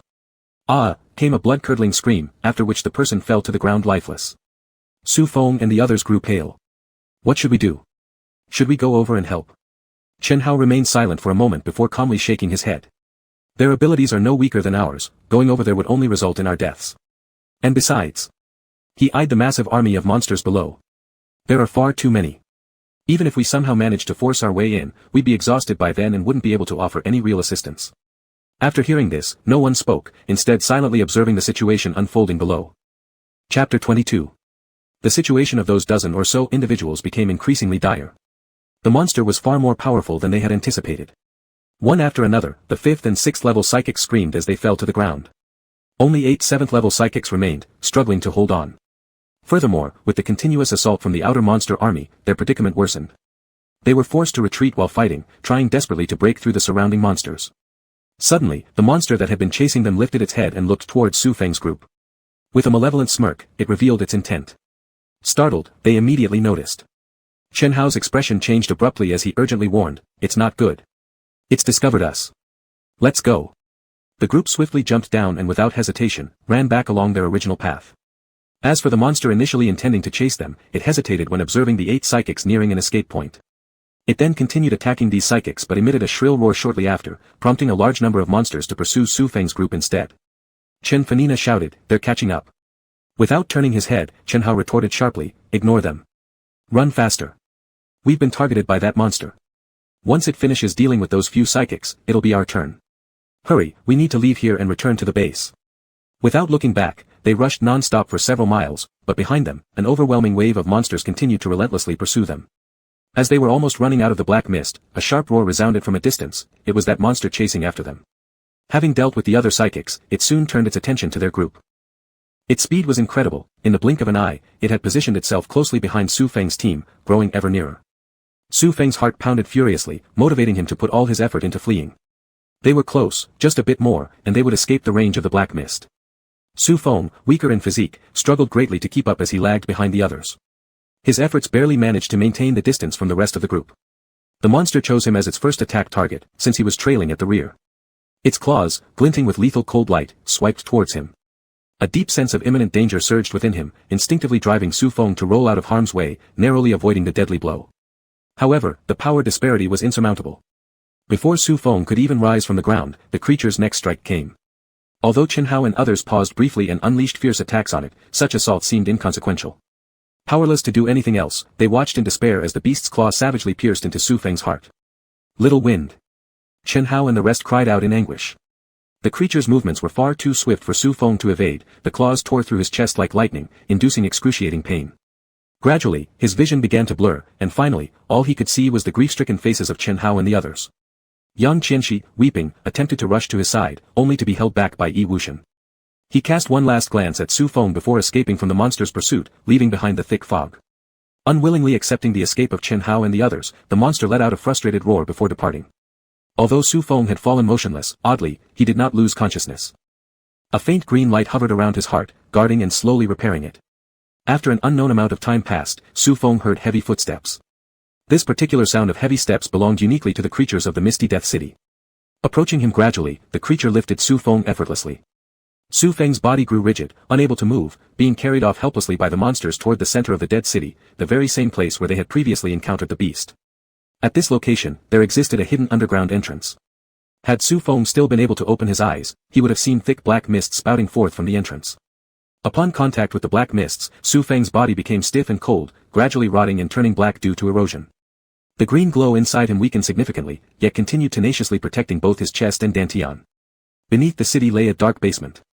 Within it, the bodies of numerous psychics were stacked. The mists transformed, becoming thick and viscous, as Su Feng vaguely sensed himself being thrown onto the ground. The viscous black mist continuously infiltrated his body, seemingly intentionally altering him. Outside the foggy dead city, Chen Hao and the others returned to the car in disarray. A profound silence enveloped them, as an overwhelming sorrow filled the air. Their eyes gradually reddened with sorrow. Yang Qianxi hugged Chen Fanina, and the two silently cried together. They had spent so much time together that they both regarded Su Feng as a younger brother. If they had known this would happen, no matter what, they shouldn't have agreed to bring him along. The other three men were also full of self-reproach, sorrowfully pressing their lips tightly and remaining speechless. After a long while, Chen Hao finally spoke with a hoarse voice, "Tian Xiong, start the car, let's go back." Wu Tianxiong quietly started the engine, and the car slowly began moving toward the base. Yi Wuxian calmed himself down before addressing the two who were sobbing in each other's arms. "Go back, remember to pick up Xianwan. As for Little Win's matter, we should keep it from her for now." Chen Fanina nodded through her tears, this was for the best. Otherwise, she didn't know how she could bring herself to tell her. Xianwan was still young and extremely dependent on Su Feng. If she knew something had happened to him, no one knew what she might do. For now, they could only hide it from her. Once again, there was silence among them. They all suffered injuries to varying degrees, and their protective suits were torn apart, exposing wounds corroded by the black mists. But at this moment, no one paid any attention. With defeated expressions, they returned to the base. When they went to report their mission at the base, they discovered that many more psychics had fled back like them. Though they set out with large numbers, fewer than 100 people made it back. This way, they realized that powerful monsters like those weren't singular, and other teams had also encountered them. They had managed to escape only after sustaining some casualties. This revelation created an enormous stir within the base. Fortunately, however, these monsters could only move within the black mist, meaning that for now, they remained safe. However, some of the smarter ones began secretly planning to leave the base because the black mist continued to spread. It wouldn't be long before the base itself might be swallowed up. It was estimated that the strength of the monster they had encountered wasn't less than that of an 8th level psychic, and an 8th level psychic in this world was almost top-tier power. Even worse, the Starlight base only had 3 such 8th level psychics. But according to those who escaped, there were not just 3 but even more monsters comparable in power to the 8th level. There could even exist stronger ones. The leader of the base could no longer sit idly by. He had painstakingly built this base and was unwilling to see it destroyed. However, with the current capabilities of the base, defeating these creatures was nearly impossible. They would simply serve as easy prey if they went head-on against the monsters. Therefore, the leader had no choice but to seek external help. Fengyun Base was the largest base in the north. Not only did it have 2 9th-level psychics stationed, but it also boasted over 28-level psychics, making it extraordinarily powerful. They accepted the request from the Starlight Base, but under the condition that Starlight Base would henceforth submit to Fengyun Base. Facing absolute power, the leader of Starlight Base had no option but to agree. Several days later, Fengyun Base dispatched 1 9th-level psychic and 10 8th-level psychics, causing quite a commotion. Meanwhile, back with Su Feng, after several days of being eroded by the black mists, he gradually transformed into one of the lower-level monsters, his entire body turned pitch black, decaying and rotting. Fortunately, Su Feng retained his own consciousness, unlike the others which moved around aimlessly and lifelessly. Su Feng moved slightly and got up from the ground. He looked around at the dim basement filled with creatures just like him. These monsters walked back and forth blankly, looking dazed and devoid of the frenzied attacking behavior they previously exhibited when encountering humans. Still, Su Feng knew that he was now likely considered their kin. Hiding in the dark corner, Su Feng suddenly thought about Su Xianwan and the few others in his team. His heart sank, wondering how they were doing. And little Xianwan? Would she cry when she didn't see him? He raised his hand, gazing at the dark claws and imagining his now unrecognizable face, feeling a sharp pain in his heart. He didn't know what state he was truly in now. Was he even alive? Su Feng sat there numbly, staring at his razor-sharp, pitch-black nails. His eyes were empty and desolate, despair rising in his chest. If Xianwan saw him like this, she'd surely be terrified. Even if others saw him, they would certainly treat him like a monster and kill him. He wanted to cry, but his dry eyes couldn't produce a single tear. Then he opened his mouth and let out a shrill roar, startling the nearby monsters, causing them to gather around him, which surprised him too. With great difficulty, Su Feng managed to extricate himself from the surrounding circle. He forced himself to calm down, found a quiet place, and sat cross-legged. Then he settled his mind and focused inward on his dantian. The green liquid that was originally the size of a glass bead had now shrunk considerably, becoming as small as a fingernail, and its color had also faded significantly, leaving only a faint green hue. Su Feng furrowed his brows. He had a rough guess that the reason he could still maintain his sanity was probably related to this green liquid. But how could he cultivate here? He still harbored some hope, hoping that these green liquids would help him restore to his original form. Although he knew the chances were slim, he was still willing to give it a try because he truly did not want to remain in this state for the rest of his life. He slowly directed the liquid in his dantian to flow through his meridians. To his relief, wherever the green liquid passed, the dark substances that had infiltrated his meridians gradually melted away. The effect was slight but significant nonetheless. Excitedly, Su Feng opened his eyes. It worked. As long as he found the right method, he would definitely revert to his original form. Just as he was about to try again, suddenly, a sharp, piercing scream came from underground. Then, a stone slab in the basement opened up, revealing a deep, dark hole. Su Feng watched as the monsters around him uncontrollably jumped into the opening one by one. His heart sank. After hesitating for a moment, he followed and jumped in as well. Chapter 23. After Su Feng jumped down, he followed the monsters ahead. Unlike the basement above, it wasn't as dark here. A faint light shone down from the top, coming from a type of crystal Su Feng had never seen before. It emitted an eerie green glow. The place gave off a chilling and mysterious vibe, and this bottom level was many times larger than the basement.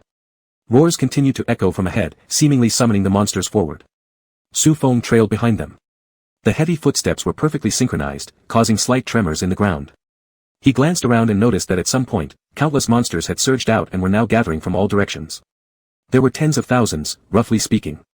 Surrounded by so many monsters, Su Feng felt a bit uneasy but forced himself to stay calm and pretended not to notice anything. Gradually, they reached the deepest part of the underground cavern where there was a high platform. In the center of the platform floated a massive black crystal, covered with dark mists and flashing ominous black light. Standing on the platform were 16 8-level monsters radiating formidable pressure. What stunned Su Feng was that the 16 monsters were guarding a human. He wore a black cloak, his form slightly hunched over. His face, weathered and grim, exuded an aura more terrifying than the monsters. In front of him was that floating giant crystal. As he looked down at the densely packed crowd of monsters below, a smug smile appeared on his face. Then he stretched out one hand and pressed it onto the crystal. A bolt of intense black light shot upward, illuminating the entire space. All the monsters let out joyful roars. The black light touched their bodies, and their decaying forms began to slowly heal, growing stronger.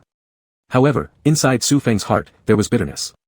Though the black light also fell on him, being absorbed into his body against his will, making him feel stronger, this kind of strength was not what he desired. The black light lasted for about an hour.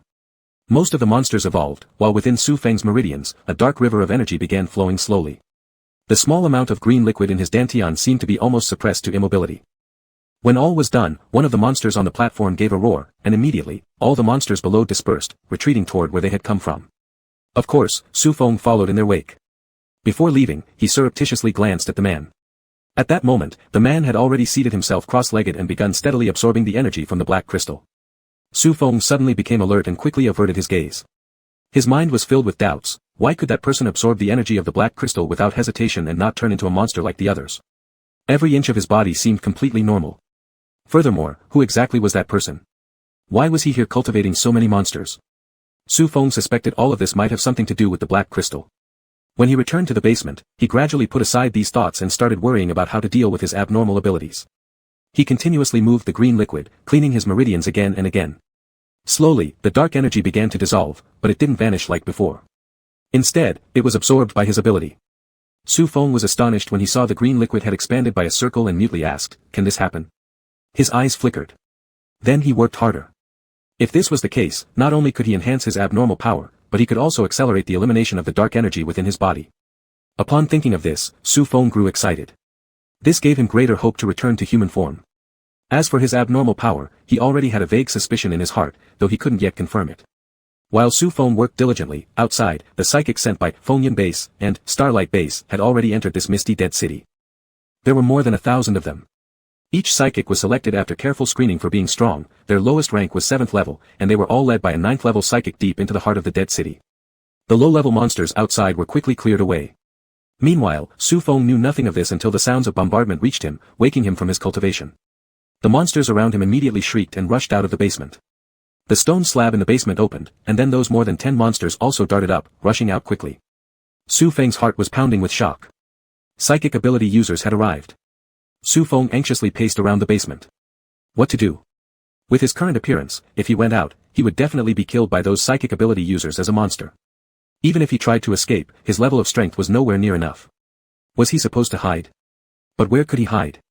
Although the basement was dim and gloomy, there wasn't a single thing to obstruct him, making it almost impossible to remain unseen. Furthermore, he couldn't return below the basement, that slab was something he couldn't open himself. Plus, the dangerous person might still be down there. If this individual sensed anything amiss, he might send Su Feng straight to his death. Su Feng helplessly thought for a while and decided to follow them out of the basement. Outside, he was stunned by the intense fighting scene. The more than 10 powerful monsters were all tied up in battle, engaging fiercely. The rest of the 7th level psychic ability users were sweeping through the low-level monsters in wide-scale attacks. What concerned Su Feng most was the man nearby exuding terrifying energy, ready to fight if needed. Though he hadn't moved yet, his overwhelming spiritual power filled the surroundings, making Su Feng hesitate about sneaking away quietly. Unlike other monsters that roared mindlessly and charged forward recklessly, Su Feng slowly distanced himself from the battlefield, waiting for an opportunity. The more than 10 monsters, though formidable, lacked the flexibility and adaptability of human psychic ability users, gradually falling into a disadvantaged position. Suddenly, those more than 10 monsters emitted a sharp, synchronized roar. As the air resonated, a figure appeared before everyone. His voice was raspy as he declared, "You disturbed my cultivation, you deserve to die." Su Feng recognized this man, he was indeed the one who had been beneath the basement. The man guarding nearby suddenly intensified his presence. "Who are you? Could it be that you're responsible for all the mischief in this misty dead city?" "Misty dead city?" "Haha," that person laughed eerily, "that's right, you intruders will remain here, becoming my servants." "Ha." This man coldly snickered, "Don't talk big or your tongue will break. Today, we'll completely destroy your den." After speaking, he unleashed an attack, and a colossal fiery dragon roared loudly as it carried searing destructive force towards the man. And this man naturally wasn't willing to back down either. He moved his hands, and thick black mists gushed out. The two energies collided with a thunderous boom, shaking the ground violently. Then, the two locked onto each other, engaged in fierce combat. Su Feng, however, was overjoyed. This was a great chance. While everyone was busy fighting and hadn't noticed him, he silently retreated. Su Feng didn't look back as he left the center of the dead city far behind, leaving the battlefield behind him. No matter who won, he didn't want to stay there. If the weird old man won, he wouldn't want to remain under his nose. Conversely, if the psychic ability users won, they'd surely wipe out every monster, including him. Staying meant nothing but waiting for death. The misty dead city was vast. After running away for quite a while, he found a secluded place, set up a subtle disguise, and hid. After calming himself, he continued to let the green liquid cleanse his meridians, watching them gradually grow stronger. He wanted to restore to his former state as soon as possible so he could return to the base. It had been roughly 5 days since the incident. He wondered how Xiaomuan was doing now. Currently, what worried Su Feng the most was Su Xiaomuan. He must hurry. A day passed, and Su Feng stopped. He looked towards the direction of the dead city center, wondering about the outcome. Just to be safe, he decided not to move yet and wait a few more days before checking again. That black crystal had drawn his attention. Its dark energy could be absorbed by his green liquid. Did this mean that the black crystal itself could be absorbed as well? Although the misty dead city was covered by black mists, it was still possible to distinguish between day and night. Though sunlight couldn't penetrate the mists, things were still visible dimly during the day. However, at night, the entire world was pitch black, like someone had blindfolded their eyes, seeing absolutely nothing. A few days later, Su Feng stopped his cultivation. Almost all the dark energy in his meridians had been absorbed, and the green liquid had grown to the size of a pigeon egg. His abnormal power had already advanced to level 3. Now, he wanted to return to the center of the dead city. He carefully infiltrated, but along the way, he hadn't encountered any monsters, which led him to ponder, had the psychic ability users won, clearing all the monsters away. Sure enough, he did not catch sight of those monsters' figures afterward, which prompted him to quicken his steps and cease the cautious hiding. 2 hours later, he arrived at the previous basement entrance. There were signs of a chaotic battle all around, and the black mists were no longer as thick as before. He cautiously walked into the basement, but it was empty, there was nothing inside. Then, his gaze froze on the stone slab leading below. It had been destroyed, revealing a dark cavernous opening. From the traces left behind, it was clear that someone had forcefully broken the slab from the outside. Su Feng felt somewhat disappointed inside. Evidently, there would be no treasures left for him to claim. After all, if they had one, how could they not have gone down to inspect? They must have wanted to find out the source of the black mists, at the very least. After pondering briefly, Su Feng still jumped into the cave opening.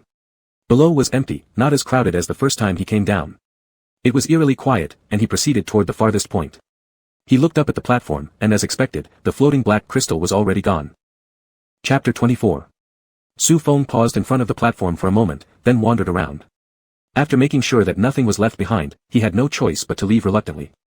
Walking out of the basement, Su Feng looked at the boundless black mist and felt a bit worried. Without the black crystal, the mist here would eventually dissipate. But he couldn't leave the black mist right now unless he could restore his human form before it disappeared, otherwise, like those monsters, he wouldn't be able to survive outside of it. Time was too tight. He must absorb the black energy inside him as soon as possible. He found a place to continue his cultivation. After a while, he suddenly heard the voice of a superhuman. Su Feng's heart sank, and he quickly hid carefully. Observing from afar, he discovered that they were a team of 3 people wearing protective suits, but their demeanor appeared quite relaxed. Su Feng faintly overheard their conversation. One man complained, "Why do we still have to take on such tasks? The monsters here were already wiped out a long time ago." Another one said, "Let's look around a bit more, there might still be some stragglers." Could there be any stragglers? Not even a trace of a monster can be seen. It is rumored that the appearance of the black mist is due to a black crystal. Now that the crystal has been taken away by the base, without the crystal, the black mist will soon disperse, and naturally, the monsters relying on it won't survive either. Well, if so, let's search a little longer. If there's really nothing, we'll head back. After they all left, Su Feng felt helpless. What they said was true, these monsters, including himself, relied on the black mist for survival. If he hadn't restored his human form before the mist dispersed, he probably wouldn't survive either. Although he missed Su Xianwan and others greatly, he could only bear with it. Fortunately, there weren't many people here, so he should continue finding a secluded spot to practice cultivation. However, after he walked for a while, suddenly, an ear-piercing scream came, "Brother!" Su Feng's heart trembled, it was Xianwan's voice. In this state, how could he let Xianwan see him? Clenching his teeth, without looking back, he ran off quickly. "Brother!" Su Xianwan started crying. Although the figure in front was shrouded in darkness, she knew that it was her brother. Seeing Su Feng run away, she also chased after him. Chen Feina and the others looked at each other helplessly, hurriedly stopping her. Today, since Su Xianwan saw that Su Feng hadn't returned, she had been demanding to see her brother. They had no choice but to bring her over. However, they didn't have the heart to tell her that her brother had already died. Yet, as they observed the figure of the monster just now, they made a guess in their hearts, the silhouette did indeed resemble Su Feng, but he had turned into a mindless beast. Would he still recognize them? As Su Feng was about to vanish from their sight, Su Xianwan became desperate and struggled wildly. Yang Qianxi couldn't hold her back anymore. Yi Wuxian watched Su Feng's retreating figure and suddenly said, "Let's follow him." "Huh?"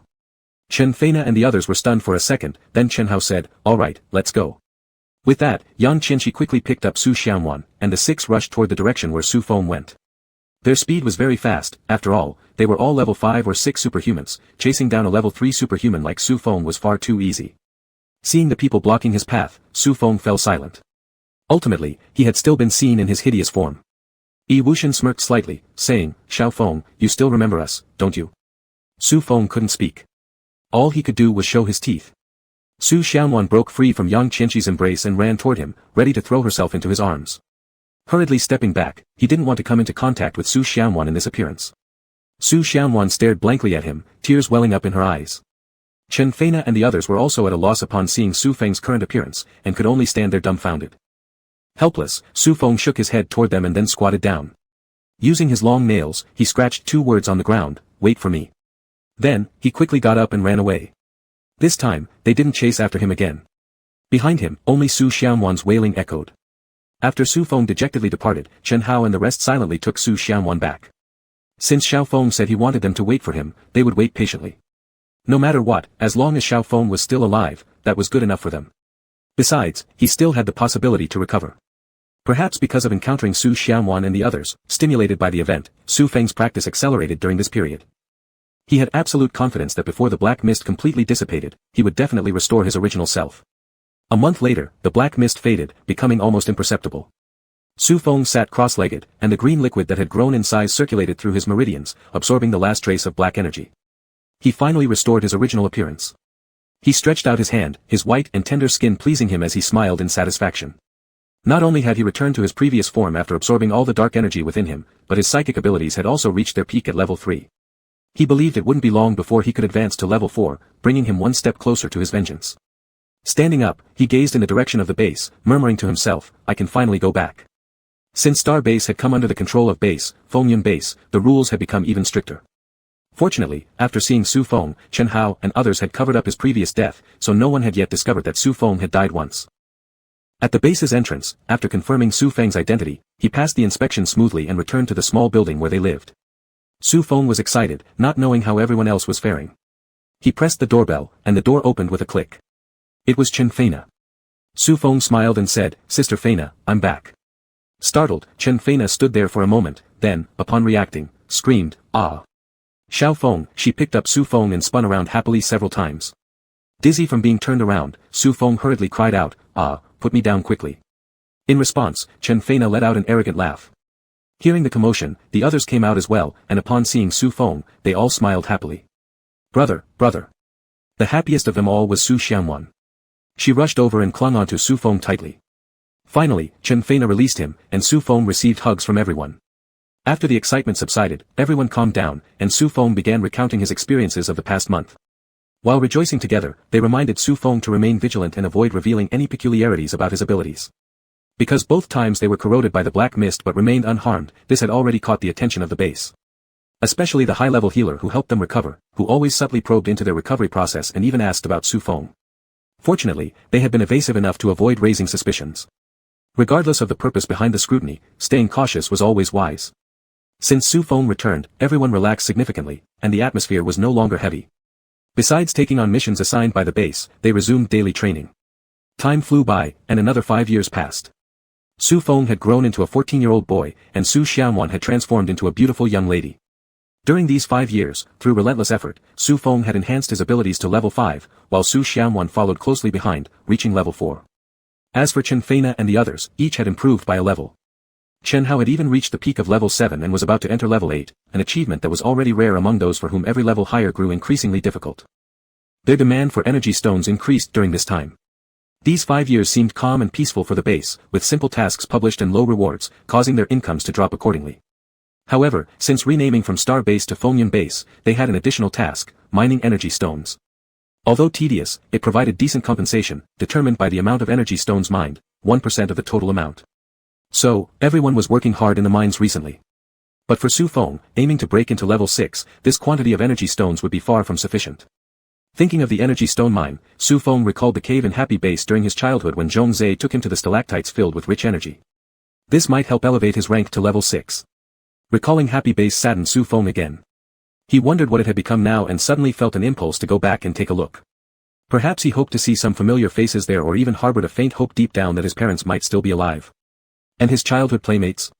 After all, hadn't he left without personally witnessing their deaths? Thinking of this, his heart immediately flared up with urgency. Hardly able to wait, he immediately stopped his cultivation, rushed out of the room, and found Chen Hao and the others at the training ground behind the house. He said, "Captain, may I go out for a month? Is that okay?" Chen Hao frowned and said, "Didn't you say you would focus on advancing to the 6th level during this time? Why do you want to go out again? What's so urgent?" Su Feng started to speak but stopped, unsure of how to explain. At this moment, Su Xianwan also came over. She looked at Su Feng with wide eyes and asked curiously, "Brother, where are you going?" Su Feng sighed and said, "I want to go back and take a look." Go back and take a look. Su Xianwan was momentarily confused as she carefully thought about these words, then suddenly understood. Shocked, she exclaimed, "Brother, you mean?" Su Feng silently nodded. Chapter 25. At this moment, everyone came over. Chen Feina asked, "What's the matter, Xiaofeng?" After pondering, Su Feng told them everything, and Chen Feina and the others fell silent. After a while, Yi Wuxian smiled and said, "Since that's the case, why don't we all go together?" Su Feng looked at him with surprise and asked, "This? Why?" Chen Hao explained, Tinglong Base has never stopped expanding in these years. There are even signs that they are heading north to swallow more territories. They have already blocked the route from north to south. If they find out about any special ability users coming from the north, they will capture them directly. It's too dangerous for you to go alone. Besides, we are also very interested in the energy-containing stalactites inside the cave you mentioned. Chen Feina added, "That's right. I saw a task published by the base the other day. It requires collecting information from the south. The base has long been aware of their ambitions and has prepared secretly for a long time. Perhaps, we will soon face off against Tinglong Base." She looked seriously at Su Feng and said, "So, on your way back, don't be impulsive. We should proceed cautiously above all else. What is most important is improving our strength first. By then, when you seek revenge, we will have plenty of opportunities." Su Feng listened quietly, feeling warm inside. He knew that the reason they wanted to go with him was because they were concerned for him, otherwise, they wouldn't need to take such risks. However, he was somewhat worried and asked, "With so many of us, isn't that making ourselves too visible?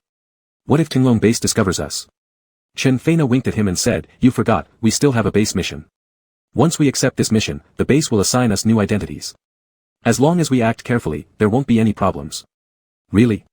Upon hearing this, Su Feng felt both surprised and delighted, realizing the unexpected benefit. He quickly said, "Then let's hurry up and accept the mission." After making the decision, they started taking action. Chen Feina went to accept the mission while everyone else began making preparations. Since they would be away for a month this time, they had much to pack. Everyone was busy preparing except Su Xianwan, who stood there lost and helpless. For her, Xingfu Base was hazy. She had left when she was only 4 or 5 years old. Her clearest memories were from here. So, when her past was suddenly brought up, it filled her with confusion and mild pain. She suddenly remembered her parents, and subconscious memories surfaced, warm embraces from childhood, total dependence, and that bloody night surged back into her mind. She shouted, "Brother, where are Mom and Dad?" Looking at her, Su Feng saw that Su Xianwan was already in tears. A shadow of pain flickered across Su Feng's eyes. After a long silence, he said hoarsely, "Xianwan, don't worry, we'll return soon. When we do, we'll find Mom and Dad." Su Xianwan asked again, "Will we really find them?" Su Feng nodded solemnly, "Yes, we will." Although he spoke firmly, his heart lacked certainty. He hoped they were safe, alive, waiting patiently for their return. By afternoon, Chen Feina returned from accepting the mission. Everyone gathered in the living room. She grinned and said, "I've accepted the mission. The identities the base has prepared for us belong to special ability users from a small southern base. Coincidentally, their group also consists of 7 people, and their base was just recently subjugated by Tinglong Base. So our base is taking advantage of the situation by secretly substituting for this team's identity. As long as we're cautious, the chances of being discovered are extremely low. How does that sound? Any issues?" Upon hearing this, everyone shook their heads, signaling no objections. Then, Chen Hao announced, "If that's settled, let's depart early tomorrow morning." The next day, as dawn broke, Su Feng and his group drove away from the base. In the car, Yi Wuxian took out a map, pointing at a location saying, "This is the base of our new identities. To avoid being detected by those inside the base, we must bypass it." Then, his finger moved slightly to the left as he continued, "Dongqing Base, a mid-sized base near the north that hasn't yet been taken over by Tinglong Base. We can stop there to rest and replenish some gasoline and daily necessities." After finishing, he glanced at Chen Hao. Chen Hao nodded and said, "Let's do as you suggested."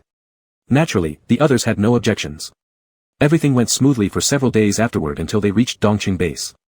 Their vehicle was stopped at the entrance to the base, and the guard watched them cautiously, shouting loudly, "Who are you, and what are you doing here?" Chen Feina poked her head out of the car window with a smile, saying, "Brother, we're a team of special ability users from Shaoshan Base.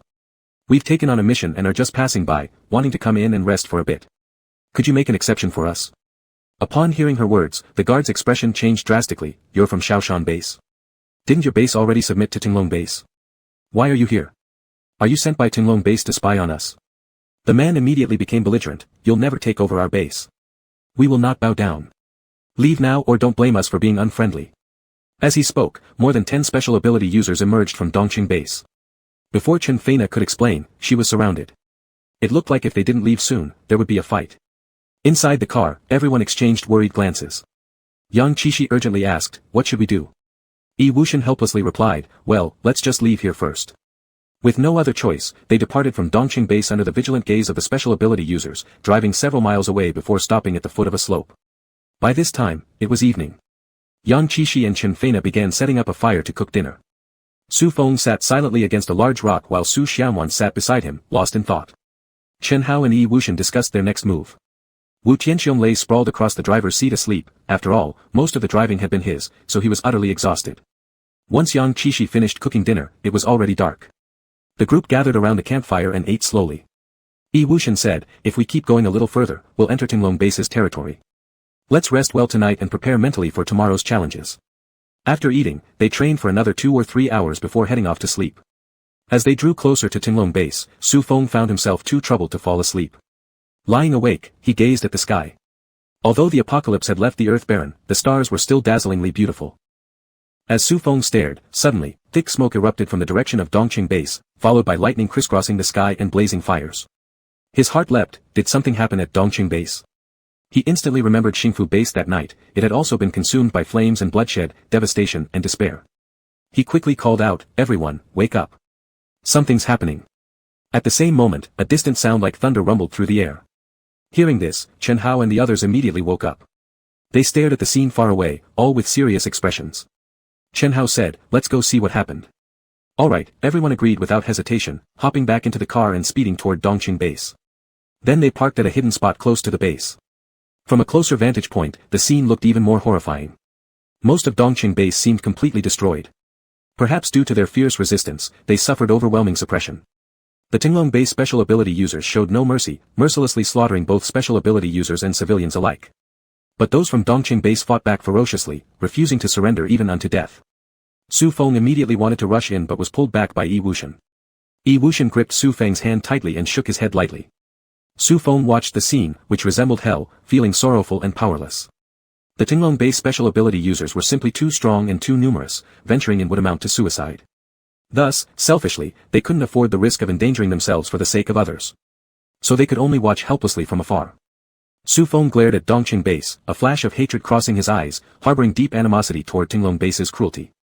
One day, he swore revenge with blood repaid in blood. All resistance inside Dongqing base had been crushed. Only blood remained strewn about. The Tinglong base special ability users stood arrogantly, calmly tidying their blood-soaked clothes. In the ruins, a 12 or 13-year-old girl with exquisite features stood casually. She wore a pink dress that appeared misty yet radiant under the glow of the flames. A middle-aged man who looked like a leader addressed her respectfully, saying, "Miss, everyone has been dealt with. No one was left alive." Hearing this, she smiled and lazily swung the whip in her hand, saying, "Good, then the next reconstruction work will be handed over to you." The middle-aged man immediately replied respectfully, "Yes, Mississippi." Then, her delicate eyebrows lifted as she called out, "Ah Zay, come over." Following this, a young boy walked out from the shadows. He was tall and handsome, but his eyes were dark and emotionless. The girl extended her hand toward him and sweetly said, "Come on, let's go back." Zhongzhe hesitated for a moment, then took her hand, ready to walk away without paying any attention to the others. But the girl wasn't satisfied, pouting, "I'm so tired, Ah Zhe, can you carry me back?" Zhongzhe looked at her calmly for a while, then picked her up, walking out of Dongqing base under envious and jealous gazes from all present. Afterward, the two female special ability user bodyguards quickly caught up with them, while the rest stayed behind to handle the reconstruction work. Chapter 26. Outside, Su Feng and the others who had already learned the outcome also intended to leave. Chen Hao sighed and said, "Let's go." The others all nodded gloomily. However, just as the car had driven a little way, it suddenly stopped. Wu Tianxiong tensely said, "Someone." Everyone focused their eyes ahead and indeed saw a youth holding a girl, strolling unhurriedly. Behind them followed two psychics. Everyone's heart sank. At this moment, who else could appear here except for people from the Tinglong base? The four in front had already noticed them, stopping their steps and looking over. Yan Qianxi's face was ashen white. She asked anxiously, "What should we do?" "They are from the Tinglong base." Chen Hao's gaze darkened slightly as he said, "Don't turn back, otherwise, we'll draw their suspicion. Tianxiong, proceed at a normal speed and don't panic. Remember, we're people from the Shaoshan base." "Alright," Wu Tianxiong calmed his nerves and steadily drove the car forward. Indeed, they were stopped by one of the men. Lowering the window, Chen Feina put on a polite smile as she explained to the man that they were from Shaoshan base and were merely passing through on a task. After explaining at length, the man became somewhat convinced but looked toward the girl asking, "Miss, what about?" The girl, cozying within the embrace of the youth, her entire mind and heart solely on him, so replied irritably, "Why all the chatter? Just go." The man immediately responded respectfully, "Yes, miss," then signaled for them to leave. Su Feng and the others breathed a sigh of relief as they slowly moved their car forward. As they passed the young man, Su Feng happened to glance his way and abruptly paused. He inexplicably felt that the features of the youth seemed familiar, as if he'd seen him somewhere before. The youth's somber gaze also met his own, piercing through the glass and locking onto him unwaveringly. Su Feng's heart jumped, he quickly averted his eyes. Zhongzhe stared at the departing car, dazed for a moment. Inadvertently, he tossed the girl he was holding to the ground and pursued the car with straight determination. This person gave him a feeling of familiarity, very strongly, so he decided to follow him wherever he might go. The girl, left lying on the ground, after an initial disbelief, went berserk. She screamed, "Ah Zhe, where are you going? Come back quick." Zhongzhe didn't even look back as he ran after Su Feng's car. She glared ferociously at the direction the car departed towards, her eyes gradually reddened. She barked furiously at the two bodyguards, "Chase after them and bring Ah Zhe back." "This, miss, we can't leave, our task is to protect you," one of the bodyguards replied. The girl gritted her teeth, "Fine, you come with me then. I won't believe I can't get him back." Su Feng, who thought he'd finally and peacefully escaped, suddenly discovered with surprise that a small tail had followed them. Chen Feina exclaimed, "What's wrong? How did that guy manage to follow?" Yang Qianxi suggested, "They must have found out we're not from Shaoshan base." Chen Hao ordered, "Jianxiong, speed up, drive faster, don't let him catch up." Su Feng looked back at the boy who stubbornly tailed behind them, his gaze seemingly always fixed on them, never once wavering. Suddenly, he felt the boy wasn't following due to realizing their true identity. He opened his mouth to speak but hesitated, silently observing the tireless pursuer. Yi Wuxian noticed his expression and smiled mysteriously. Su Xianwan also looked at Zhongzhe, bewildered for a while, and murmured, strange, I feel like I know him well, perhaps I've met him somewhere. A flicker passed through Su Feng's heart as he watched the boy and began quietly speculating. Wu Tianxiong raced wildly, but Zhongzhe showed no concern, his speed was exceedingly fast. Several times, he almost caught up with them, terrifying Wu Tianxiong into breaking a cold sweat. After half a day of chasing each other, they were still entangled. Chen Feina, shocked, exclaimed, my goodness, that boy is still following. Doesn't he ever get tired? Wu Tianxiong, embarrassed, replied, what should we do? I can't shake him off. Yi Wuxian finally snorted a laugh and said, why are you all so worried? It's just some greenhorn kid. If you don't want him to keep following, why not just drive him away? Everyone was stunned upon hearing this, glancing at each other. They were right, why should they continue fleeing like a pack of stray dogs? It's just some kid, outnumbered as he is, they could easily incapacitate him. So why keep running? With that, there was a screech and the car suddenly came to a stop. Chen Feina and the others stormed out with a belligerent air. As everyone braced themselves, Zhongzhe finally caught up. Despite having run such a long distance, he showed no signs of exhaustion. His face remained as stern as ever, his dark eyes flashing with a flicker of light as he stared intently at Su Feng. Chen Feina called out loudly, hey, young man, why are you following us? Zhongzhe said nothing, his eyes fixed only on Su Feng.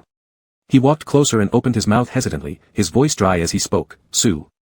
Brother Su. Everyone turned their gazes toward Su Feng immediately. You know him? Taken aback, Su Feng stared blankly at Zhongzhe, incredulously asking, are you Xiaozhe? Upon hearing Su Feng call him Xiaozhe, Zhongzhe's lips curled into a smile, softening his otherwise severe countenance. He reached for Su Feng's hand, murmured a soft then fell silent. His gaze burned so intensely that Su Feng felt uncomfortable. Under the amused scrutiny of Chen Feina and the others, Su Feng's face began to flush red. His hand was still held tightly by Zhongzhe. Struggling in vain to free it, Su Feng stammered, Xiaozhe, how have you been all these years? Zhongzhe looked perplexedly at him, replying, I don't know.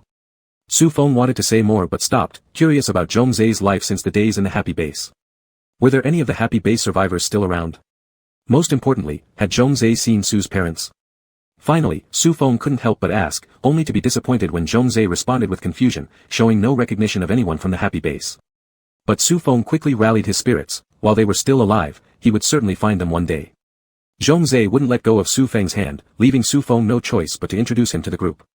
Seeing how attached he was to Su Feng, they reluctantly accepted him for the moment. Thus, their journey gained another person.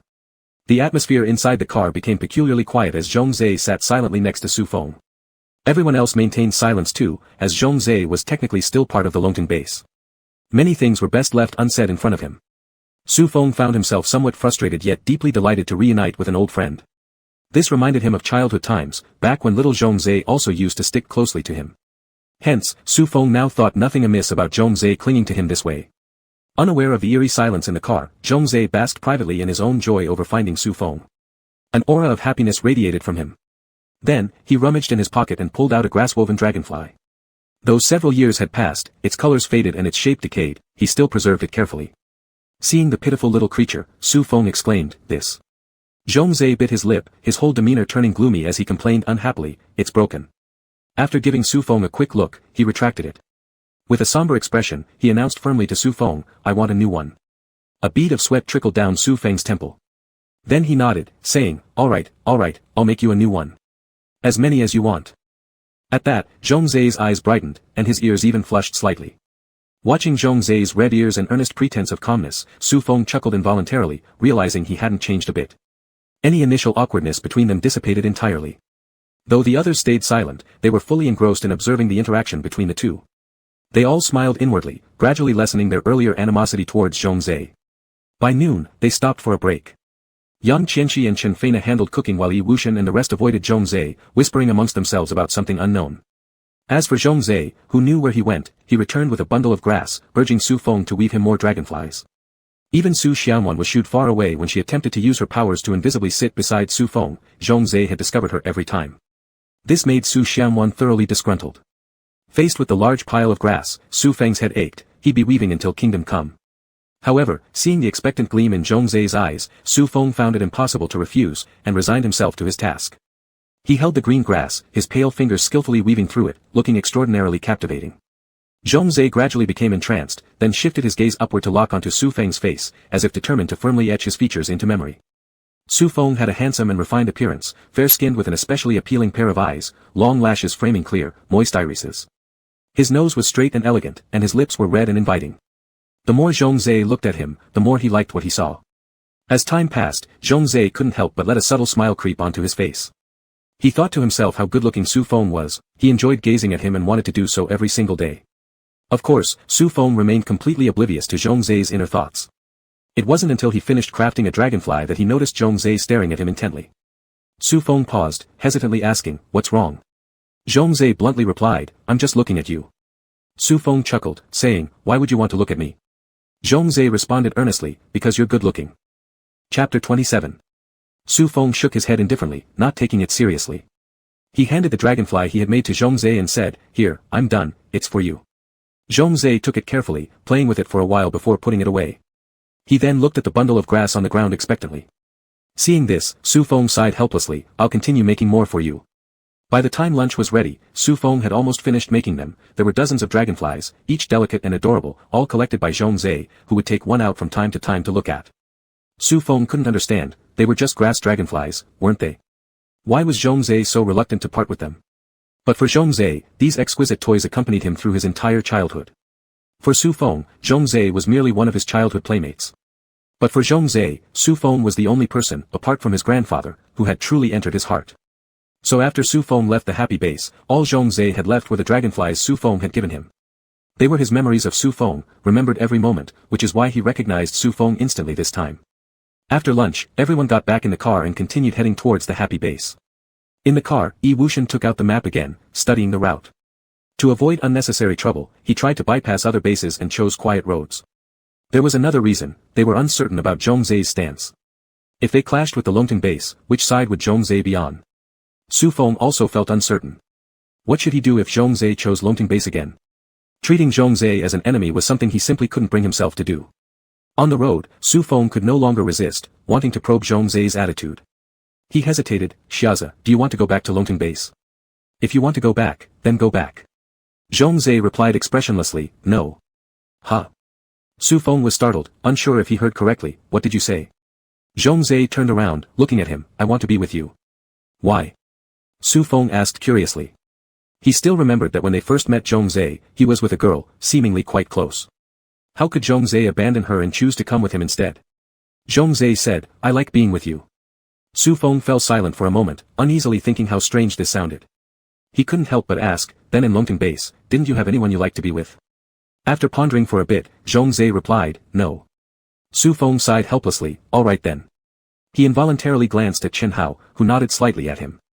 From then on, everyone silently accepted the fact that Zhongzhe would stay behind.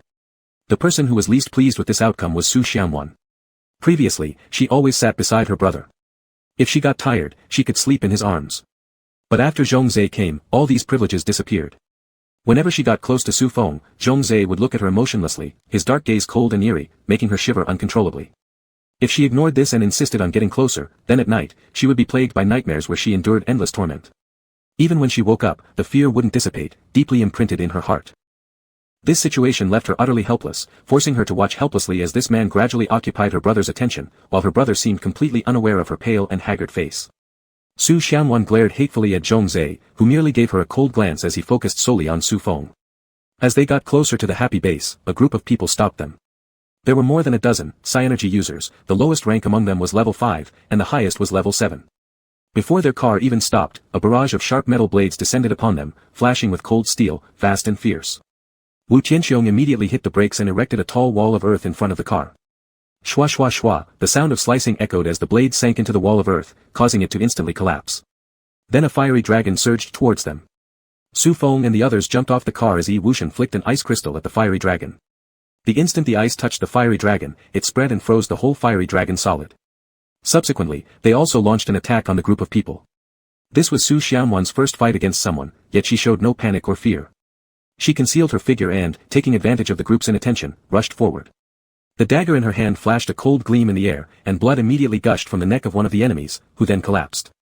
Startled, they wondered how their comrade lost his life so easily. In that moment of shock, another cry of agony suddenly sounded. It turned out that Su Xianwan seized the opportunity while they were still reacting and claimed another life.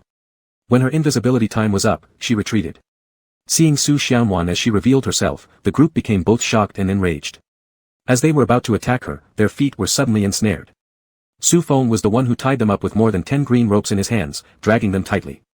Then, Chen Feina swung something and swept past, instantly knocking down a few more. Following this, Yi Wuxian and Chen Hao unleashed an ice and lightning combined assault. In just a single exchange, they had dealt with a few level 5 psi energy users, leaving the group both shocked and infuriated. Weren't they told that these people were just a second-rate team from a small base? How could they be so powerful?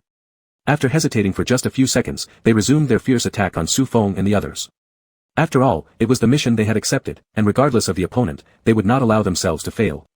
The reward offered by Miss Fu was too generous. The leader among them was a level 7 wind-type psi energy user, and his wind power was extremely strong. A storm howled toward them, and Su Feng and Su Xianwan, being the weakest, couldn't withstand it. They were blown onto the ground, their skin torn open by the wind into bloody streaks. Only Chen Hao and Yi Wuxian remained unaffected, everyone else, including Chen Feina, was suppressed and immobilized. Strangely enough, Zhongzhe had not been attacked at all since the beginning. But when he saw Su Feng get injured, his expression changed. His eyes fiercely locked onto the wind-type psi energy user as he stepped in front of Su Feng to shield him. His dark gaze deepened even further. Suddenly, a thick cloud of black fog enveloped the group. By the time they realized it, it was already too late. Under the invasion of the black fog, they screamed in pain and collapsed on the ground, their expressions contorted in agony. Even the wind-type psi energy user was affected, his wind strength diminishing. Those restrained by him, like Chen Feina, finally regained their freedom. Witnessing this situation, the psi energy user grew alarmed. He shouted to Zhongzhe, "Young Master Zhong, stop quickly. We've come here under the task issued by Miss Fu. She sent us to invite you back.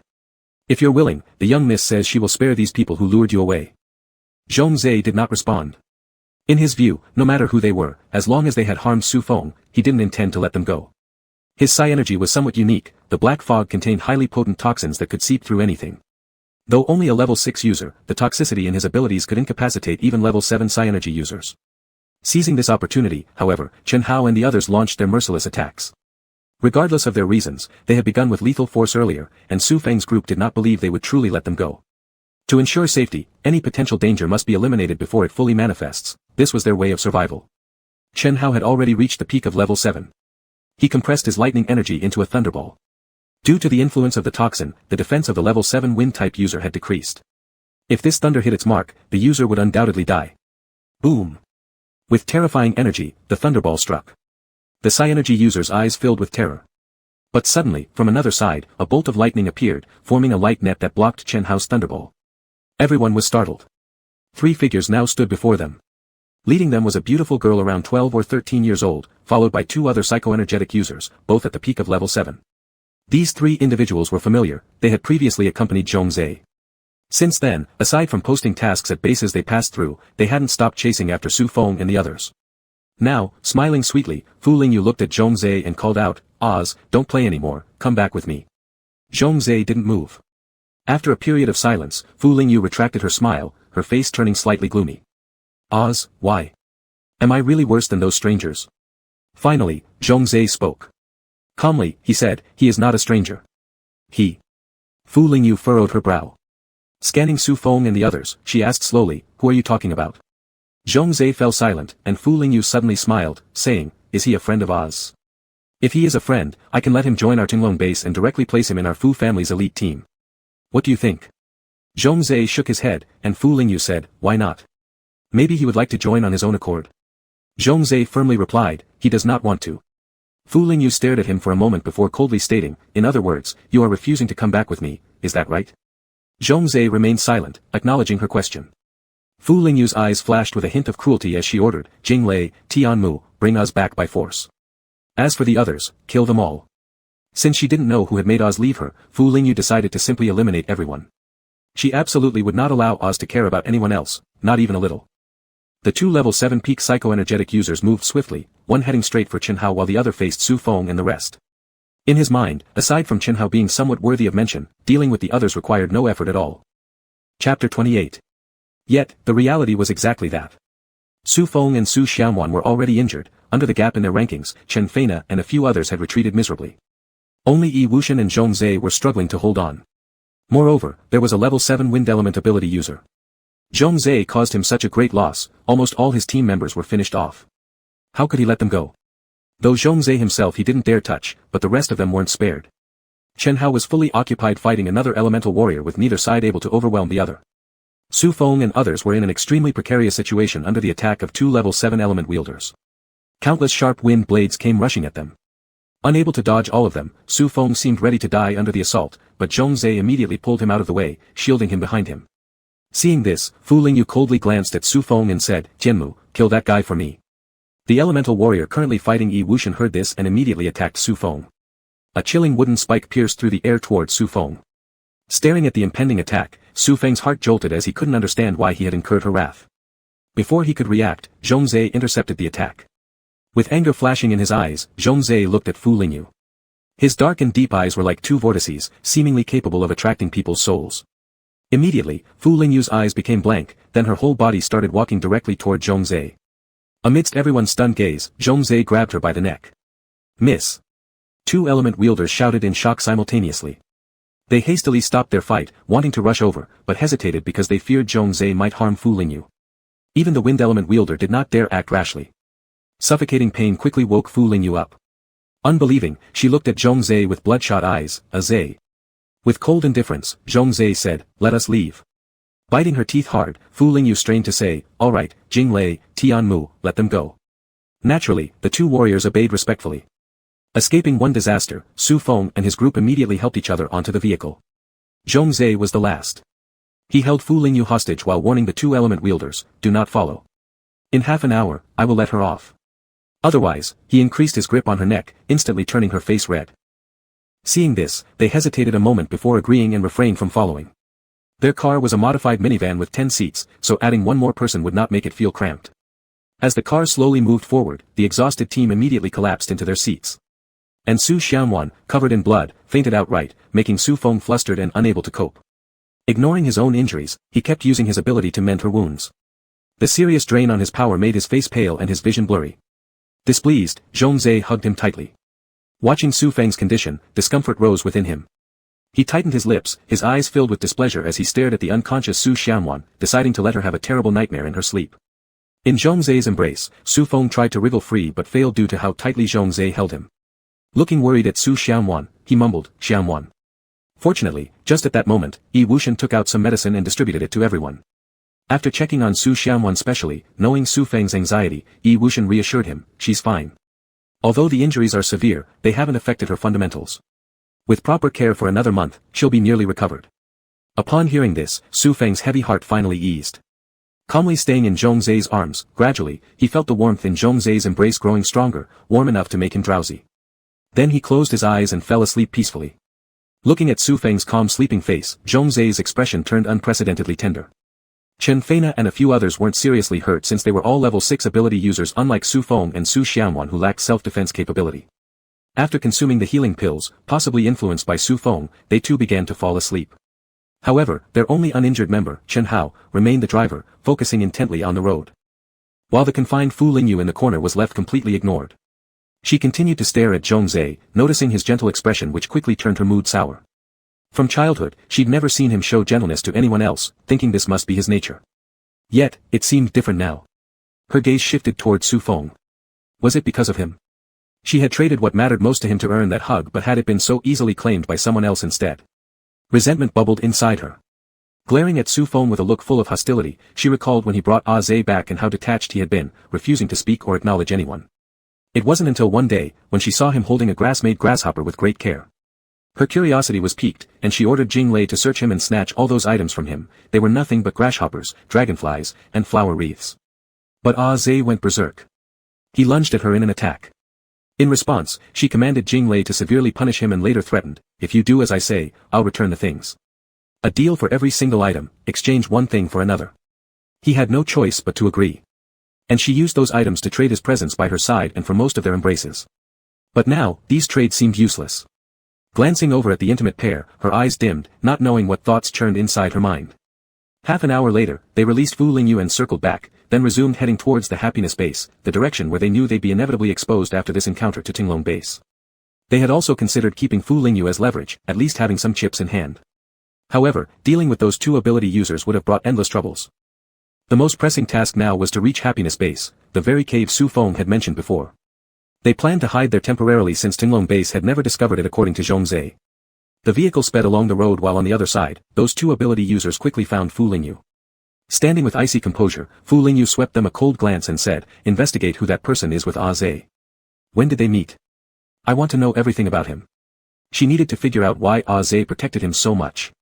Recalling that scene, rage surged within her. Regardless, Zhe belonged solely to her, forever. No one could take him away, no one. Her gaze turned frosty and intimidating. Even at such a young age, the pressure she emitted pressed down on the two ability users so heavily that they couldn't lift their heads. She added, "Your performance today is truly disappointing. You are acclaimed as the best elites who crawled out from Death Valley yet unable to handle a few minor ability users. Are you useless?" At that moment, Jianmu lowered his head respectfully and apologized, "I'm sorry, Mississippi. It's our fault for underestimating them. However, they're unlike ordinary ability users, extremely strong and with perfect coordination. They're probably not from Shaoshan Base. There aren't any level 7 ability users in Shaoshan Base." This made Fu Lingyu raise an eyebrow in surprise, followed by curling her lips into a cold smile. "So, there's something suspicious about their identities?" Jianmu whispered lowly, "Yes." Upon hearing this, Fu Lingyu didn't elaborate further. She only cast an unsatisfied look at them and said, "Since it's like this, let's head back first. Do you understand what you should say when the time comes?" The two exchanged glances and responded simultaneously, "We understand." On Su Feng's side, everyone took a nap. Waking up, they all appeared energetic, refreshed and renewed, the signs of previous exhaustion long gone, with even their wounds showing signs of healing. After all, ability users had robust bodies. When Su Feng realized he woke up still nestled in Zhongzhe's arms, he felt a bit awkward. For a grown man to be embraced by another boy, somehow just felt weird no matter how he looked at it. But Zhongzhe didn't feel the same way. Looking at Su Feng lying quietly in his arms, he thought it made his mood exceptionally pleasant. He couldn't explain why, but he simply liked it. So even though Su Feng had awoken, Zhongzhe still held him tightly in his arms, refusing to let go. This situation caused Su Feng's face to turn entirely red. Their actions drew chuckles from Chen Feina and the others. Having endured hardship together, they evidently had already accepted Zhongzhe, although not fully trusting, they were no longer rejecting him either. Yi Wuxian grinned widely at Zhongzhe, saying, "What if you join our team? That way, you can stay with Little Wind forever. Stay together forever." Zhongzhe glanced at Yi Wuxian and nodded gently, "Okay." Hearing this, Chen Feina cheered immediately, "Welcome. Welcome. From now on, Little Zhe belongs to us too." The rest also smiled sincerely, welcoming him warmly. To them, Zhongzhe, merely 14 or 15 years old, had already reached level 6, his capabilities nearly matching theirs. His future potential was boundless. With him joining their group, their strength grew exponentially. How could they not welcome him? Finally, Su Feng managed to escape Zhongzhe's embrace. Watching everyone's celebration, his heart brimmed with happiness. He'd previously worried about how Zhongzhe would fare once leaving Tinglong Base, but now seeing that everyone could accept Zhongzhe, things couldn't be better. Zhongzhe also lifted the corners of his lips, his smile glowing with happiness. He looked at Su Feng earnestly and said, "We will be together forever." After saying that, he tightly held Su Feng's hand as if this gesture would link their hearts. Su Feng was taken aback for a moment, seeing his serious expression and absent-mindedly responded, "All right." Zhongzhe smiled again, the smile pure, handsome and captivating. Su Feng felt his heart skip a beat, and without knowing why, he lowered his eyes. His cheeks started to feel warm, cursing himself silently for thinking how exceptionally handsome Xiao Zhe seemed today. Meanwhile, Zhongzhe also thought Su Feng looked exceptionally attractive today. Staring at his pale complexion, taking advantage when no one was paying attention, he stole a quick kiss on Su Feng's face. Su Feng's eyes immediately widened in shock. Chapter 29. You. Su Feng looked at him in astonishment, unable to speak. Taking advantage of his daze, Zhongzhe kissed him again and then whispered softly, "I really like you." Feeling the warm breath on the corner of his mouth lingering for a long time, Su Feng felt like his scalp was going to explode. He immediately shouted, "I don't like you." The words echoed inside the car, and everyone instantly looked at him. Wu Tianxiong scratched his head and asked curiously, "What don't you like, little Feng?" Yan Qianxi asked in confusion, "Could it be that you don't like Xia Zhe joining us?" They were just rejoicing over Zhongzhe's decision to join them. Su Feng mumbled, unable to speak. Glancing out of the corner of his eye, he noticed Yi Wuxian looking at him with a half-smile. His face turned red all at once, not sure if Yi Wuxian had seen anything just now. Annoyed, he glared at Zhongzhe. Zhongzhe looked at him with an aggrieved expression, his face darkening. He said dejectedly, "So you don't like me?" Su Feng was speechless. Seeing Zhongzhe's sad look, he couldn't help but say gently, "It's not that I don't like you." Before he could finish his sentence, he saw Zhongzhe looking at him with bright eyes. Su Feng steeled himself and said, that kind of liking is the way I feel about friends, just like how I feel about Yi Wuxian and others. Hearing this, Zhongzai's demeanor cooled down. Immediately, he glared darkly at Yi Wuxian and the others with displeasure, saying, you like them? Replied Su Feng reluctantly, in my heart, all of you are friends I cherish deeply. So don't do things like what just happened. Such intimate actions should only be done between couples. Couples? Zhongzai murmured thoughtfully, then said, then let's be couples. I like doing intimate things with you, and I don't want to be just like them. Hearing this, Su Feng felt somewhat amused yet frustrated, and he replied, both of us are men, how can we be couples? Moreover, couples must be in love with each other. Zhongzai asked perplexedly, being in love? He didn't understand what constituted being in love, but he simply liked Su Feng and wanted to always be by his side, wanting to kiss and hug him. Su Feng was starting to fear the continuation of this topic and resorted to coaxing, saying, you're still young, you'll understand when you grow up. Moreover, early romances aren't good. Zhongzai indeed seemed a bit lost, believing Su Feng's words since he truly didn't understand yet. He wondered if when he grew older, he would comprehend everything, and if that time would come, could they become a couple? Zhongzai became silent, deep in thought about his future with Su Feng, while Su Feng finally sighed with relief. He didn't know why, but thinking about their earlier conversation left him feeling slightly uneasy and burdened with something heavy inside. Chen Hao drove at lightning speed, and after one day, they finally reached near the Bliss base. They parked in a secluded spot. The Bliss base had changed greatly, its size had expanded almost double its previous scale, walls stood high, fortified securely, looking imposing and grand, bearing little resemblance to its former self. Su Feng looked at it from afar, nostalgia and sorrow reflecting in his eyes. The Bliss base of today was no longer the same as it used to be. Somewhat melancholic, Su Feng knew they could never return to the past. As for the changes at the Bliss base, Zhongzai was fully aware. Seeing Su Feng's distressed expression, he felt somewhat at a loss and said, don't worry, there will be a chance to go back in the future. Su Feng nodded silently. At this moment, Su Xiaomuan regained consciousness. Her complexion was excessively pale, and her demeanor lethargic, though her wounds were not critical. Still, she remained immersed in nightmares from her slumber. Instinctively blaming Zhongzai, she glared at the despicable fellow who was now sitting close to Su Feng, which enraged her even more. She cried out, brother. Su Feng, feeling low, hearing her voice quickly snapped out of it. He cheered up and said happily, Xiaomuan, you're awake. How are you feeling? Su Feng sat beside her, re-examining her injuries and habitually transferring his special ability to heal her. Su Xiaomuan felt warmth enveloping her whole body, as if it chased away all the darkness within her. She smiled and said, brother, I'm fine, before giving another glare at Zhongzai who followed over. Zhongzai paid her no attention, steadfastly staying by Su Feng's side, refusing to leave even for a moment. By nightfall, under the quiet of the deep night, they buried the car underground and camouflaged it well before heading towards the familiar mountain. Though young Qianxi was a spatial ability user, her space was ultimately limited, having been created through her powers. It wasn't large enough to comfortably accommodate the vehicle along with additional supplies, and it drained her energy. Thus, they decided to leave the car here. Su Feng and Zhongzai led the way ahead, while Su Xiaomuan, not fully recovered from her injuries, was carried on Wu Tianxiong's back. The rest followed behind. Quietly, they arrived at the foot of the mountain. Zhongzai skillfully dug away the mound of soil, revealing a deep cave entrance. It seemed he had visited this place numerous times over the years. Su Feng and Zhongzai descended first, and Chen Hao followed without hesitation.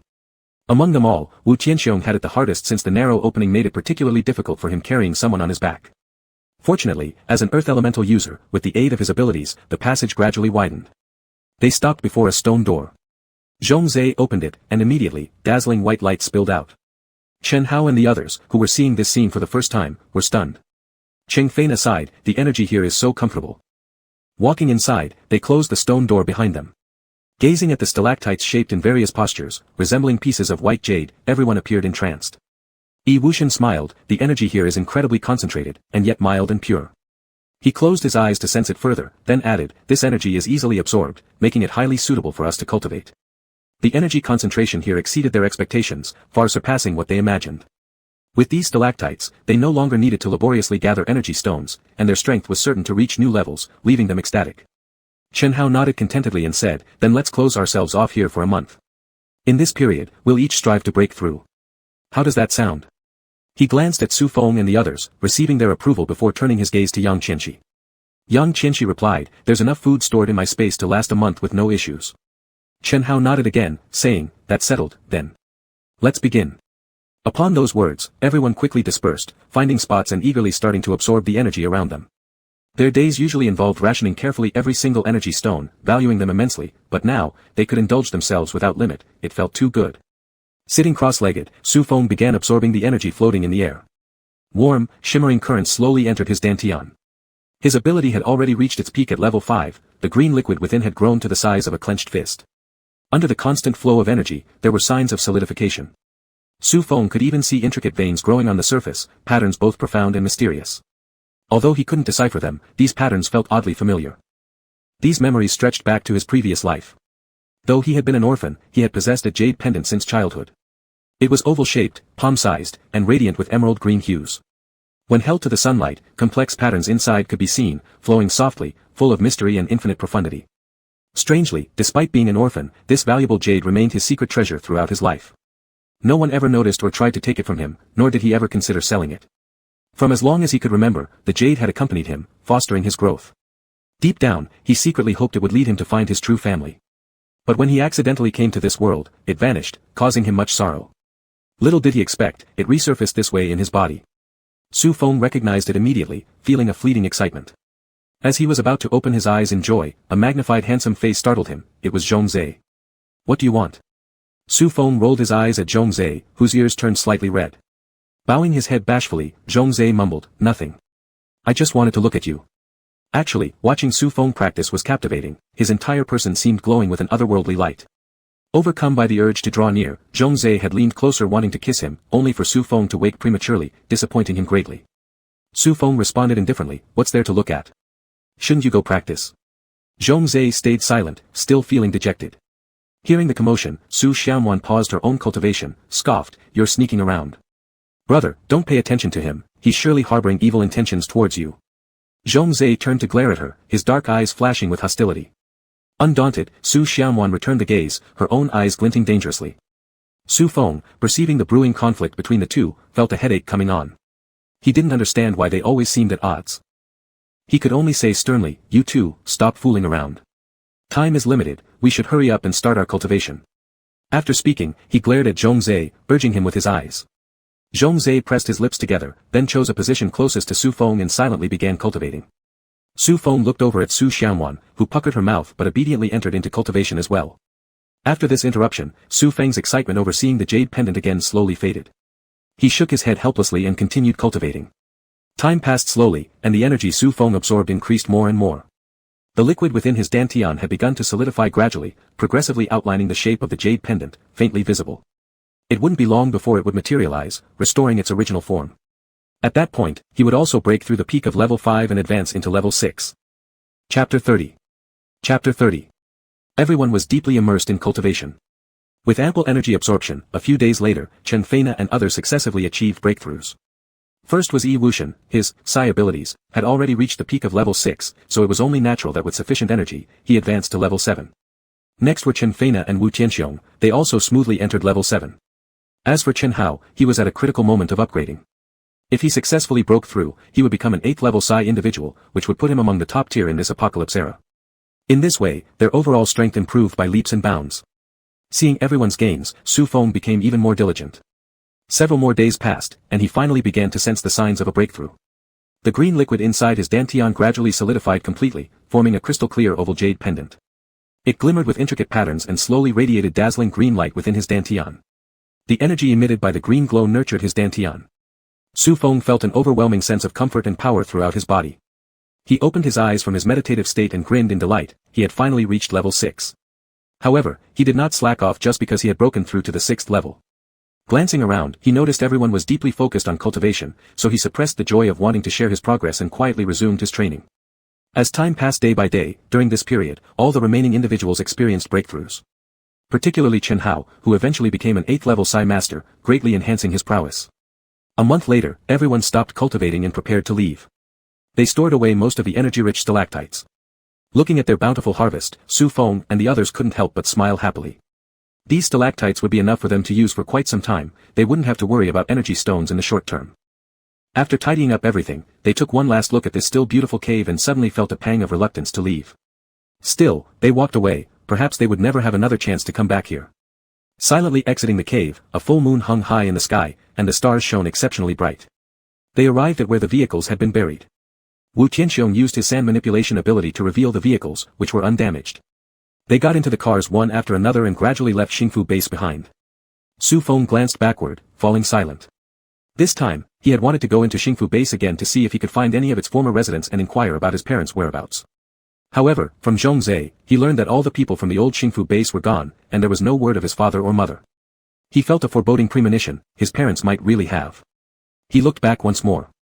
According to Zhongzhe, the current Xingfu base had turned into Tinglong base's training camp. Most of the useless people had been expelled, leaving only powerful Sai warriors behind. Knowing his concerns, the atmosphere in the car gradually grew heavy. Just as Chen Feina hesitated to speak to console him, a deep voice suddenly sounded, "Stop the car." It was Zhongzhe, looking toward Wu Tianxiong, who was driving ahead, and repeated, "Stop the car." Wu Tianxiong paused in confusion before braking.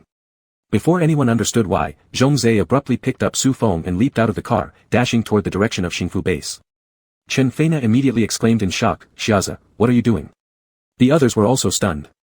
Su Xianwan became enraged, yelling, "You bastard, where are you taking my brother?" Saying that, she jumped down as well and chased after them, only to be held back by Yang Qianqi. Struggling continuously, she shouted, "Let me go. That bastard has abducted my brother." Yang Qianqi restrained Su Xianwan and said, "Don't follow, it's too dangerous." Clearly, she guessed what Zhongzhe was planning to do. She then suggested, "Should we go get them?" Yi Wuxian shook his head helplessly and laughed bitterly, "Forget it. Let them handle it themselves.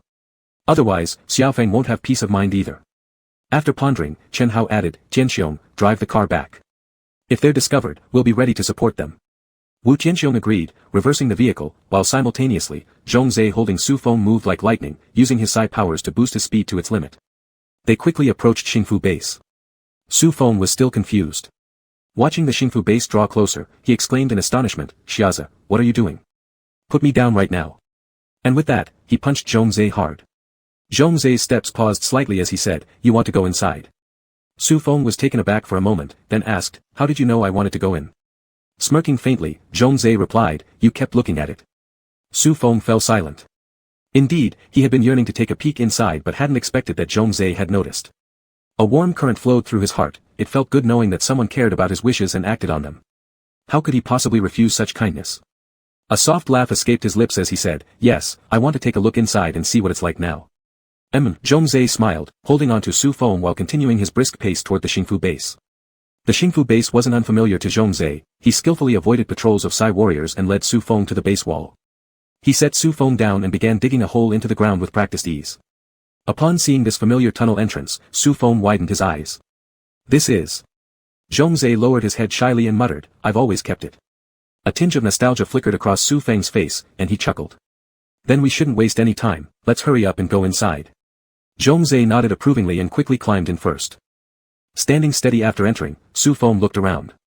The architecture before him was entirely unfamiliar, rows of old mud houses were nowhere to be seen, replaced by rectangular buildings. Confusion turned to bitterness within Su Feng. Reality struck hard, everything here, including the buildings and the people, had changed completely. His last ounce of hope shattered, and he lost all desire to continue. With a sigh, he said, "Never mind, let's just go back." However, Zhongzhe glanced at him, gripping his hand firmly and declaring, "Follow me." Stunned, Su Feng let himself be pulled through the dark alleys between buildings. Puzzled, Su Feng questioned, "Where are you taking me?" Without answering directly, Zhongzhe simply tightened his grip and led him to stop in front of a small building. He effortlessly scaled its walls and invited Su Feng inside. Nervously, Su Feng asked, "What if we're discovered?" Shaking his head, Zhongzhe replied, "It's mine." Surprised, Su Feng exclaimed, "What?" Looking around, something about the place seemed familiar, particularly the small vegetable garden by the door. Realization dawned on him, and he couldn't help muttering, "Could this be?" With an approving hum, Zhongzhe unlocked the door skillfully and ushered Su Feng inside. To avoid detection, they didn't turn on the lights. Bathed in moonlight streaming through the windows, Su Feng realized that the interior layout was almost identical to how it used to be. Unable to describe the emotions welling up inside him, Su Feng turned his gaze toward Zhongzhe. Zhongzhe stared at him, his shadowy gaze flashing softly. When he'd gained enough strength, Zhongzhe purchased this house and decorated it exactly as he remembered, not out of romanticism or attempts to please anyone but because he genuinely liked those days spent running over to Su Feng's home. Over time, without realizing it, he had recreated the atmosphere of that period. Now, unintentionally stirring Su Feng's emotions, was unexpected on Zhongzhe's part, he hadn't thought so deeply when making his decisions. On Su Feng's side, upon encountering these familiar surroundings, a surge of emotion passed quickly, but it subsided just as fast. After all, no matter how familiar it felt, it wasn't the same home anymore, and the people he cared about weren't there either. After staying for a while, Su Feng spoke up. "Let's go back, we've been away too long, they'll worry about us. Besides, lingering longer wouldn't serve any purpose. Hearing this, Zhongzhe nodded, then led Su Feng out of the house. Quietly retracing their steps along the way they came, they exited the cave-like opening from Xingfu base. Not long after, they spotted Chen Feina waving them over. Quickening their pace, they soon reached her. She didn't scold them for their impulsive actions but instead asked worriedly, "Are you two alright?" Ashamed, Su Feng apologized, "We're fine. Sorry, Sister Feina, we've caused trouble for you all." Relieved that they were unharmed, Chen Feina sighed. Giving him a sharp glance, she remarked dryly, "Since we're family, why should it matter about trouble or not? But do you have any idea how dangerous it would have been if you were found sneaking around like that?" Su Feng hung his head guiltily, mumbling, "Sorry." However, Chen Feina cut off his repeated apology with a wave of her hand. Alright, let's head back and discuss this later. We can't stay here too long." Agreeing, both followed behind Chen Feina to their hideout. Once they climbed back into the vehicle, everyone gave the two of them another round of lectures. Su Feng could only listen sheepishly, while Zhongzhe coldly glared back. They restarted the vehicle and left the Xingfu base area. They hadn't forgotten that they were also tasked with gathering intelligence on the southern base during this mission. When they came, in order to avoid being seen, they had steered clear of most bases along the way. Then, their encounter with Fu Lingyu's group left them with neither time nor energy for anything else. As a result, they had collected very little information. Fortunately, they still had Zhongzhe. Given his nature, though he wouldn't deliberately inquire about anything, over time, he had nonetheless picked up a general idea. The south comprised 13 bases, all now under the control of Tinglong base. They boasted over 108 level Psi warriors and countless more below level 7. Their strength was formidable. Moreover, 2 9-level Psi warriors were stationed there. It was rumored that one of them had reached the pinnacle of the 9th level and might break through soon, becoming the first 10-level Psi warrior. When that happened, if Tinglong base chose to march north, nothing could stop them. Chapter 31. Chapter 31.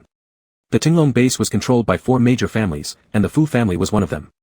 At this moment, in the Fu residence, Fu Lingyu looked extremely angry. She yelled, "A whole month.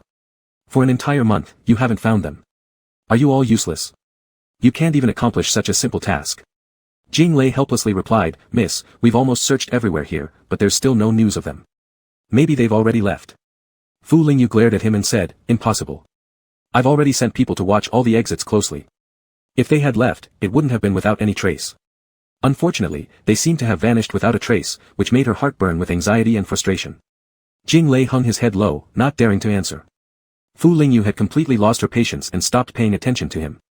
She stood up, walked upstairs, and entered the study on the 2nd floor. She gently knocked on the door, and a hoarse voice from inside replied, "Come in." She pushed open the door and went in. Sitting in front of the desk was an old man with silver hair. He sat upright, with a ruddy complexion and bright eyes, exuding dignity all over. He was one of the 9th-level Psi talents of the Tinglong base, Fu Daoqing. Fu Lingyu spoke somewhat nervously, "Grandfather."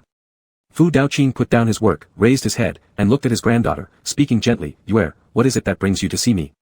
She said, "Grandfather, when we were subduing the East City base, we encountered a suspicious team. They are most likely spies from the northern base. I've already sent people to search for them, but their trail has disappeared. This must mean something strange is happening." Upon hearing this, Fu Daoqing remained indifferent, merely nodding slightly to indicate he'd heard her words. Seeing his nonchalant attitude, Fu Lingyu became impatient. "Grandfather, don't you believe me?" "Grandfather believes you," Fu Daoqing said indifferently. "These aren't worth making a fuss about. Our strength means we have nothing to fear from these investigations." To him, those so-called spies were nothing more than ants, unworthy of concern. But Fu Lingyu hesitated while looking at him. He sighed and said, "Is it because of that boy, Zhongzhe? Speak up. What do you want?" If his granddaughter could be together with Zhongzhe, he would be pleased to see it. His son and daughter-in-law had already perished in the apocalypse, leaving behind only this granddaughter. Although he was a 9th-level Psi talent, human life ultimately had limits. While he was still around, naturally no one dared provoke him, but if misfortune struck and he passed away, both his granddaughter and the entire Fu family would be in danger. Zhongzhe's potential was decent. Originally, he planned to cultivate him as a Zhuai-Su, son-in-law by marriage, for the Fu family. In case he himself passed away in the future, someone could continue to support the Fu family and take care of his granddaughter. However, he ran off now. Seeing he gave in, Fu Lingyu was delighted inside and said, "Grandfather, I want the Fu family's secret operatives to track them down for me." Fu Daoqing nodded upon hearing this and then wrote an order for her, saying, "Go ahead." On the other side, Su Feng and the others left the happy base, continuing to avoid other bases as usual. Along the way, they learned from Zhongzhe that the Tinglong base was controlled by 4 major families, the Ting family, the Fu family, the Bai family, and the Qing family. Both the Tang and Fu families had a 9th-level Psi talent. As for the Bai and Qing families, although there were no 9th level Psi talents stationed there, their family numbers were substantial. Most of the 8th level Psi talents in the base originated from these two families. Some even speculated that someone among them had already broken through to the 9th level and become a 9th level Psi talent, only kept under wraps secretly. Regarding all this, Yi Wuxian meticulously recorded everything. Their car was getting closer to a base up ahead. Just as Yi Wuxian was looking at the map to confirm the route bypassing the base, they suddenly came under attack.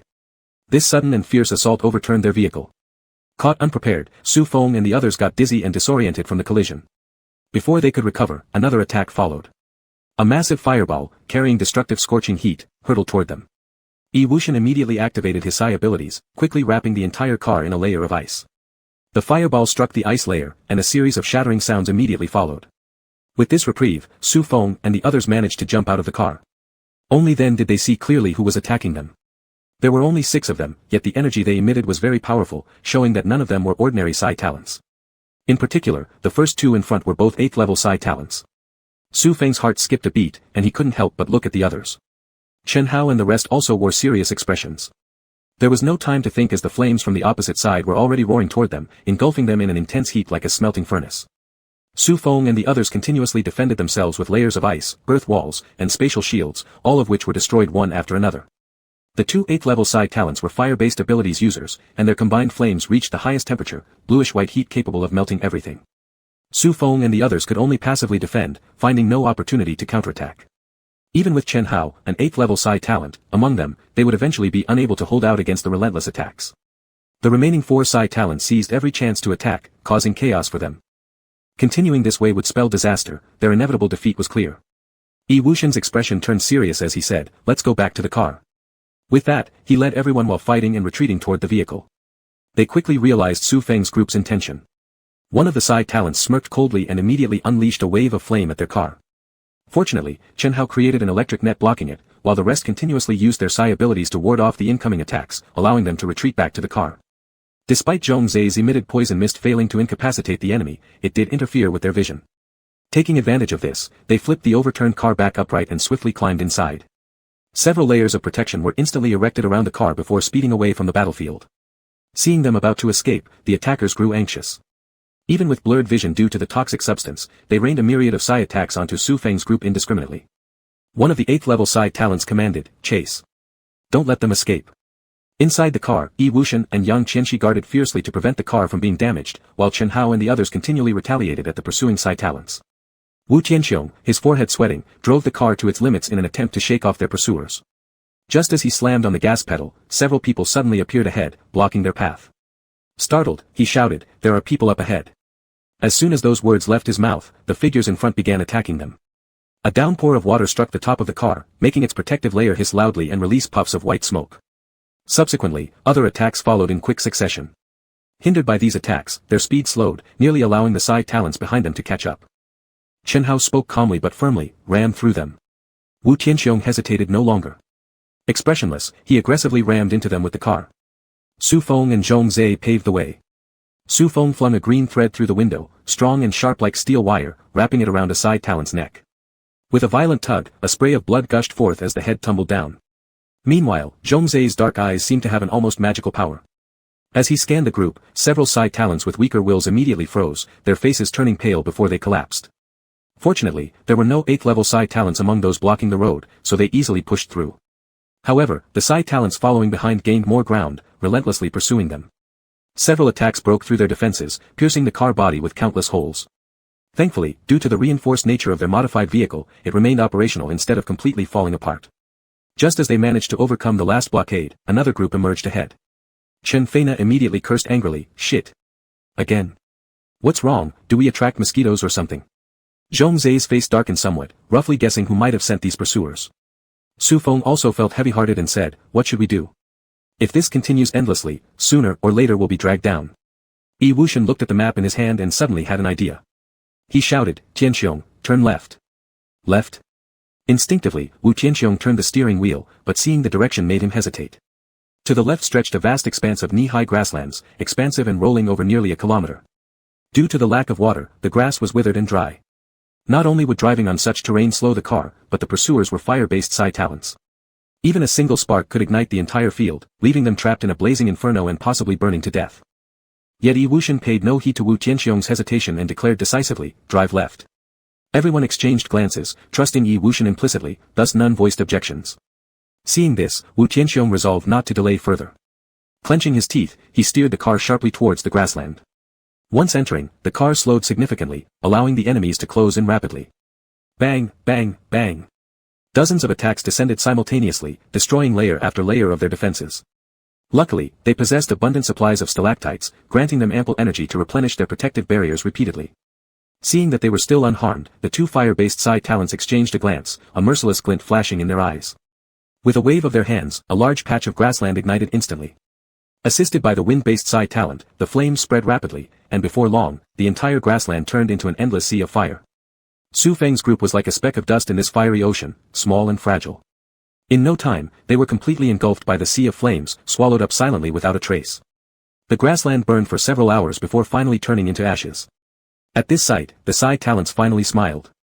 Approaching the spot where Su Feng's group had been submerged by the flames, their smiles froze. None of the things they expected to see, the remains of the car or charred bodies, existed. There was nothing but ash from the burnt grass and trees. Where were they? Chapter 32. The faces of those psychics immediately turned gloomy. As for Su Feng and his group, a few hours was enough time for them to escape to 1,000 miles away. The matter was actually quite simple. When the two psychics set the grass on fire, Wu Tianxiong, being an earth-type psychic, started digging tunnels beneath the grass.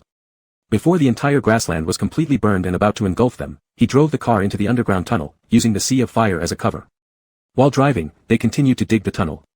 Although their progress was slow, in several hours, it was more than enough time to completely shake off those psychics. At this moment, all of them collapsed onto the vehicle in exhaustion. However, their faces were filled with joy from surviving and outwitting those people. Chen Feina laughed and said, "We've finally gotten rid of them. There's no way they can find us now. I really want to know their expressions when they realize we didn't burn to death." Hearing this, everyone burst out laughing heartily. Wu Tianxiong grinned and asked Yi Wuxian, "I never would have thought we could pull something like this off. How did you know they would definitely set the grass on fire and try to burn us to death?" Yi Wuxian shook his head and chuckled, "I didn't know for sure, but isn't it easy to set the grass on fire?" Then, he spread out the map for everyone to see. "Take a look at this place." Su Feng stretched his neck to look and was instantly astonished. "This is Chongyan Mountain." Yi Wuxian smiled and said, "That's right. Although we've temporarily shaken them off, none of us knows how many ambushes await us next. After this encounter, they will undoubtedly gain a clearer understanding of our strength. From then on, the psychics they send after us will only become more numerous and stronger. As long as we remain within their sphere of influence, we'll never be able to escape their pursuit. Therefore, we must leave as soon as possible." He pointed at the map with his finger. That was the location of Chongyan Mountain, and he continued, "The Chongyan Mountain range stretches across north and south. If we cross over here, we can enter the territorial scope of our northern lands. Moreover, the terrain of the Chongyan Mountain range is complex. It won't be easy for them to find us. We have a 90% chance of avoiding them entirely and leaving here." Su Feng, however, hesitated slightly. He recalled the dense forest he had encountered with Su Xianwan shortly after leaving the happiness base when he was young. It appeared serene and harmless, but when they entered it, they found it brimming with danger, nearly costing them their lives. And the Chongyan Mountain range mentioned now had towering peaks and intricate forests, making the previous dense forest seem trivial in comparison, akin to comparing a speck of dust to the ocean. They simply couldn't be compared. It was clear that there would certainly be dangers aplenty within. Unable to hold back, he voiced his concerns, "But isn't the Chongyan Mountain range perhaps even more dangerous? Since the apocalypse, most animals and plants have undergone strange mutations, becoming even fiercer and stronger than humans. And these past years, very few people have dared to explore the depths of the Chongyan Mountain range. There's no way for us to predict the true extent of the dangers hidden within." Chen Feina and the others exchanged looks. Su Feng was absolutely right, both animals and plants had mutated, becoming even more savage. Furthermore, Chongyan Mountain was always vibrant with life, acting as a paradise for fauna and flora alike. Entering it would be akin to sheep walking into a tiger's mouth. Any misstep might result in them becoming food. Judging by that, it wasn't impossible that the Chongyan Mountains posed a greater threat. Wu Tianxiong scratched his head, appearing rather bewildered. "What should we do? Should we choose the Chongyan Mountains or continue our journey the same old way?" Upon hearing this, Yi Wuxian gave a lazy laugh. He said nonchalantly, "Rather than being chased around like a dog, wouldn't it be better to explore the Chongyan Mountains? Danger, so what? Are dangerous places in this world scarce?" Su Feng hung his head slightly in shame, feeling as though he was nothing more than a coward who didn't even possess the courage to enter the Chongyan Mountains. Thinking this way, he quickly made up his mind. "Then let's go to the Chongyan Mountains." Yi Wuxian looked at him teasingly and asked, "You're not afraid of danger anymore?" Su Feng's face instantly turned bright red with embarrassment. He stuttered awkwardly, well, it's still better than being hunted by those psychics, right?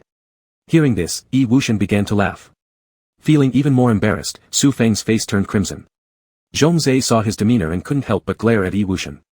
Yi Wuxian smiled lazily, shrugging without much concern. Zhongzhe put his arm around Su Feng's shoulder with a profound expression on his face, saying, "Don't be afraid, I'll protect you." Su Feng kept his head down, pretending not to hear, and rolled his eyes internally. "Who needs your protection? I can take care of myself." Thus, they all unanimously decided to head to the Chongyan mountain range and cross it to return to the base. The Chongyan mountain range wasn't far from here. In just half a day's time, they arrived at the foot of the mountain range. A glance revealed towering mountains with enormous trees, stretching endlessly and lushly green. The entire mountain range resembled a green dragon lying horizontally, majestic and vast. Su Feng and his group looked up in awe, feeling incredibly insignificant beneath its grandeur. Under the weight of its imposing presence, a flicker of fear stirred within their hearts. Would they really be able to successfully cross this high mountain? However, they quickly steadied their spirits. Wasn't it just a mountain? What was there to fear? Everyone got off the vehicle, and Yang Qianxi folded it away. By now, Yang Qianxi had become a 7th-grade psychic, and the space she created was twice as large as before, easily accommodating their car. Unfolding the map, they confirmed the direction and proceeded inside. It was mid-afternoon, the sun slowly dipping toward the west. The dense forest was filled with towering ancient trees, their branches overlapping with thick leaves. Sunlight barely filtered through, creating thin streaks of leftover light that weakly warmed the shadowy woods. Initially, everything remained calm, the gentle breeze rustling through the trees. They trod carefully on decaying leaves, proceeding cautiously.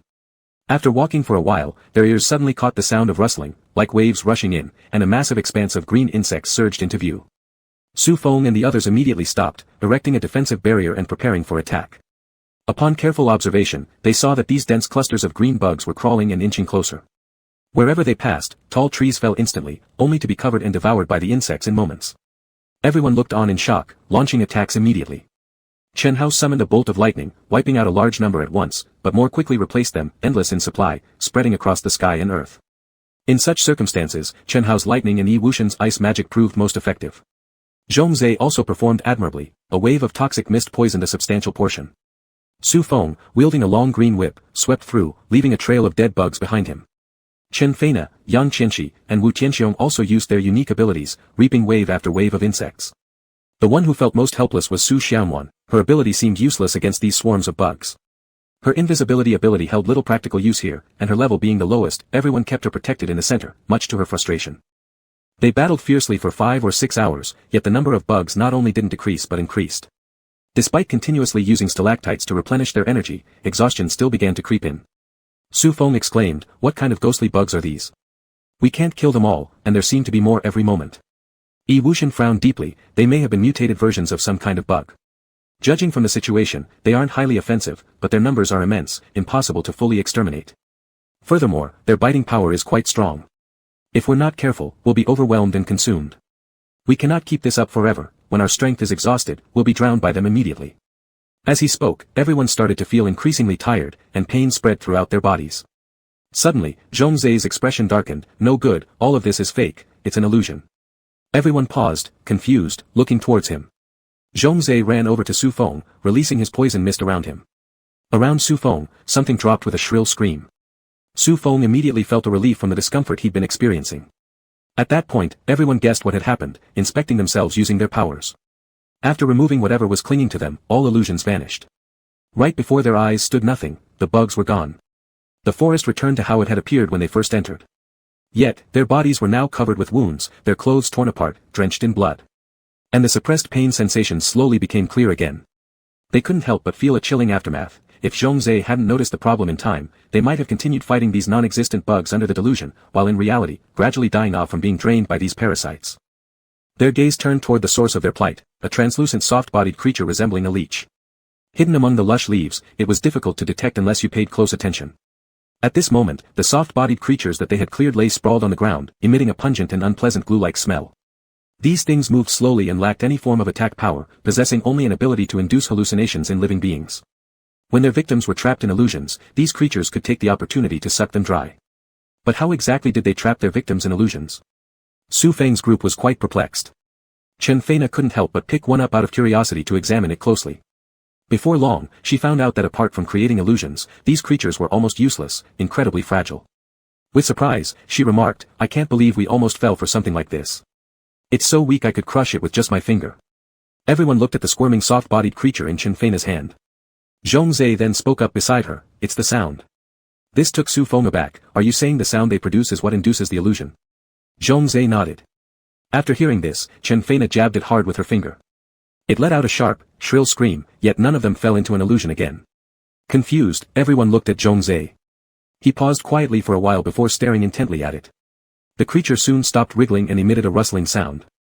Following this sound, a rustling noise gradually began among the surrounding branches and leaves, akin to the sound made when the wind brushed through the forest, stirring the leaves. Before long, the familiar scene reappeared, hordes of bugs swarmed toward them. Chapter 33. Only after everything stopped did everyone finally realize that the rustling sound they heard when they first entered here wasn't caused by the wind blowing through the leaves, but were actually their cries. Next, Zhongzhe began to collect these creatures. He was a dual attribute psi user, besides being poison-based, he also had psychic abilities. He usually used his poison abilities, rarely using the psychic ones, and there weren't many skills he knew. The only thing he was familiar with was control. Since he could control these soft-bodied organisms, he could use them to create illusions. While Zhongzhe was collecting, Su Feng started to heal their wounds with his psi powers. Since he had advanced to level 6, his healing ability became stronger. Under his help, everyone's wounds healed quickly. After everything was sorted out, they continued on their way. The mountain path was rugged and difficult to walk, with thickets everywhere. During this time, they encountered several waves of mutated creatures, but fortunately, all of them were dealt with. It took them a whole day before they finally climbed over a peak. At night, they found a flat area to rest. After dinner, Su Feng leaned against a big tree, feeling drowsy from the exhaustion of the day. In his daze, he felt Zhongzhe sit beside him and hold him in his arms. He didn't know why, but leaning in the familiar embrace made him sleep more soundly than ever. At midnight, the ground suddenly started shaking violently. Su Feng woke up startled. Before he could jump up, Zhongzhe tightly locked him in his arms and whispered in his ear, don't move. Su Feng immediately stopped moving and stayed obediently in his arms. He looked toward Yi Wuxian's position and found everyone tense. The ground continued to shake and got more violent. Between the trembling mountains and earth, a boom sound of something breaking was heard. A nearby peak collapsed. Everyone was shocked. They looked up and saw a dazzling golden light shoot up into the sky from the collapsed peak, bright like the sunrise, illuminating half of the mountain range.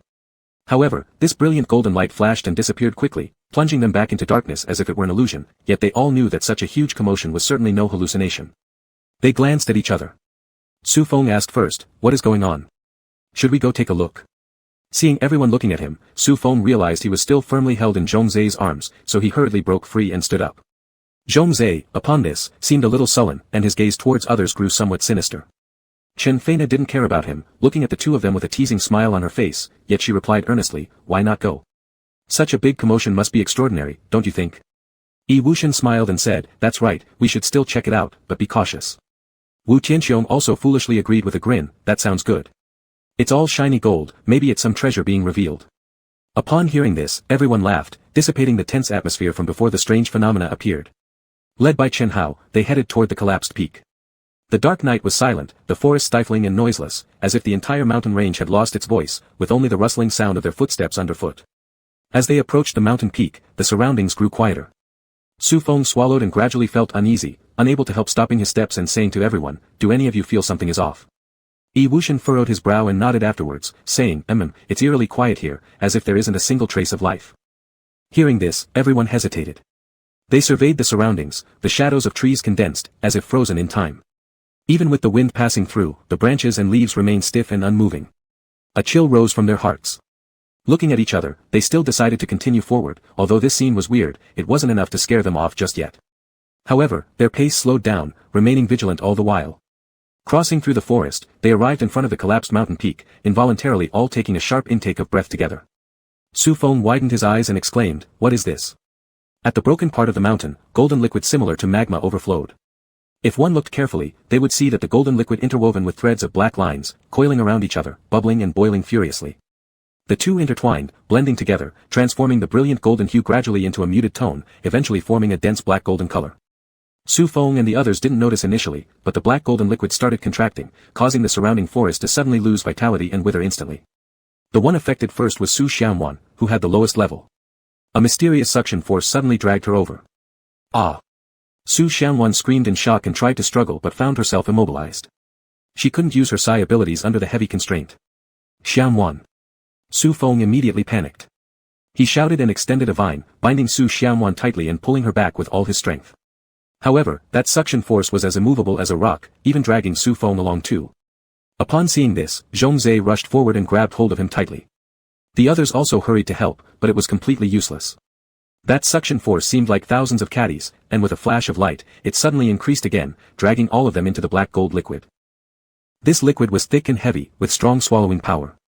As soon as they fell in, they let out cries of pain as their flesh melted away, leaving behind only skeletons, which then sank down. Su Feng felt a moment of intense pain before everything went dark. When he adjusted to his surroundings, he realized he was immersed in an endless ocean of black gold fluid. He clicked his jaw a few times, noticing his current state with dread, unable to make any sound. At this moment, he was encased by a protective layer emanating from the jade pendant in his dantian. He frantically looked around. Where were Xianwan, Yi Wuxian, and Zhongzhe?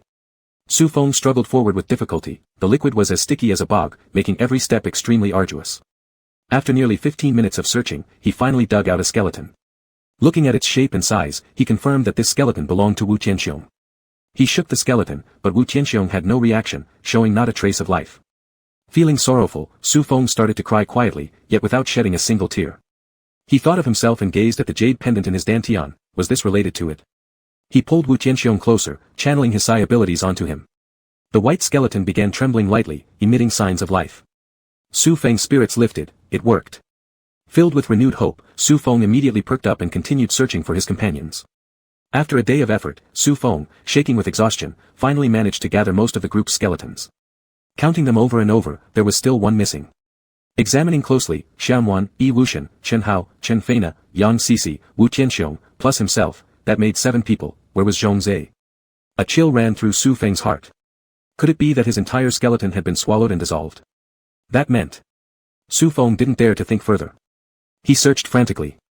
Because the black gold liquid kept shrinking inward, his area of movement became increasingly limited, and it showed signs of solidification. Their protective barrier was being compressed smaller and smaller, causing Su Feng immense pain. If Zhongzhe wasn't found soon, he would have to take Yi Wuxian and the others and leave. Otherwise, they would all perish here. Dragging a long chain of skeletons, his movements became even more difficult. After another round of fruitless searching, Su Feng was on the verge of despair when he suddenly noticed that the direction of the liquid's contraction pointed toward a small black dot. Crawling closer, he discovered it was a tiny whirlpool. He hesitated for a moment and then bit his lip, plunging headfirst into the small whirlpool. He had searched everywhere else, and now only this place remained. Holding on to a slim hope that Zhongzhe might be inside, Su Feng couldn't afford to wait any longer. As soon as he entered the whirlpool, he felt himself being dragged down without effort, arriving at the base of the fractured mountain peak. In the confusion, Su Feng suddenly spotted Zhongzhe's skeleton lying there, emitting black gold radiance. Finally finding Zhongzhe, Su Feng jumped up in excitement and rushed over. Then he realized that the source of the light was a black gold bead. Its aura was overwhelming, feeling like a mountain of 10,000 tons pressing upon one just by getting close. Yet, this bead was lodged in Zhongzhe's breastbone, looking feather-light, not crushing his bones at all. Moreover, it was the center of the whirlpool, drawing the viscous black gold liquid slowly towards it. As the liquid neared, it turned into mist, absorbed into the bead. Su Feng hesitated mid-step, unsure what to do in this situation. Should he remove the bead from Zhongzhe's body? As Su Feng hesitated, the black gold liquid was quickly absorbed by the bead. Suddenly, the bead emitted a brilliant light, flooding the entire base of the mountain peak with its glow. A tremendous force surged out from the bead, catching Su Feng off guard and knocking him to the ground.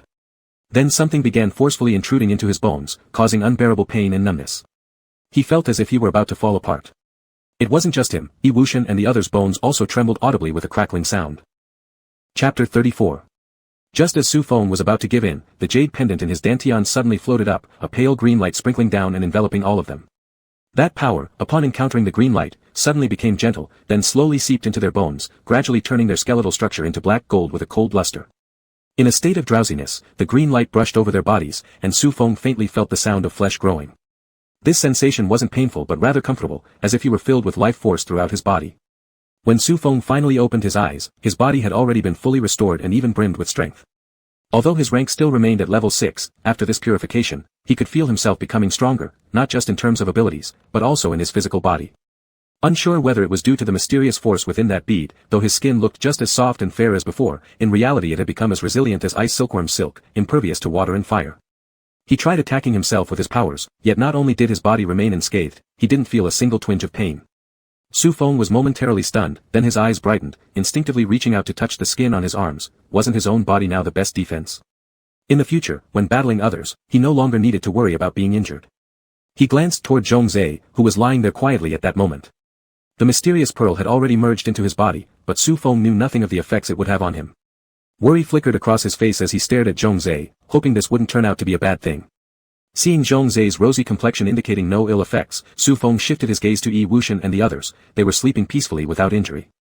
Letting out a sigh of relief, he murmured, "Fortunately, everyone is safe." Otherwise, he truly might have wanted to bash his head against a wall until he died. After sitting silently for a while, the first to awaken was Chen Hao. His eyes snapped open abruptly, a flash of sharpness appearing in them before he nimbly flipped and stood up. Scanning the disarrayed people sprawled out on the ground, he asked towards Su Feng, "What exactly happened? What's wrong with everyone?" Relieved by his awakening, Su Feng recounted what had occurred when Chen Hao asked. At that moment, Yi Wuxian also woke up, hearing Su Feng's account just in time.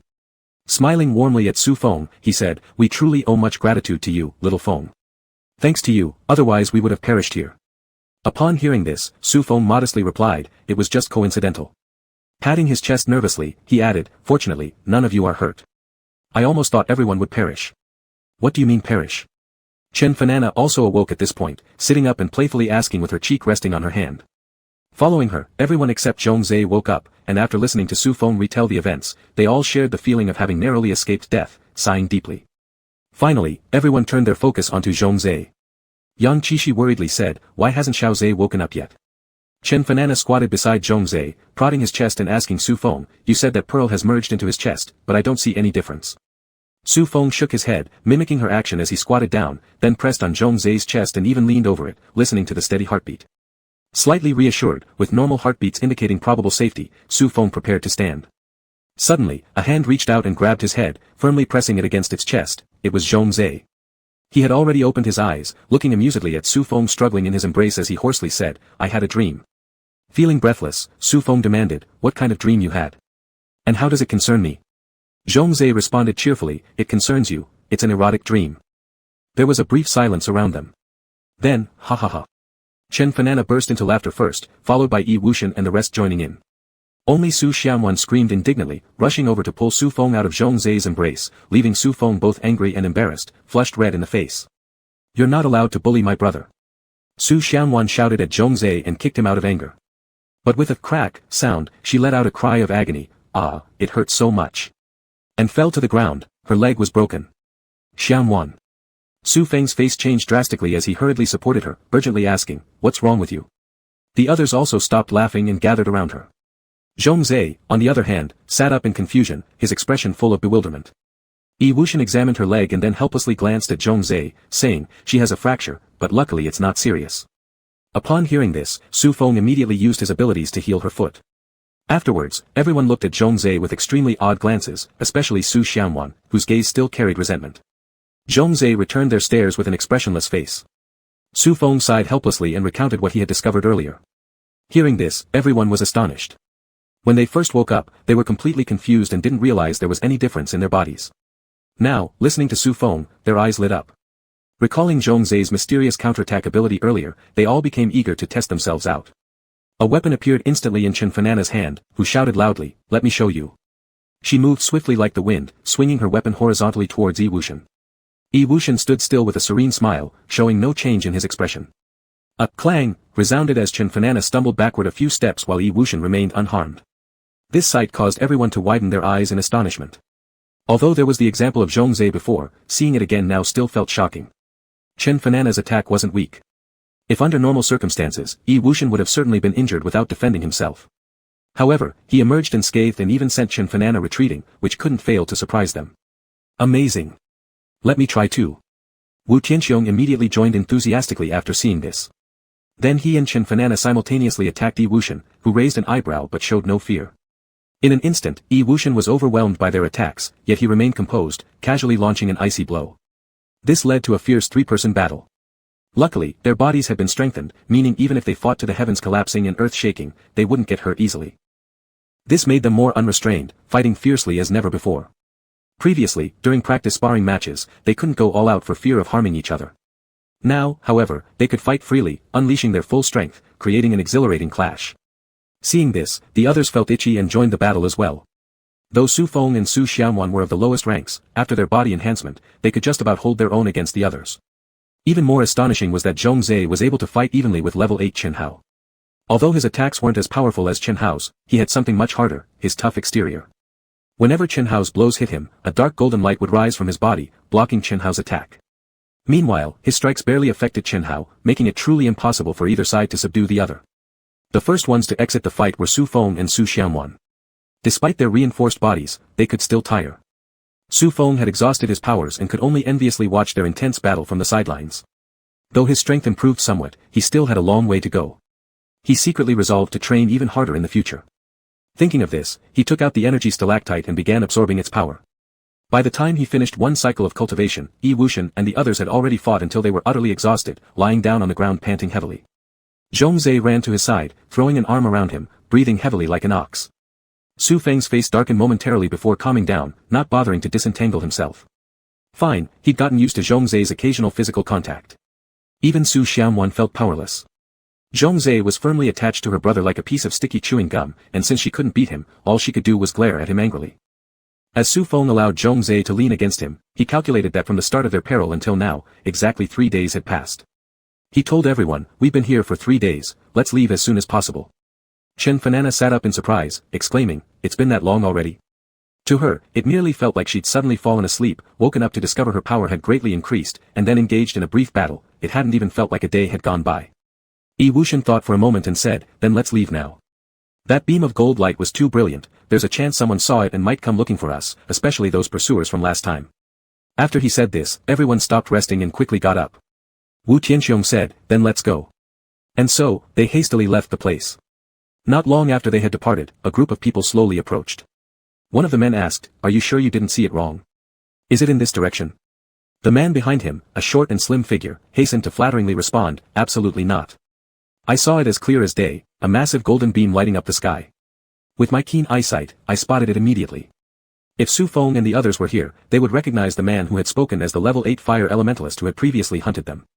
In their group was also a handsome young man, elegantly dressed with impeccable cleanliness, showing no signs of the rugged journey over mountains. He was Bai Yujing, the second son of the Bai family. Bai Yujing sneered, mocking, "Aren't you guys supposed to be catching that little fiancé for Fu family's princess? Why are you nosing around here?" They had met halfway. Considering they were all from the same base, it wouldn't be appropriate to tear things apart right away. Instead, they covertly competed along the way, constantly clashing against each other. At the mention of Su Feng and his group, the man's face darkened instantly. With a grim expression, he replied curtly, "I suspect they escaped into this area, and I've already dispatched personnel to conduct a thorough search. There's no way they'll escape." As he finished speaking, they stopped because they had arrived at the location where Su Feng and the others had previously stood, right by the collapsed peak of the mountain. Chapter 35. At this moment, the collapsed mountain peak had returned to its ordinary state, just like any other mountain peak, with no special features at all. Bai Yujing frowned and asked the slim man, "Are you sure it's here?" The slim man was also beginning to hesitate. Was this really the place that was glowing with gold light before? No, he would not make a mistake. He firmly replied, "It's here, definitely." Bai Yujing nodded and said, "Then good, let's go inside and check. If it's not." He coldly glanced at him and continued, "You will stay here forever." After finishing, he led the way up. Upon hearing this, the slim man immediately broke out in a cold sweat and followed him nervously. This mountain peak was now barren, the green plants were gone, and even the traces of the black gold liquid had completely disappeared. They searched for a while but found nothing until they descended to the bottom of the mountain. There were marks left from the battles during Su Feng and others' competition.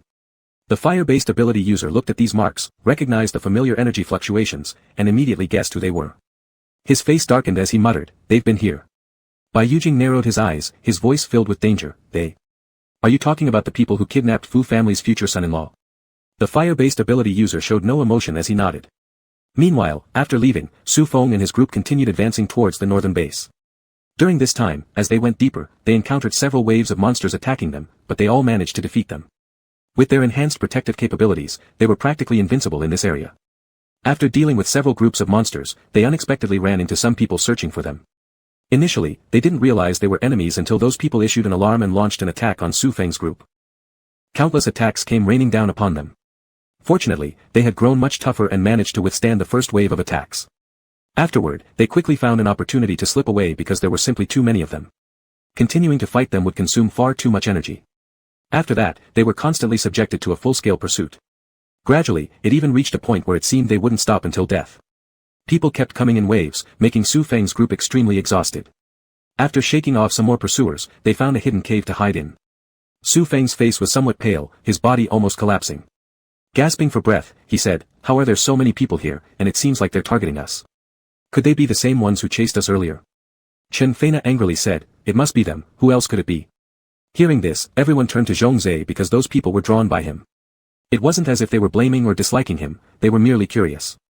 Curious as to why those people pursued him without end. Under everyone's attention, Zhongzhe's expression became grave. Silently, he walked over to Su Feng's side. His lips were pressed tightly, saying nothing as he stared at Su Feng with a hint off in his gaze.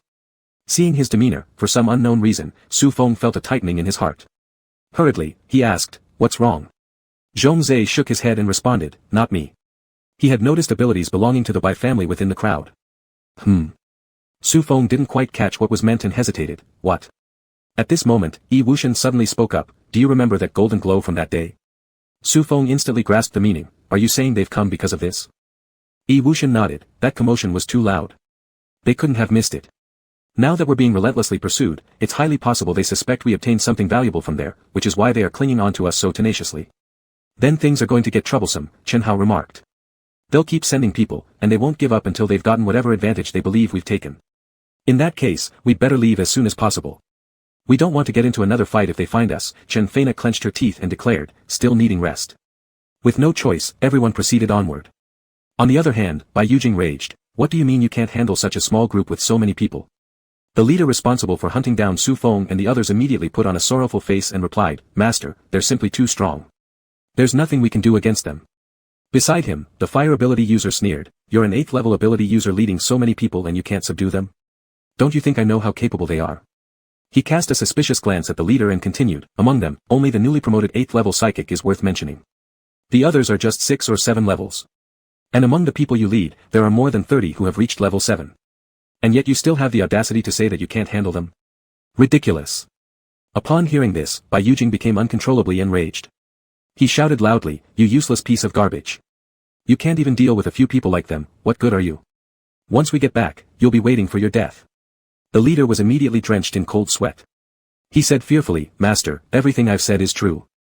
At first, I also thought they were similar in rank to us but outnumbered. It should have been easy to take them down, but when we clashed, it wasn't as simple as expected." Bai Yujing calmed his fury slightly and asked coldly, "How so not easy?" The leader hurriedly replied, "Their defense is incredibly tough. At first, my plan was to restrain the 8th level psychic while others surrounded and attacked the remaining few. But after battling the 8th level psychic for a long time, we failed to break through his defenses. In the end, he emerged unscathed, but I ended up injured." When he got here, the fire-based ability user paused momentarily, then seemed to contemplate something deeply. The leader went on, "Moreover, stranger yet, those other individuals showed no damage during the surrounding attacks, and thus they escaped. Every subsequent ambush yielded the same result regardless of how fiercely we fought." After hearing this, the fire-based ability user sneered immediately and remarked, "Seems like they gained quite a lot here. Previously, they weren't this powerful." Bai Yujing spoke coldly, "And? Do you want to return empty-handed? All for nothing?" "Of course not." The eyes of the fire-based ability user flashed with an ominous gleam as he slowly said, "I'm curious about what exactly they've gotten to, and don't forget, I also have a mission to carry out."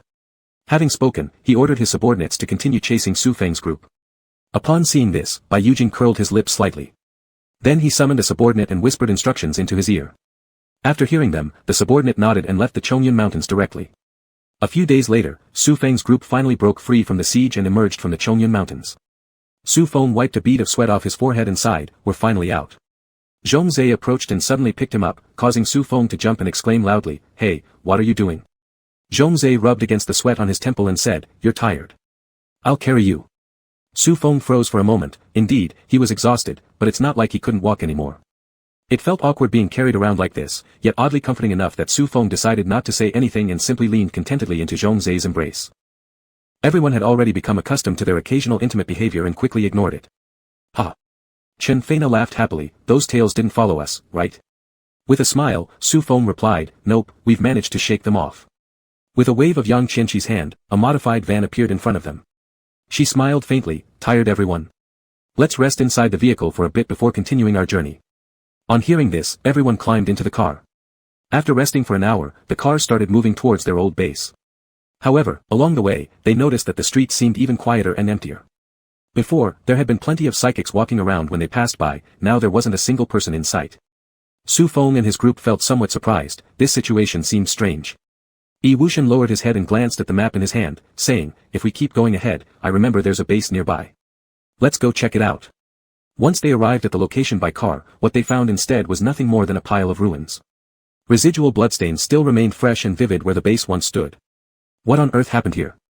Su Feng could not help but ask, could it be that things are getting unstable even in the north now? Staring blankly at each other, Chen Hao then spoke, with the situation unclear, let's slow down our next steps and tread carefully. No one disagreed. Their return trip slowed as they cautiously observed their surroundings. Then, they discovered several more such ruined bases. An irate Chen Feina yelled, who on earth did this? Absolutely crazy. As soon as she finished speaking, Wu Tianxiong abruptly slammed on the brakes and stopped the car. Everyone jolted from the sudden halt, and Su Feng couldn't help but ask, what's wrong? Wu Tianxiong said, there's a person collapsed on the road, looks like he's severely injured. Chen Hao replied, let's go check it out. They got out of the car. It was a psychic and not a low-level one, his abilities must have already reached the peak of level 7. His entire body was covered in wounds and bloodstains, but fortunately, he was still barely alive. A few of them approached him. Chen Feina squatted down to examine his injuries and said, all of his internal organs are shattered, there isn't a single intact spot on his body.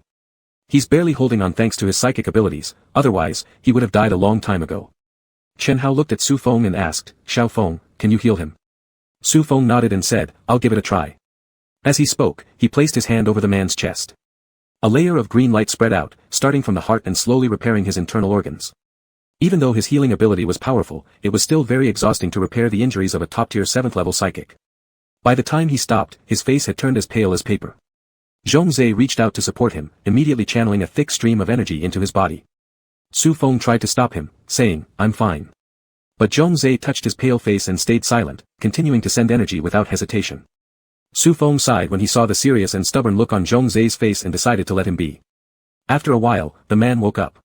He opened his eyes, saw them, and instantly became alert, asking, who are you? Chapter 36. After finishing his words, the man suddenly froze. He remembered that he was badly injured before he fainted, yet now he felt almost fully recovered. His voice was weak as he said, did you save me? Yang Sisi helped him sit up and said, yes, these injuries are serious. What exactly happened to you? The man's face turned ashen as he croaked, it's all ruined. What? Everyone looked at him, already guessing in their hearts. Closing his eyes briefly, the man struggled to say, our base was destroyed the day before yesterday. I barely escaped thanks to my teammates covering for me, but they... He choked up and could not continue. A silence fell over everyone. The atmosphere grew somber until finally, Yi Wuxian broke the quietness, can you tell us who destroyed your base? But the man shook his head and replied, I don't know. They were too strong, and they came too suddenly for us to fight back. Hearing this, everyone glanced at each other uncertainly. Su Feng frowned deeply and asked, who were those people? What is their goal? Do they simply intend to destroy all bases? Chen Feina clenched her teeth tightly and said, these beasts. No matter what their purpose is, we cannot let them succeed. Yang Sisi showed a look of puzzlement and said, it's strange, given the scale of this event, how come no other bases have heard about it? The man shook his head and responded, I don't know either. At least, our base didn't hear anything beforehand. Wu Tianxiong scratched his head after hearing this and questioned, but on our way here, every base we encountered had been destroyed. How could none of them receive any warnings? This. The man's expression became extremely shocked, are you saying, there are other bases that have also been destroyed? Yi Wuxian's expression turned grave as he stated, that's right. It seems like someone intentionally blocked the information. Chen Feina muttered softly, such massive news has been concealed. If we hadn't encountered it by chance, we would never have known. Those people must not be ordinary, in fact, among the northern powers, only a few forces can pull off something like this. Upon hearing her words, everyone else speculated silently, especially the man whose hatred was clearly etched onto his face. Chen Hao, seeing the somber atmosphere, said, all this is just speculation for now, with no conclusions reached yet. Let's go back to the car first. Once we're back at base, we can investigate further. Everyone nodded upon hearing this. Guessing while standing around here served no purpose. Wu Tianxiong supported the man, helping him into the car along with the rest of the group. The car started, heading toward the Starlight base. A few days later, they finally returned to the Starlight base. First, they settled the man they'd found. On the road, they learned his name was Li Fei, an aqua-type psychic user, with decent strength. Next, they headed to the mission hall and reported the incidents on their journey to the information management office of the base. However, the staff responsible for sorting the information seemed distracted, dismissing them with vague replies. They scanned the area and noticed that the psychics around them appeared busier than usual. They were all solemn-looking, their brows furrowed tightly as they hurried by. Chen Fener couldn't hold herself back anymore and pulled one of the psychics aside, asking, "What's wrong? Why do you look so rushed? Has something happened?" The person seemed somewhat annoyed and replied, "You still haven't heard?" Confused, Chen Fener asked, "Heard what? We've just returned from outside and aren't really up to date on recent events at the base. Could you explain to us?" After hearing this, the person reluctantly explained, "Just back from outside. The base released a notification some time ago. Everyone has been forbidden from going out on missions because the Tinglong base will soon attack us. Everyone within the base is tasked to prepare for war and improve their abilities quickly so as not to end up as cannon fodder." "What?" Everyone exclaimed in shock, "Is the Tinglong base coming to attack us?" Considering the ambitions of the Tinglong base, they all knew such a confrontation was inevitable someday, yet they hadn't expected it to arrive so swiftly. The person nodded and continued, "Therefore, to strengthen our capabilities, the Fengyun base has developed an energy potion capable of quickly enhancing psychic levels. Each psychic will be given a free vial. Due to its difficulty in production and rarity, only a limited number is available daily. If you miss out, you'll have to wait until the next day to get one." After saying that, he paid no attention to Su Feng's reaction and hurriedly left. After the person was gone, Wu Tianxiong said, "That energy agent sounds great. Should we go get one and try it out?" Yi Wuxian, hearing this, replied, "No rush. Let's go back first." Everyone couldn't help but look at Chen Hao. Chen Hao nodded and said, "All right, let's go back." Rapidly increasing psychic levels sounded appealing, but they should still exercise caution. They returned to their dormitory and told Li Fei what they had heard in the mission hall. Li Fei became excited. He was already at the peak of the 7th level, so with the energy agent, he could quickly enter the 8th level. That would mean a step closer to his revenge. After all, he had first-hand experience of those people's power. After listening to Su Feng's group, he firmly expressed that he wanted that energy agent. His attitude was resolute, leaving Su Feng and the others unable to stop him. None of them dared to confirm if there was anything wrong with the potion, so maybe it truly was as good as advertised. Since he wasn't part of the Starlight base, Wu Tianxiong went to handle his identification documents for him. Late at night, in the laboratory of the Fengyun base, a black crystal emitted a dark light. If Su Feng were here, he'd recognize that the black crystal was the same one from the Misty Death City. Now, surrounding it, were numerous bodies. Their whole bodies were turning black, sharp claws protruded from their fingertips, gleaming dangerously. They looked just like the monsters from the Misty Death City. After some time, footsteps echoed, and the lab door opened as 3 people walked in. The leader tilted his head and asked the person on his left, "How many puppet men have been created by now?" The man on the left answered, "More than 20,000. The leader frowned slightly, seemingly dissatisfied with the result. The person quickly explained, "There's no way around it, we can only attack small bases. Middle-sized bases are full of powerful individuals, hard to resolve quickly. If it drags on too long and leaks out, it might cause an uproar among the various bases, making things difficult to settle." The leader stared at the black crystal, his face appearing grave under the black glow. He slowly said, "If that's the case, then it's fine. How many vials of the energy agent have been distributed?" The man answered, "More than 10,000. The leader nodded approvingly, "Good, then we'll have something to report to higher-ups." At this point, the person on his right spoke up, "Dr. Cheng, I received a message from the Tinglong base. They say a team from our base stole a treasure from the Bai family. Not sure if it's true or not." Dr. Cheng chuckled coldly, "Whether it's true or not is irrelevant. They're just looking for excuses to attack us."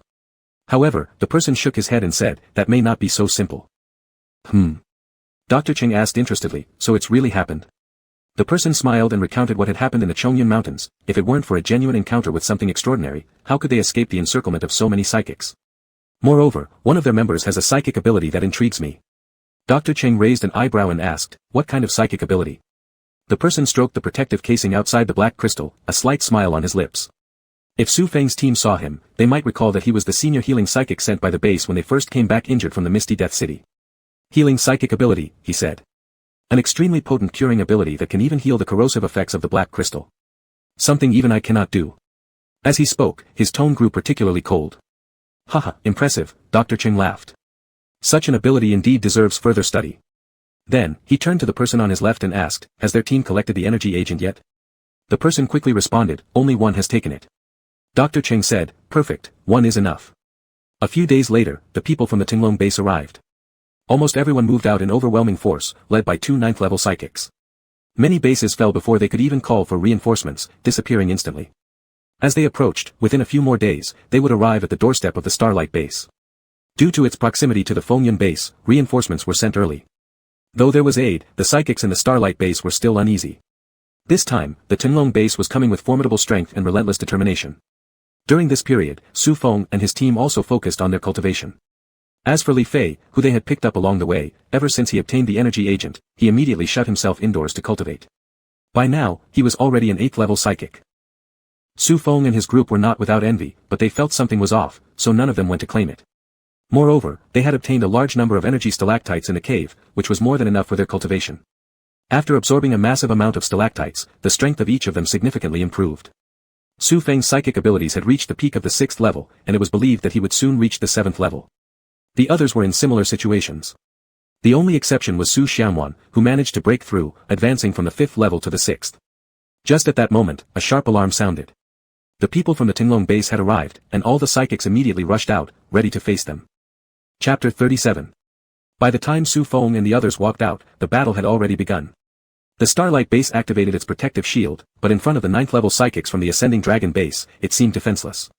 A beam of light crashed down, shattering the protective shield. Under the aftershock of the 9th level energy, all the psychics were thrown to the ground. Even Su Feng and the others were no exception. In the aftermath, Zhongzhe shielded Su Feng with his body, yet Su Feng still felt a choking sensation. He didn't expect the power of a 9th level psychic to be so terrifying. Even the aftermath was something they couldn't withstand. And this 9th level psychic was Fu Lingyu's grandfather, Fu Daoqing. His gaze fell on Zhongzhe, cold, yet full of danger, but Zhongzhe acted as though he could not sense the threat. Instead, he tightly embraced Su Feng in his arms with a serene expression. At that moment, the 9th level psychic sent by Thebase also arrived. Looking at Fu Daoqing, he coldly laughed and said, "Heh, your Ascending Dragon base really has an impressive show of force. Do you think you're invincible now? How laughable." Fu Daoqing responded indifferently, "You'll find out soon enough if it's a joke." Another 9th level psychic from the Ascending Dragon base sneered, "You actually think you can stop us alone? Now that's the real joke." The man grew cold, refusing further talk, and immediately began to fight. On the other side, once the protective shield broke, a fierce battle quickly ensued. Su Feng and the others found themselves struggling under the overwhelming force of Ascending Dragon base psychics, each one possessing formidable power. Even Su Feng and his group struggled to keep up.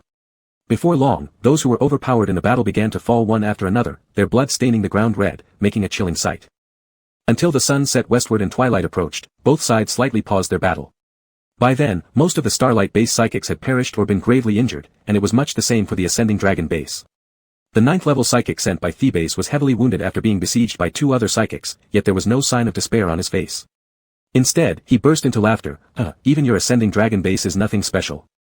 Upon hearing this, the faces of the Ascending Dragon base members turned grave. Suddenly, a howling sound rang out, followed by a flurry of dense footsteps. Black humanoid creatures suddenly appeared. Not only the Ascending Dragon base, but even Su Feng and the others turned pale. Chen Fanina blurted out incredulously, "Aren't these the monsters from Misty Death City?" Unlike Misty Death City, these creatures did not rush toward Su Feng and the others this time. Instead, they swiped their sharp claws at the Ascending Dragon base psychics. One creature stood out as particularly powerful. Residual images flashed before blood spattered everywhere as the Ascending Dragon base psychics fell one after another. It then lunged toward the 2 9th level psychics. Surprisingly, amidst massive 9th level energy attacks, it remained unscathed and retaliated quickly and ferociously. "That monster has also reached the 9th level," exclaimed Su Feng in shock. At that moment, they had withdrawn from the battle, leaving the fighting to those monsters. Their emotions were rather complex. They recalled being besieged just like that earlier, yet now the besieged were their enemies. They truly did not know what to say. Only Chen Fanina laughed gleefully, "Well done." This couldn't help but make Su Feng and the others feel amused. Unbeknownst to anyone, Li Fei, who had been with them all along, suddenly turned deathly pale. Unable to believe his eyes, he looked at the familiar faces among the monsters and felt his heart drop heavily. Many of them were people from their own base, both known and unknown. His demeanor turned dazed as he muttered, "How could it come to this?" Su Feng noticed his strange behavior and asked anxiously, "Senior brotherly, what's wrong? Are you injured?" Li Fei wanted to speak but stopped himself, then painfully shook his head, "No, I'm just tired." Just as Su Feng was about to ask further, he was startled by the battle unfolding ahead. As the 3 people and the monster fiercely fought, a black shadow suddenly flew out from the crowd of monsters. Its sharp claws drew a streak of cold light through the air, instantly plunging into Fu Daoqing's back. Blood splattered everywhere.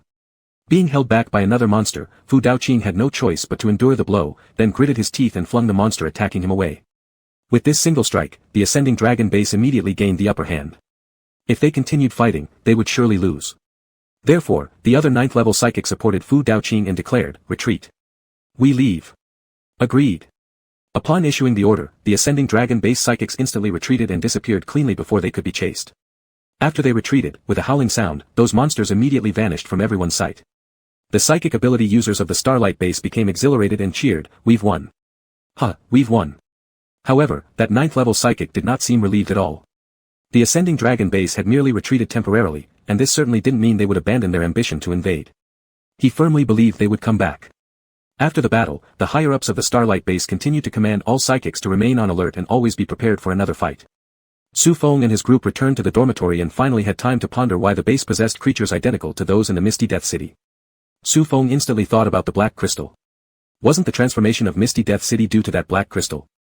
He recalled that it was taken by people from Phi Base, Fengyun Base, and after realizing this, he immediately informed Yi Wuxian and others. Yi Wuxian said, "It appears undeniably linked to that black crystal." After saying that, he glanced at Li Fei, whose face was still pale and asked, "Are these monsters also connected to the previously destroyed bases?" Li Fei was shaken, his eyes turning red as he replied, "That's right, those monsters included people from our base." "What?" Chen Fanina was startled, opening her mouth but choking on her words before she finally said, "You mean, those bases were destroyed because their goal was to create these monsters?" Su Feng was shocked, "That's why we didn't find any bodies when investigating. They must have taken them away." Everyone fell silent, this revelation weighed heavily on their minds. The base they relied on for safety turned out not to be as noble as it appeared on the surface. Chen Hao warned seriously, "This matter must be kept confidential, do not spread it around. Otherwise, it could bring disaster." Everyone knew the gravity of the situation and nodded in agreement. As night fell, after the battle earlier in the day, everyone was feeling fatigued, so after resting, they quickly fell into deep sleep. Suddenly outside the dormitory building, a group of psychics arrived stealthily. Leading them was none other than the high-level healing-type psychic from the base, accompanied by a pitch-black monster standing beside him. It was evidently the same 9th-level monster from the battlefield today. He gestured, and the group of psychics immediately burst through the door. Hearing the commotion, everyone woke up abruptly. Su Feng opened the door and rushed downstairs. Everyone was gathered in the living room, each with a grave expression. They watched as that person boldly entered with a group of psychics. Seeing their disregard for the others present, Chen Fanina became infuriated. A gun immediately materialized in her hand, and she pointed it at the intruders, coldly laughing, "What exactly do you think you're doing, sneaking in here in the middle of the night?" The healing-type psychic responded with a relaxed smile. Nonchalantly patting the restless monster by his side, Su Feng and the others now recognized this monster and their expressions changed dramatically. It was the 9th-level monster they encountered on the battlefield earlier. Before they could recover from the shock, the man's gaze landed on Su Feng. Then he said, "Hand him over to me, and I'll spare all of you. How does that sound?" Su Feng froze, unable to understand how the situation had suddenly become related to him. At this moment, Zhongzhe stepped in front of him, assuming a protective stance. His dark gaze pierced through the healing-type psychic as he fiercely declared, "Never, I won't hand him over to anyone." Su Xianwan also grabbed Su Feng's hand, glaring furiously at them, and the others were no different, standing firmly by Su Feng's side in unity. Looking at Zhongzhe who stood in front of him and his supportive teammates, Su Feng felt an overwhelming warmth in his heart. With them by his side, what did he have to worry about? He pushed away all hesitation, steadied his mind, and sharply stared at the psychic, asking, "Why? I don't recall ever offending you." The healer chuckled strangely.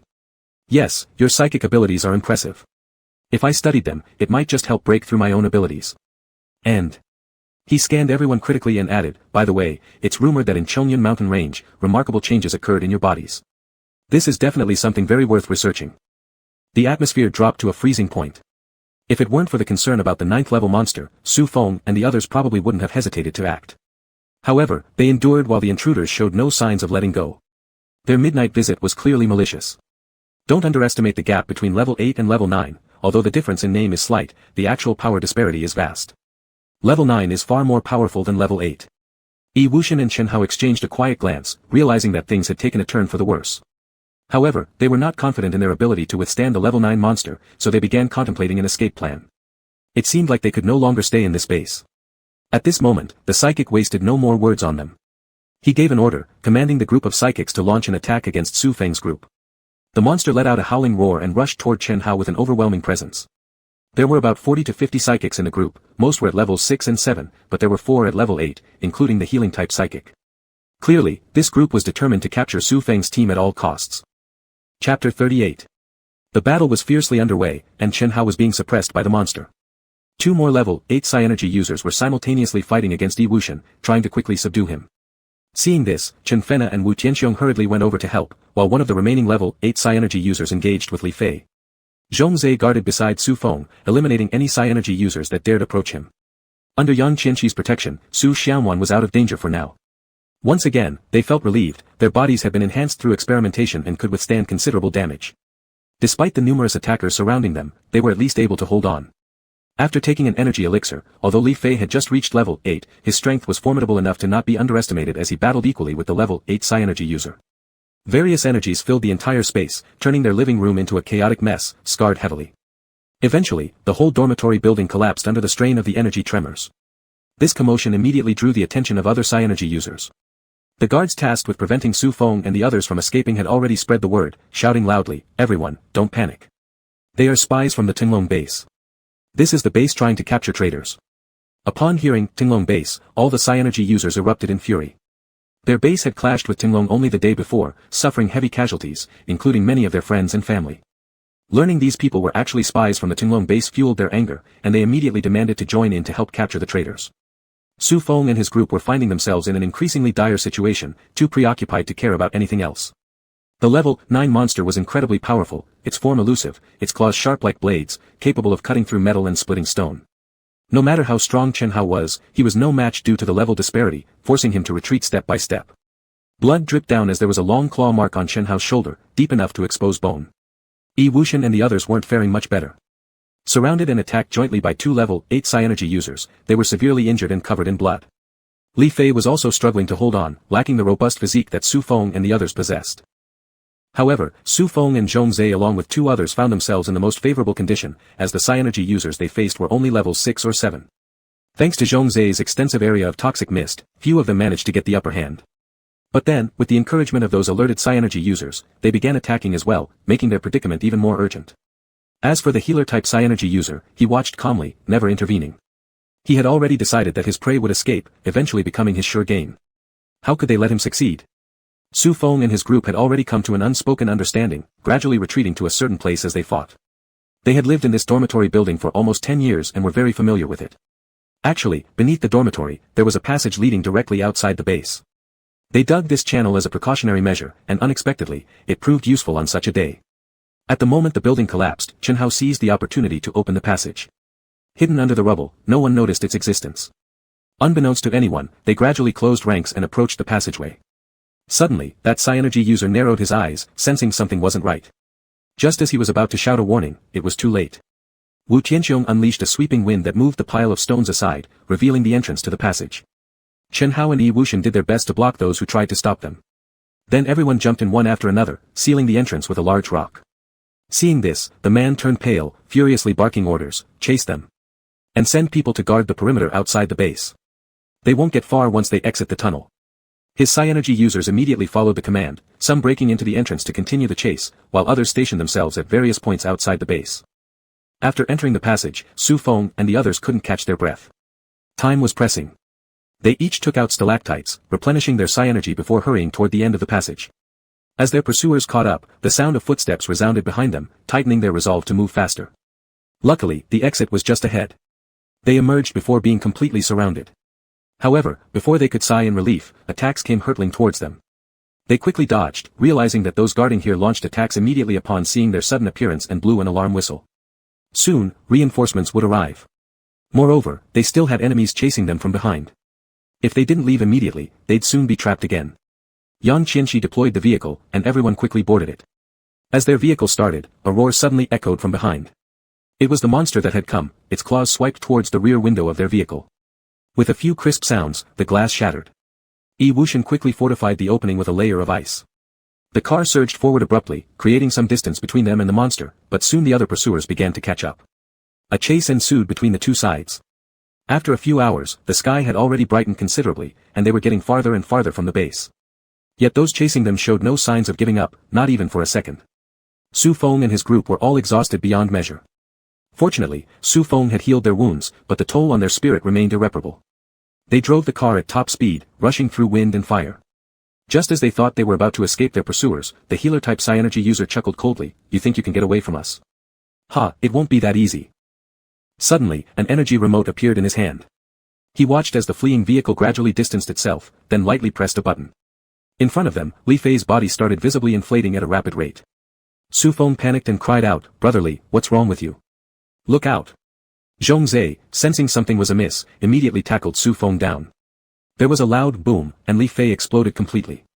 The self-detonation of a level 8 psi-energy user was undoubtedly powerful, and an immense surge of energy blasted apart their vehicle, hurling everyone away. This was all too sudden. They climbed back to their feet despite looking terrible, ignoring their injuries and without time to mourn Li Fei's fate. They knew this must have been due to tampering by the ones who followed behind. As they glanced back at the increasingly near enemy, they had no choice but to continue fleeing. After some time, they entered a forest.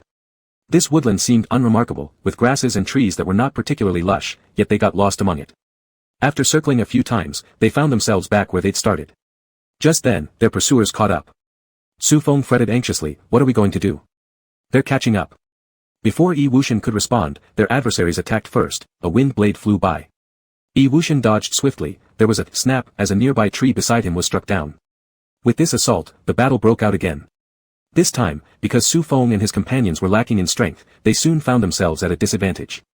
The monster's sharp claws pierced Chen Hao's chest in mere moments. Everyone exclaimed in shock, "Big brother Chen."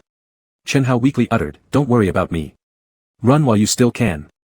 Following which he collapsed, clutching his chest. "No." Ignoring everything else, everyone fought back tears and rushed over to him. Immediately, Su Feng placed his hands on Chen Hao's chest, releasing a swirl of green light that began to mend his wounds. Yet the enemy would not give them any chances. The monster redirected its target, aiming now at Yi Wuxian. And those 3 level 8 psi-energy users launched a synchronized attack directly at Su Feng and Chen Hao. An overwhelming torrent of destructive energy erupted forth, distorting the air around them. Should this hit, there wouldn't be a trace left of them, their bodies turned to ash. Unfortunately, the other psi-energy users had engaged Chen Fanei and the rest, keeping them tied down and unable to break free. They sweated profusely, shouting urgently, "Watch out." But alas, it was too late. With a deafening roar, the combined force of the 3 level 8 attackers crashed down. The forest shook violently, and a dazzling burst of light blinded everyone in sight. Amidst the glaring brightness, nobody noticed a figure rushing into the chaos. Astonished shouts of anger erupted from Chen Fanei group, Xiaofeng. "Big brother Chen." Witnessing this, the healer-type psi-energy user smirked smugly, daring to escape. "Then I'll ensure your graves aren't marked." But his glee was short-lived. When the energy dissipated, all the trees within 100 miles were charred to coal. However, amidst the focal point of the energy strike, a black gold luster shimmered brightly, enveloping Su Feng and the others within its glow. It was Zhongzhe, holding Su Feng tightly against his chest as his back became a mangled mess. At that crucial moment, Zhongzhe charged forward, shielding Su Feng in his embrace.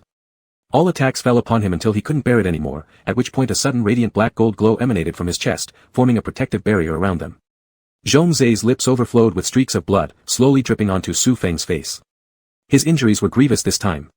Even though he'd activated the bead inside his body to save everyone's lives, the majority of the damage still impacted him severely. Nonetheless, when he looked at Su Feng, his eyes gleamed with a warm smile. Opening his mouth with effort, he managed to speak, "At least, you're safe." As Su Feng stared at him, his eyes reddened. He kept wiping the blood dripping from Zhongzhe's lips, choking on words, "Why are you so reckless?" "You almost," lowering his head, tears cascaded down his cheeks. Quietly, he said, "Zhongzhe, thank you." As he spoke, he ignored Chen Hao and let the green light enter Zhongzhe's body to heal his wounds. Zhongzhe smiled as he watched Su Feng seriously treating him and said with a laugh, "Then will you give yourself to me?" But this was no place for matters of love. Before Su Feng could respond, the group of discontented psi-energy users launched another round of attacks. Everyone gathered around Su Feng, but now both Chen Hao and Zhongzhe were out of combat ability, Su Feng and Su Xianwan's abilities were weak, and the remaining 4 had lost all power to retaliate against the high-level psi-energy users. Just as despair started sinking in, suddenly a bark sounded. A small village flickered into view before them, as if an illusion. Everyone stared in surprise at the unexpected sight. Taking advantage of their stunned state, a stout, jolly-looking man abruptly ran out from the village. He held an iron chain that whipped through the air, swiftly ensnaring Su Feng's group, pulling them into the flickering and ethereal village. Chapter 39. Outside, just as they were about to capture Su Feng and the others, someone unexpectedly interfered. The healer among them immediately lost his temper, shouting loudly, "What are you standing there for? Haven't you realized that you should rush and snatch them back for me?" Following his order, a massive wave of attacks was unleashed towards the small village. However, all the attacks vanished into thin air, leaving no trace. They could only watch helplessly as the small village slowly disappeared before their eyes. Meanwhile, Su Feng and his group had been tightly bound by chains and couldn't break free. They had no idea how these chains were forged, they were incredibly tough, even with their abilities, they found it hard to deal with them. Once the village completely vanished from sight outside, the large fat man threw Su Feng and the others near the village entrance. Then, he shouted at the villagers, "Come out, everyone. Take a look at who I've brought along." As soon as he finished speaking, dozens of people poured out from the village, men and women, old and young alike. When Su Feng saw them, he widened his eyes in surprise. These people looked so familiar. Were those not the ones from the previous happy base? Su Feng's heart raced with excitement. It was wonderful news that they were still alive. He turned around and took another look at the big fat man. The more he observed him, the more familiar he seemed. With a start, Su Feng cried out, "Fujin, it's you." Fujin smiled broadly, then said to Su Feng, "You finally recognized me." With that, he waved his hand, and the chains binding them immediately loosened and flew back into his hands. The crowd scrambled to help Su Feng and his friends up. Except for Su Feng, the others were all baffled, not understanding what was going on. At this point, they all bore signs of injuries, looking quite disheveled, especially Zhong Zhe and Chen Hao, who were both semi-conscious. After greeting everyone from the former happy base, Fujin led them further into the village. Just as they stepped into the village, they spotted a teenager supporting an elderly man with graying hair emerging. The teenager, with thick eyebrows and a handsome appearance, seemed eerily familiar. Su Feng instantly recognized him, Yang Qingshan. Yang Qingshan grinned widely, recognizing Su Feng too. "Oh, my dear brother-in-law. Turns out you're still alive too, haha." Su Feng glanced at Su Xianwan beside him, frowning as he asked, "What did you call me?" Yang Qingshan noticed Su Xianwan too, promptly shutting up, feeling nervous, while Su Xianwan appeared to have forgotten everything about her childhood. The elderly man standing next to Yang Qingshan remained calm, wearing a smile. Although his hair was silver, his spirit was vigorous, giving off an air of transcendence. Yang Qingshan introduced everyone around. Su Feng and the rest learned that this old man was actually a 9th-grade space-type ability user. This little village was able to remain hidden in peace due to him creating a special space within which the entire village was concealed, undisturbed. This place might as well be called a utopia. Yang Qingshan led them to a wooden house, inside of which were 4 empty rooms, perfect for Su Feng's group to stay. After everyone settled down, Su Feng somewhat worriedly asked, "Now that the people chasing us have discovered here, will it bring danger to this place?" Yang Qingshan waved his hand dismissively. "Don't worry, if we don't voluntarily reveal ourselves, they won't find us." Hearing this, Su Feng sighed in relief. "That's good. By the way, are you guys hungry? Let me fetch some food for you." As he said this, Yang Qingshan exited the door. But just as he stepped out, he couldn't help but retreat once again. Leaning close to Su Feng's ear, he whispered mysteriously, "Hey, are you sure you don't want to be my brother-in-law? My feelings for the younger miss are absolutely genuine." He glanced meaningfully toward Su Xianwan's room. Upon hearing this, Su Feng rolled his eyes, shoving him away as he said, "Go on, scram already." What was the use of telling him anyway? If Yang Qingshan really cared, he should take action and pursue Su Xianwan himself. With that shove, Yang Qingshan immediately bolted out of the door, dragging Fujin along with him. Su Feng shook his head helplessly and entered the room where he shared quarters with Zhong Zhe. Now, Zhong Zhe was lying quietly on the bed. As soon as Su Feng sat by his bedside, Zhong Zhe opened his eyes, smiling slightly at him. Su Feng chuckled lightly, placing his hand on Zhong Zhe's wound and gradually healing it. After watching him for a while, Zhong Zhe couldn't help but say teasingly, "You still haven't promised to give yourself to me." Su Feng fell silent for a moment, and his ears suspiciously turned a bit red. He lowered his head and said, "All right then, I'll give myself to you from now on. Thanks for saving my life." If he were truly destined to spend the rest of his life with one person, being together with Zhong Zhe would be fine. A sliver of joy even flickered in his heart. He liked Zhong Zhe too.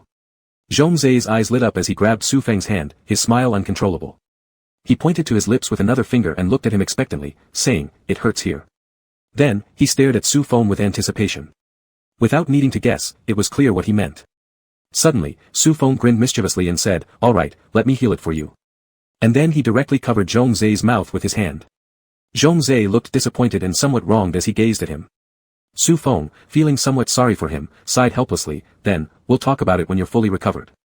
Zhong Zhe could only nod unhappily. The next morning, with Su Feng's help, Zhong Zhe and Chen Hao had healed. The others had also regained their spirits. This experience they'd gone through was perilous. Without Fujin, they might have been captured or died in the wilderness long ago. Therefore, they felt deep gratitude towards Fujin and the entire little village. As they walked out, every household was preparing breakfast. The scent of food filled the whole village. It had been so long since they'd experienced this kind of ordinary life. Their moods involuntarily relaxed. Most of the people in the village were still ordinary folk, but they were all very warm and friendly, perhaps because they had spent so much time in this village without seeing many outsiders. Before they had even taken a few steps, they were pulled into a house and treated to a steaming breakfast. Everyone emerged with smiles on their faces. Chen Feina sighed appreciatively, "This place is really great. I wish I could stay here forever. Everyone nodded in agreement, liking the place even though they had only stayed here for one day. Unfortunately, some things always came to ruin their mood. At this moment, Yang Qingshan suddenly ran over and said, "The people from yesterday have come again." What? Everyone was startled. Wu Tianxiong said, "Let's go out and drive them away." However, Yang Qingshan shook his head and said, "There's no need to go out. They won't find this place. Eventually, they will leave on their own." Before the sound of his words had faded, Fujin hurried over anxiously, gasping, "It's bad. Seeing that they couldn't find anyone, they're going to set fire to this forest." Upon hearing this, everyone grew grim-faced, never imagining they would resort to such a move. Although burning the forest wouldn't affect the village, this action was disgusting enough. Besides, the people in the village often went into the forest to hunt game or pick herbs. If the forest were destroyed, wouldn't it be like gouging out their hearts? Chen Feina exclaimed angrily, "How many people have they brought? Let's go out there and deal with them right away." After thinking for a moment, Fujin said, "About dozens of people. Among them, aside from that monster, I also saw 5 level 8 ability users." 5. Su Feng and his group exchanged uneasy glances. That day, just 3 ability users had almost beaten them to death, forcing them to flee for their lives. Now, 2 more had joined the fight. How could they handle this? Yang Qingshan said, "I'll call the ability users from the village, and we'll all go together." But Chen Feina stopped him, saying, "No, this trouble is caused by us. We've already caused you enough inconvenience. How can we drag your villagers into danger?" Su Feng also said, "We'll solve this ourselves. If you're worried, you can guard at the entrance of the village. If we encounter danger, you can pull us back. What do you say?" After much persuasion, they finally convinced Yang Qingshan, and naturally, Fujin followed Yang Qingshan's lead. When Su Feng and his group arrived in the forest, smoke was already rising. Chen Feina cursed, "Damn, they've already started." Yi Wuxian stood steady and then raised a large flurry of snowflakes which fluttered down onto the burning leaves. Very quickly, the flames in this area gradually extinguished. Others also used their abilities to put out the fire. Their movements quickly caught the attention of the enemy, who immediately rushed over. Yang Qianxi said, "They're here. Let's go." Chen Hao said, and everyone moved to a new location. By the time those people arrived, Su Feng and his group had already hidden themselves. One of their ability users scanned the surroundings and, seeing no one, said discontentedly, "Conduct a full search, dig them out." Subsequently, the entire forest became bustling with activity as Su Feng's group extinguished fires while the others searched everywhere. If it weren't for the presence of an 8th level ability user and that monster, Su Feng's group could have defeated them. However, the longer the time dragged on, the more likely they were to be caught. This time, they were surrounded. The healing type ability user glared at them harshly and said, "I wonder how you'll escape this time." He gave the order, "Capture them all, dead or alive." Even their corpses could be thoroughly studied. What he wanted most was Su Feng's unique ability to heal black crystal corruption so that he could use black crystals for cultivation without worrying about his ability being contaminated or eroded. The enemies lunged forward, and the battle began instantly. With 5 8th level ability users attacking together, Su Feng's group quickly became bloodied and were forced into retreat. Just as Yang Qingshan, hiding in the village, was preparing to help, the communication device of the healing type ability user suddenly rang. After answering it, his expression changed dramatically. "What? Tinglong base attacked again?" Glancing at Su Feng and his group who were still resisting tenaciously, he hesitated for a moment before gritting his teeth and ordering, "Let's go. Retreat." Chapter 40. They had expected a fierce battle, but when they saw those people retreating, everyone was somewhat stunned and couldn't react quickly. Su Feng questioned in confusion, why did they leave so soon? Did they just come to play? Chen Fanina, upon hearing this, hit him on the head and said, "Isn't it good that they left?" She shot him an angry glance. "What? Do you not want them to leave?" "Not at all," rubbing his reddened forehead, Su Feng replied, "I'm just curious about why they suddenly withdrew." Because the Tinglong base came again, Chen Hao explained, making everyone understand. Originally, in the heat of the fierce battle, no one noticed this. After dealing with their wounds, Yang Qingshan came out and said with a grin, "We were really lucky this time. I truly hope the Tinglong base can beat them up so much that they will never bother us again." After hearing this, the group could not help but sigh. Alas, after spending so many years at the Xingguan base, they still had some feelings for it. Although they found the people chasing them despicable, there were also some good individuals in the base. They hoped these people would be fine in the future. Compared with the Tinglong base, they actually wished more for the victory of the Xingguan base. Confused by their gloomy expressions, Yang Qingshan said, "It's getting late. We should go back and discuss things further." Everyone nodded and followed Yang Qingshan back to the village. In the following period, those people never caused trouble for them. Su Feng began to calm down and spent all his time practicing. They assumed that the battle between the Tinglong base and the Fengyan base would end soon, but unexpectedly, 3 years passed swiftly, and their struggle had yet to end.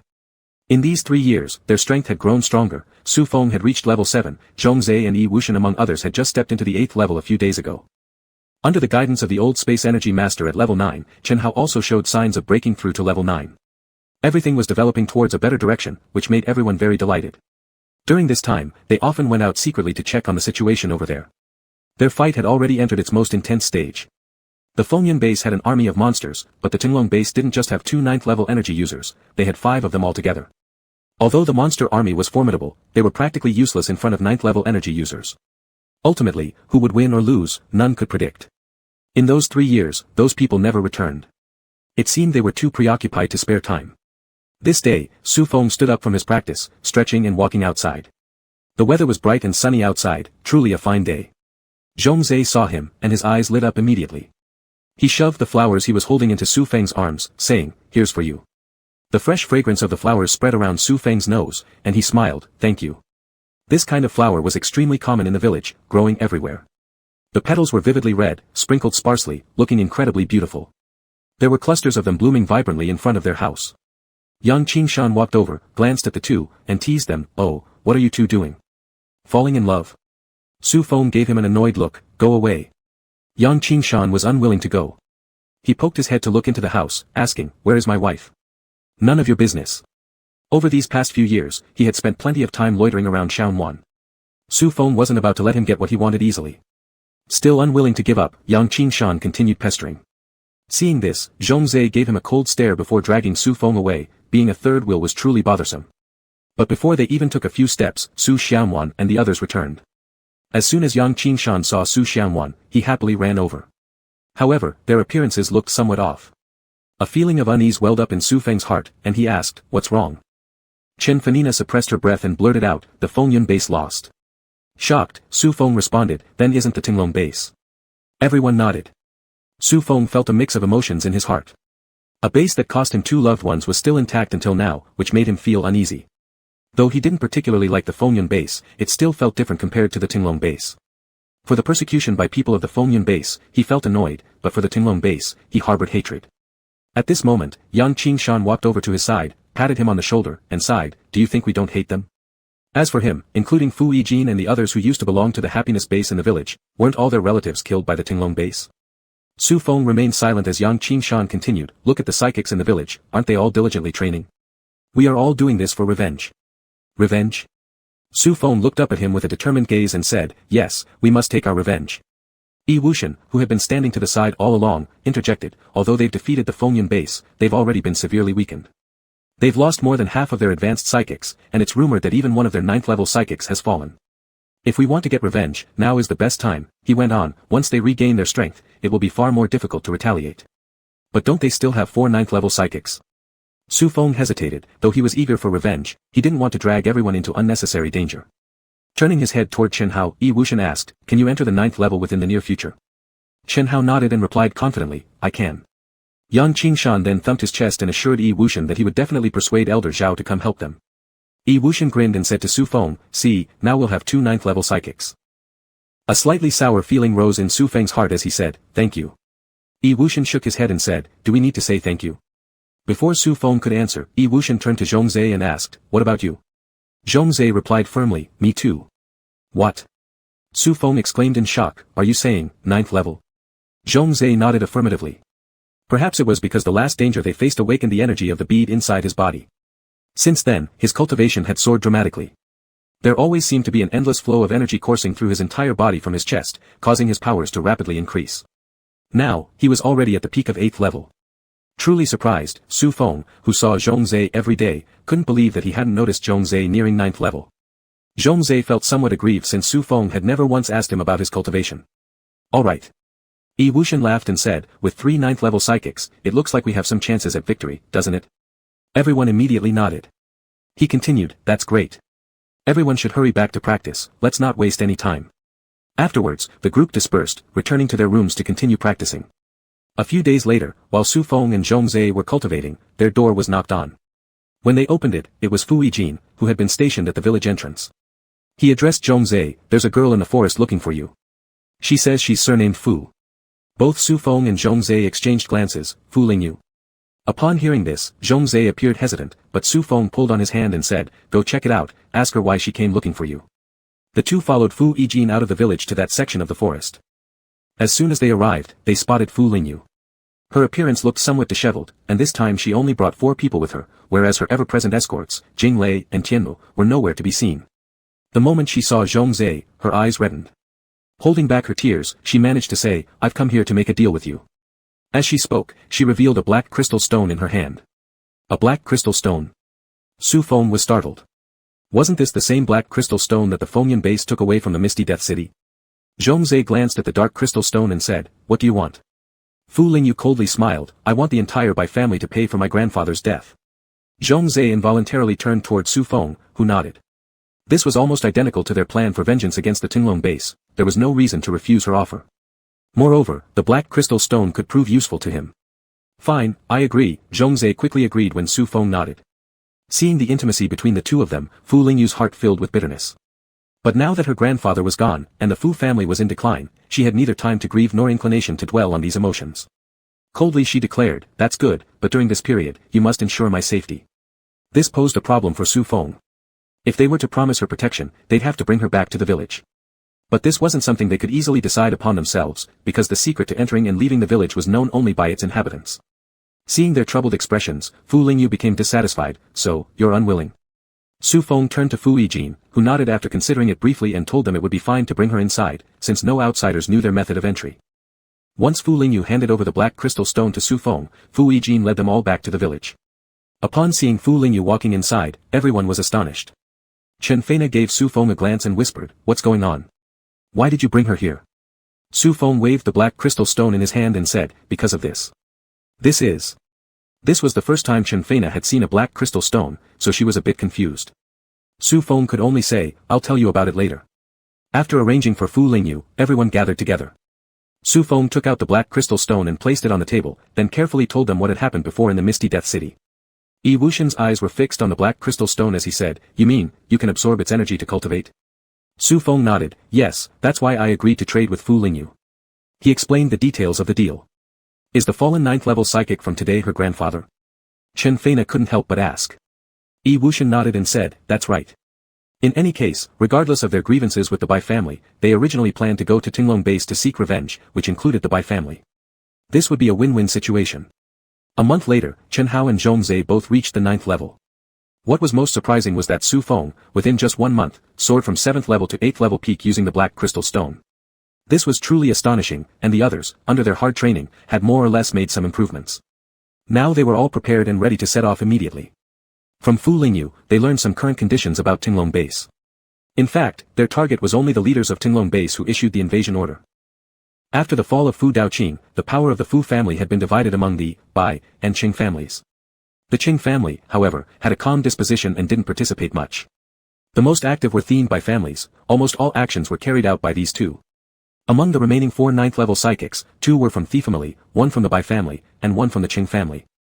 Excluding the Qing family, they only needed to face 3 9th-level psychics from themed Bai families. It was unclear what deal Fu Lingyu had made with the Qing family, but this time, the Qing family not only stood aside but even secretly provided them with a route into Tinglong base and detailed maps of themed Bai families. They first infiltrated the Bai family, intending to act swiftly and decisively. Yi Wuxian opened the map and looked at the window on the 2nd floor to the left, whispering, "It's here." Everyone nodded, slowly approached, and came to the wall beneath the window. Su Feng extended a vine into the wall, and the group quietly climbed up. But the ears and minds of 9th-level psychics were highly sensitive and powerful, so these movements couldn't escape their notice. That psychic from the Bai family quickly sensed them. However, before he could react, Elder Zhao activated a spatial restraint, pulling him into a special space. Then, under the combined attack of 3 9th-level psychics, he fell unconscious. After resolving this psychic, they followed the map in another direction.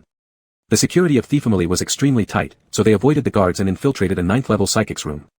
Then, Zhongzhe, Chen Hao, and Elder Zhao jointly dealt with him, repeating the same method to eliminate the other 9th-level psychic. All of this happened silently. Regardless of how and Bai families reacted upon discovering the deaths of their 9th-level psychics tomorrow, after seeking their revenge, Su Feng and the others had already left and returned to the village. As for the aftermath, no matter how the Qing family and Fu Lingyu swallowed and divided these two families' forces, it had nothing to do with them anymore. After everything settled down, their lives returned to peace. Chen Hao and Yi Wuxian had already decided to settle down in this village. And Su Xianwan finally accepted Yang Qingshan's pursuit, living a sweet life every day. As for Su Feng and Zhong Zhe, because one had a mysterious bead inside him and the other possessed the black crystal stone, their cultivation levels continuously increased. 2 years later, they reached the 9th level peak. Therefore, they decided to travel and explore the origin of the apocalypse and the way to break through to the 10th level. No matter where they went afterward, they would always travel together and accompany each other for life. The end.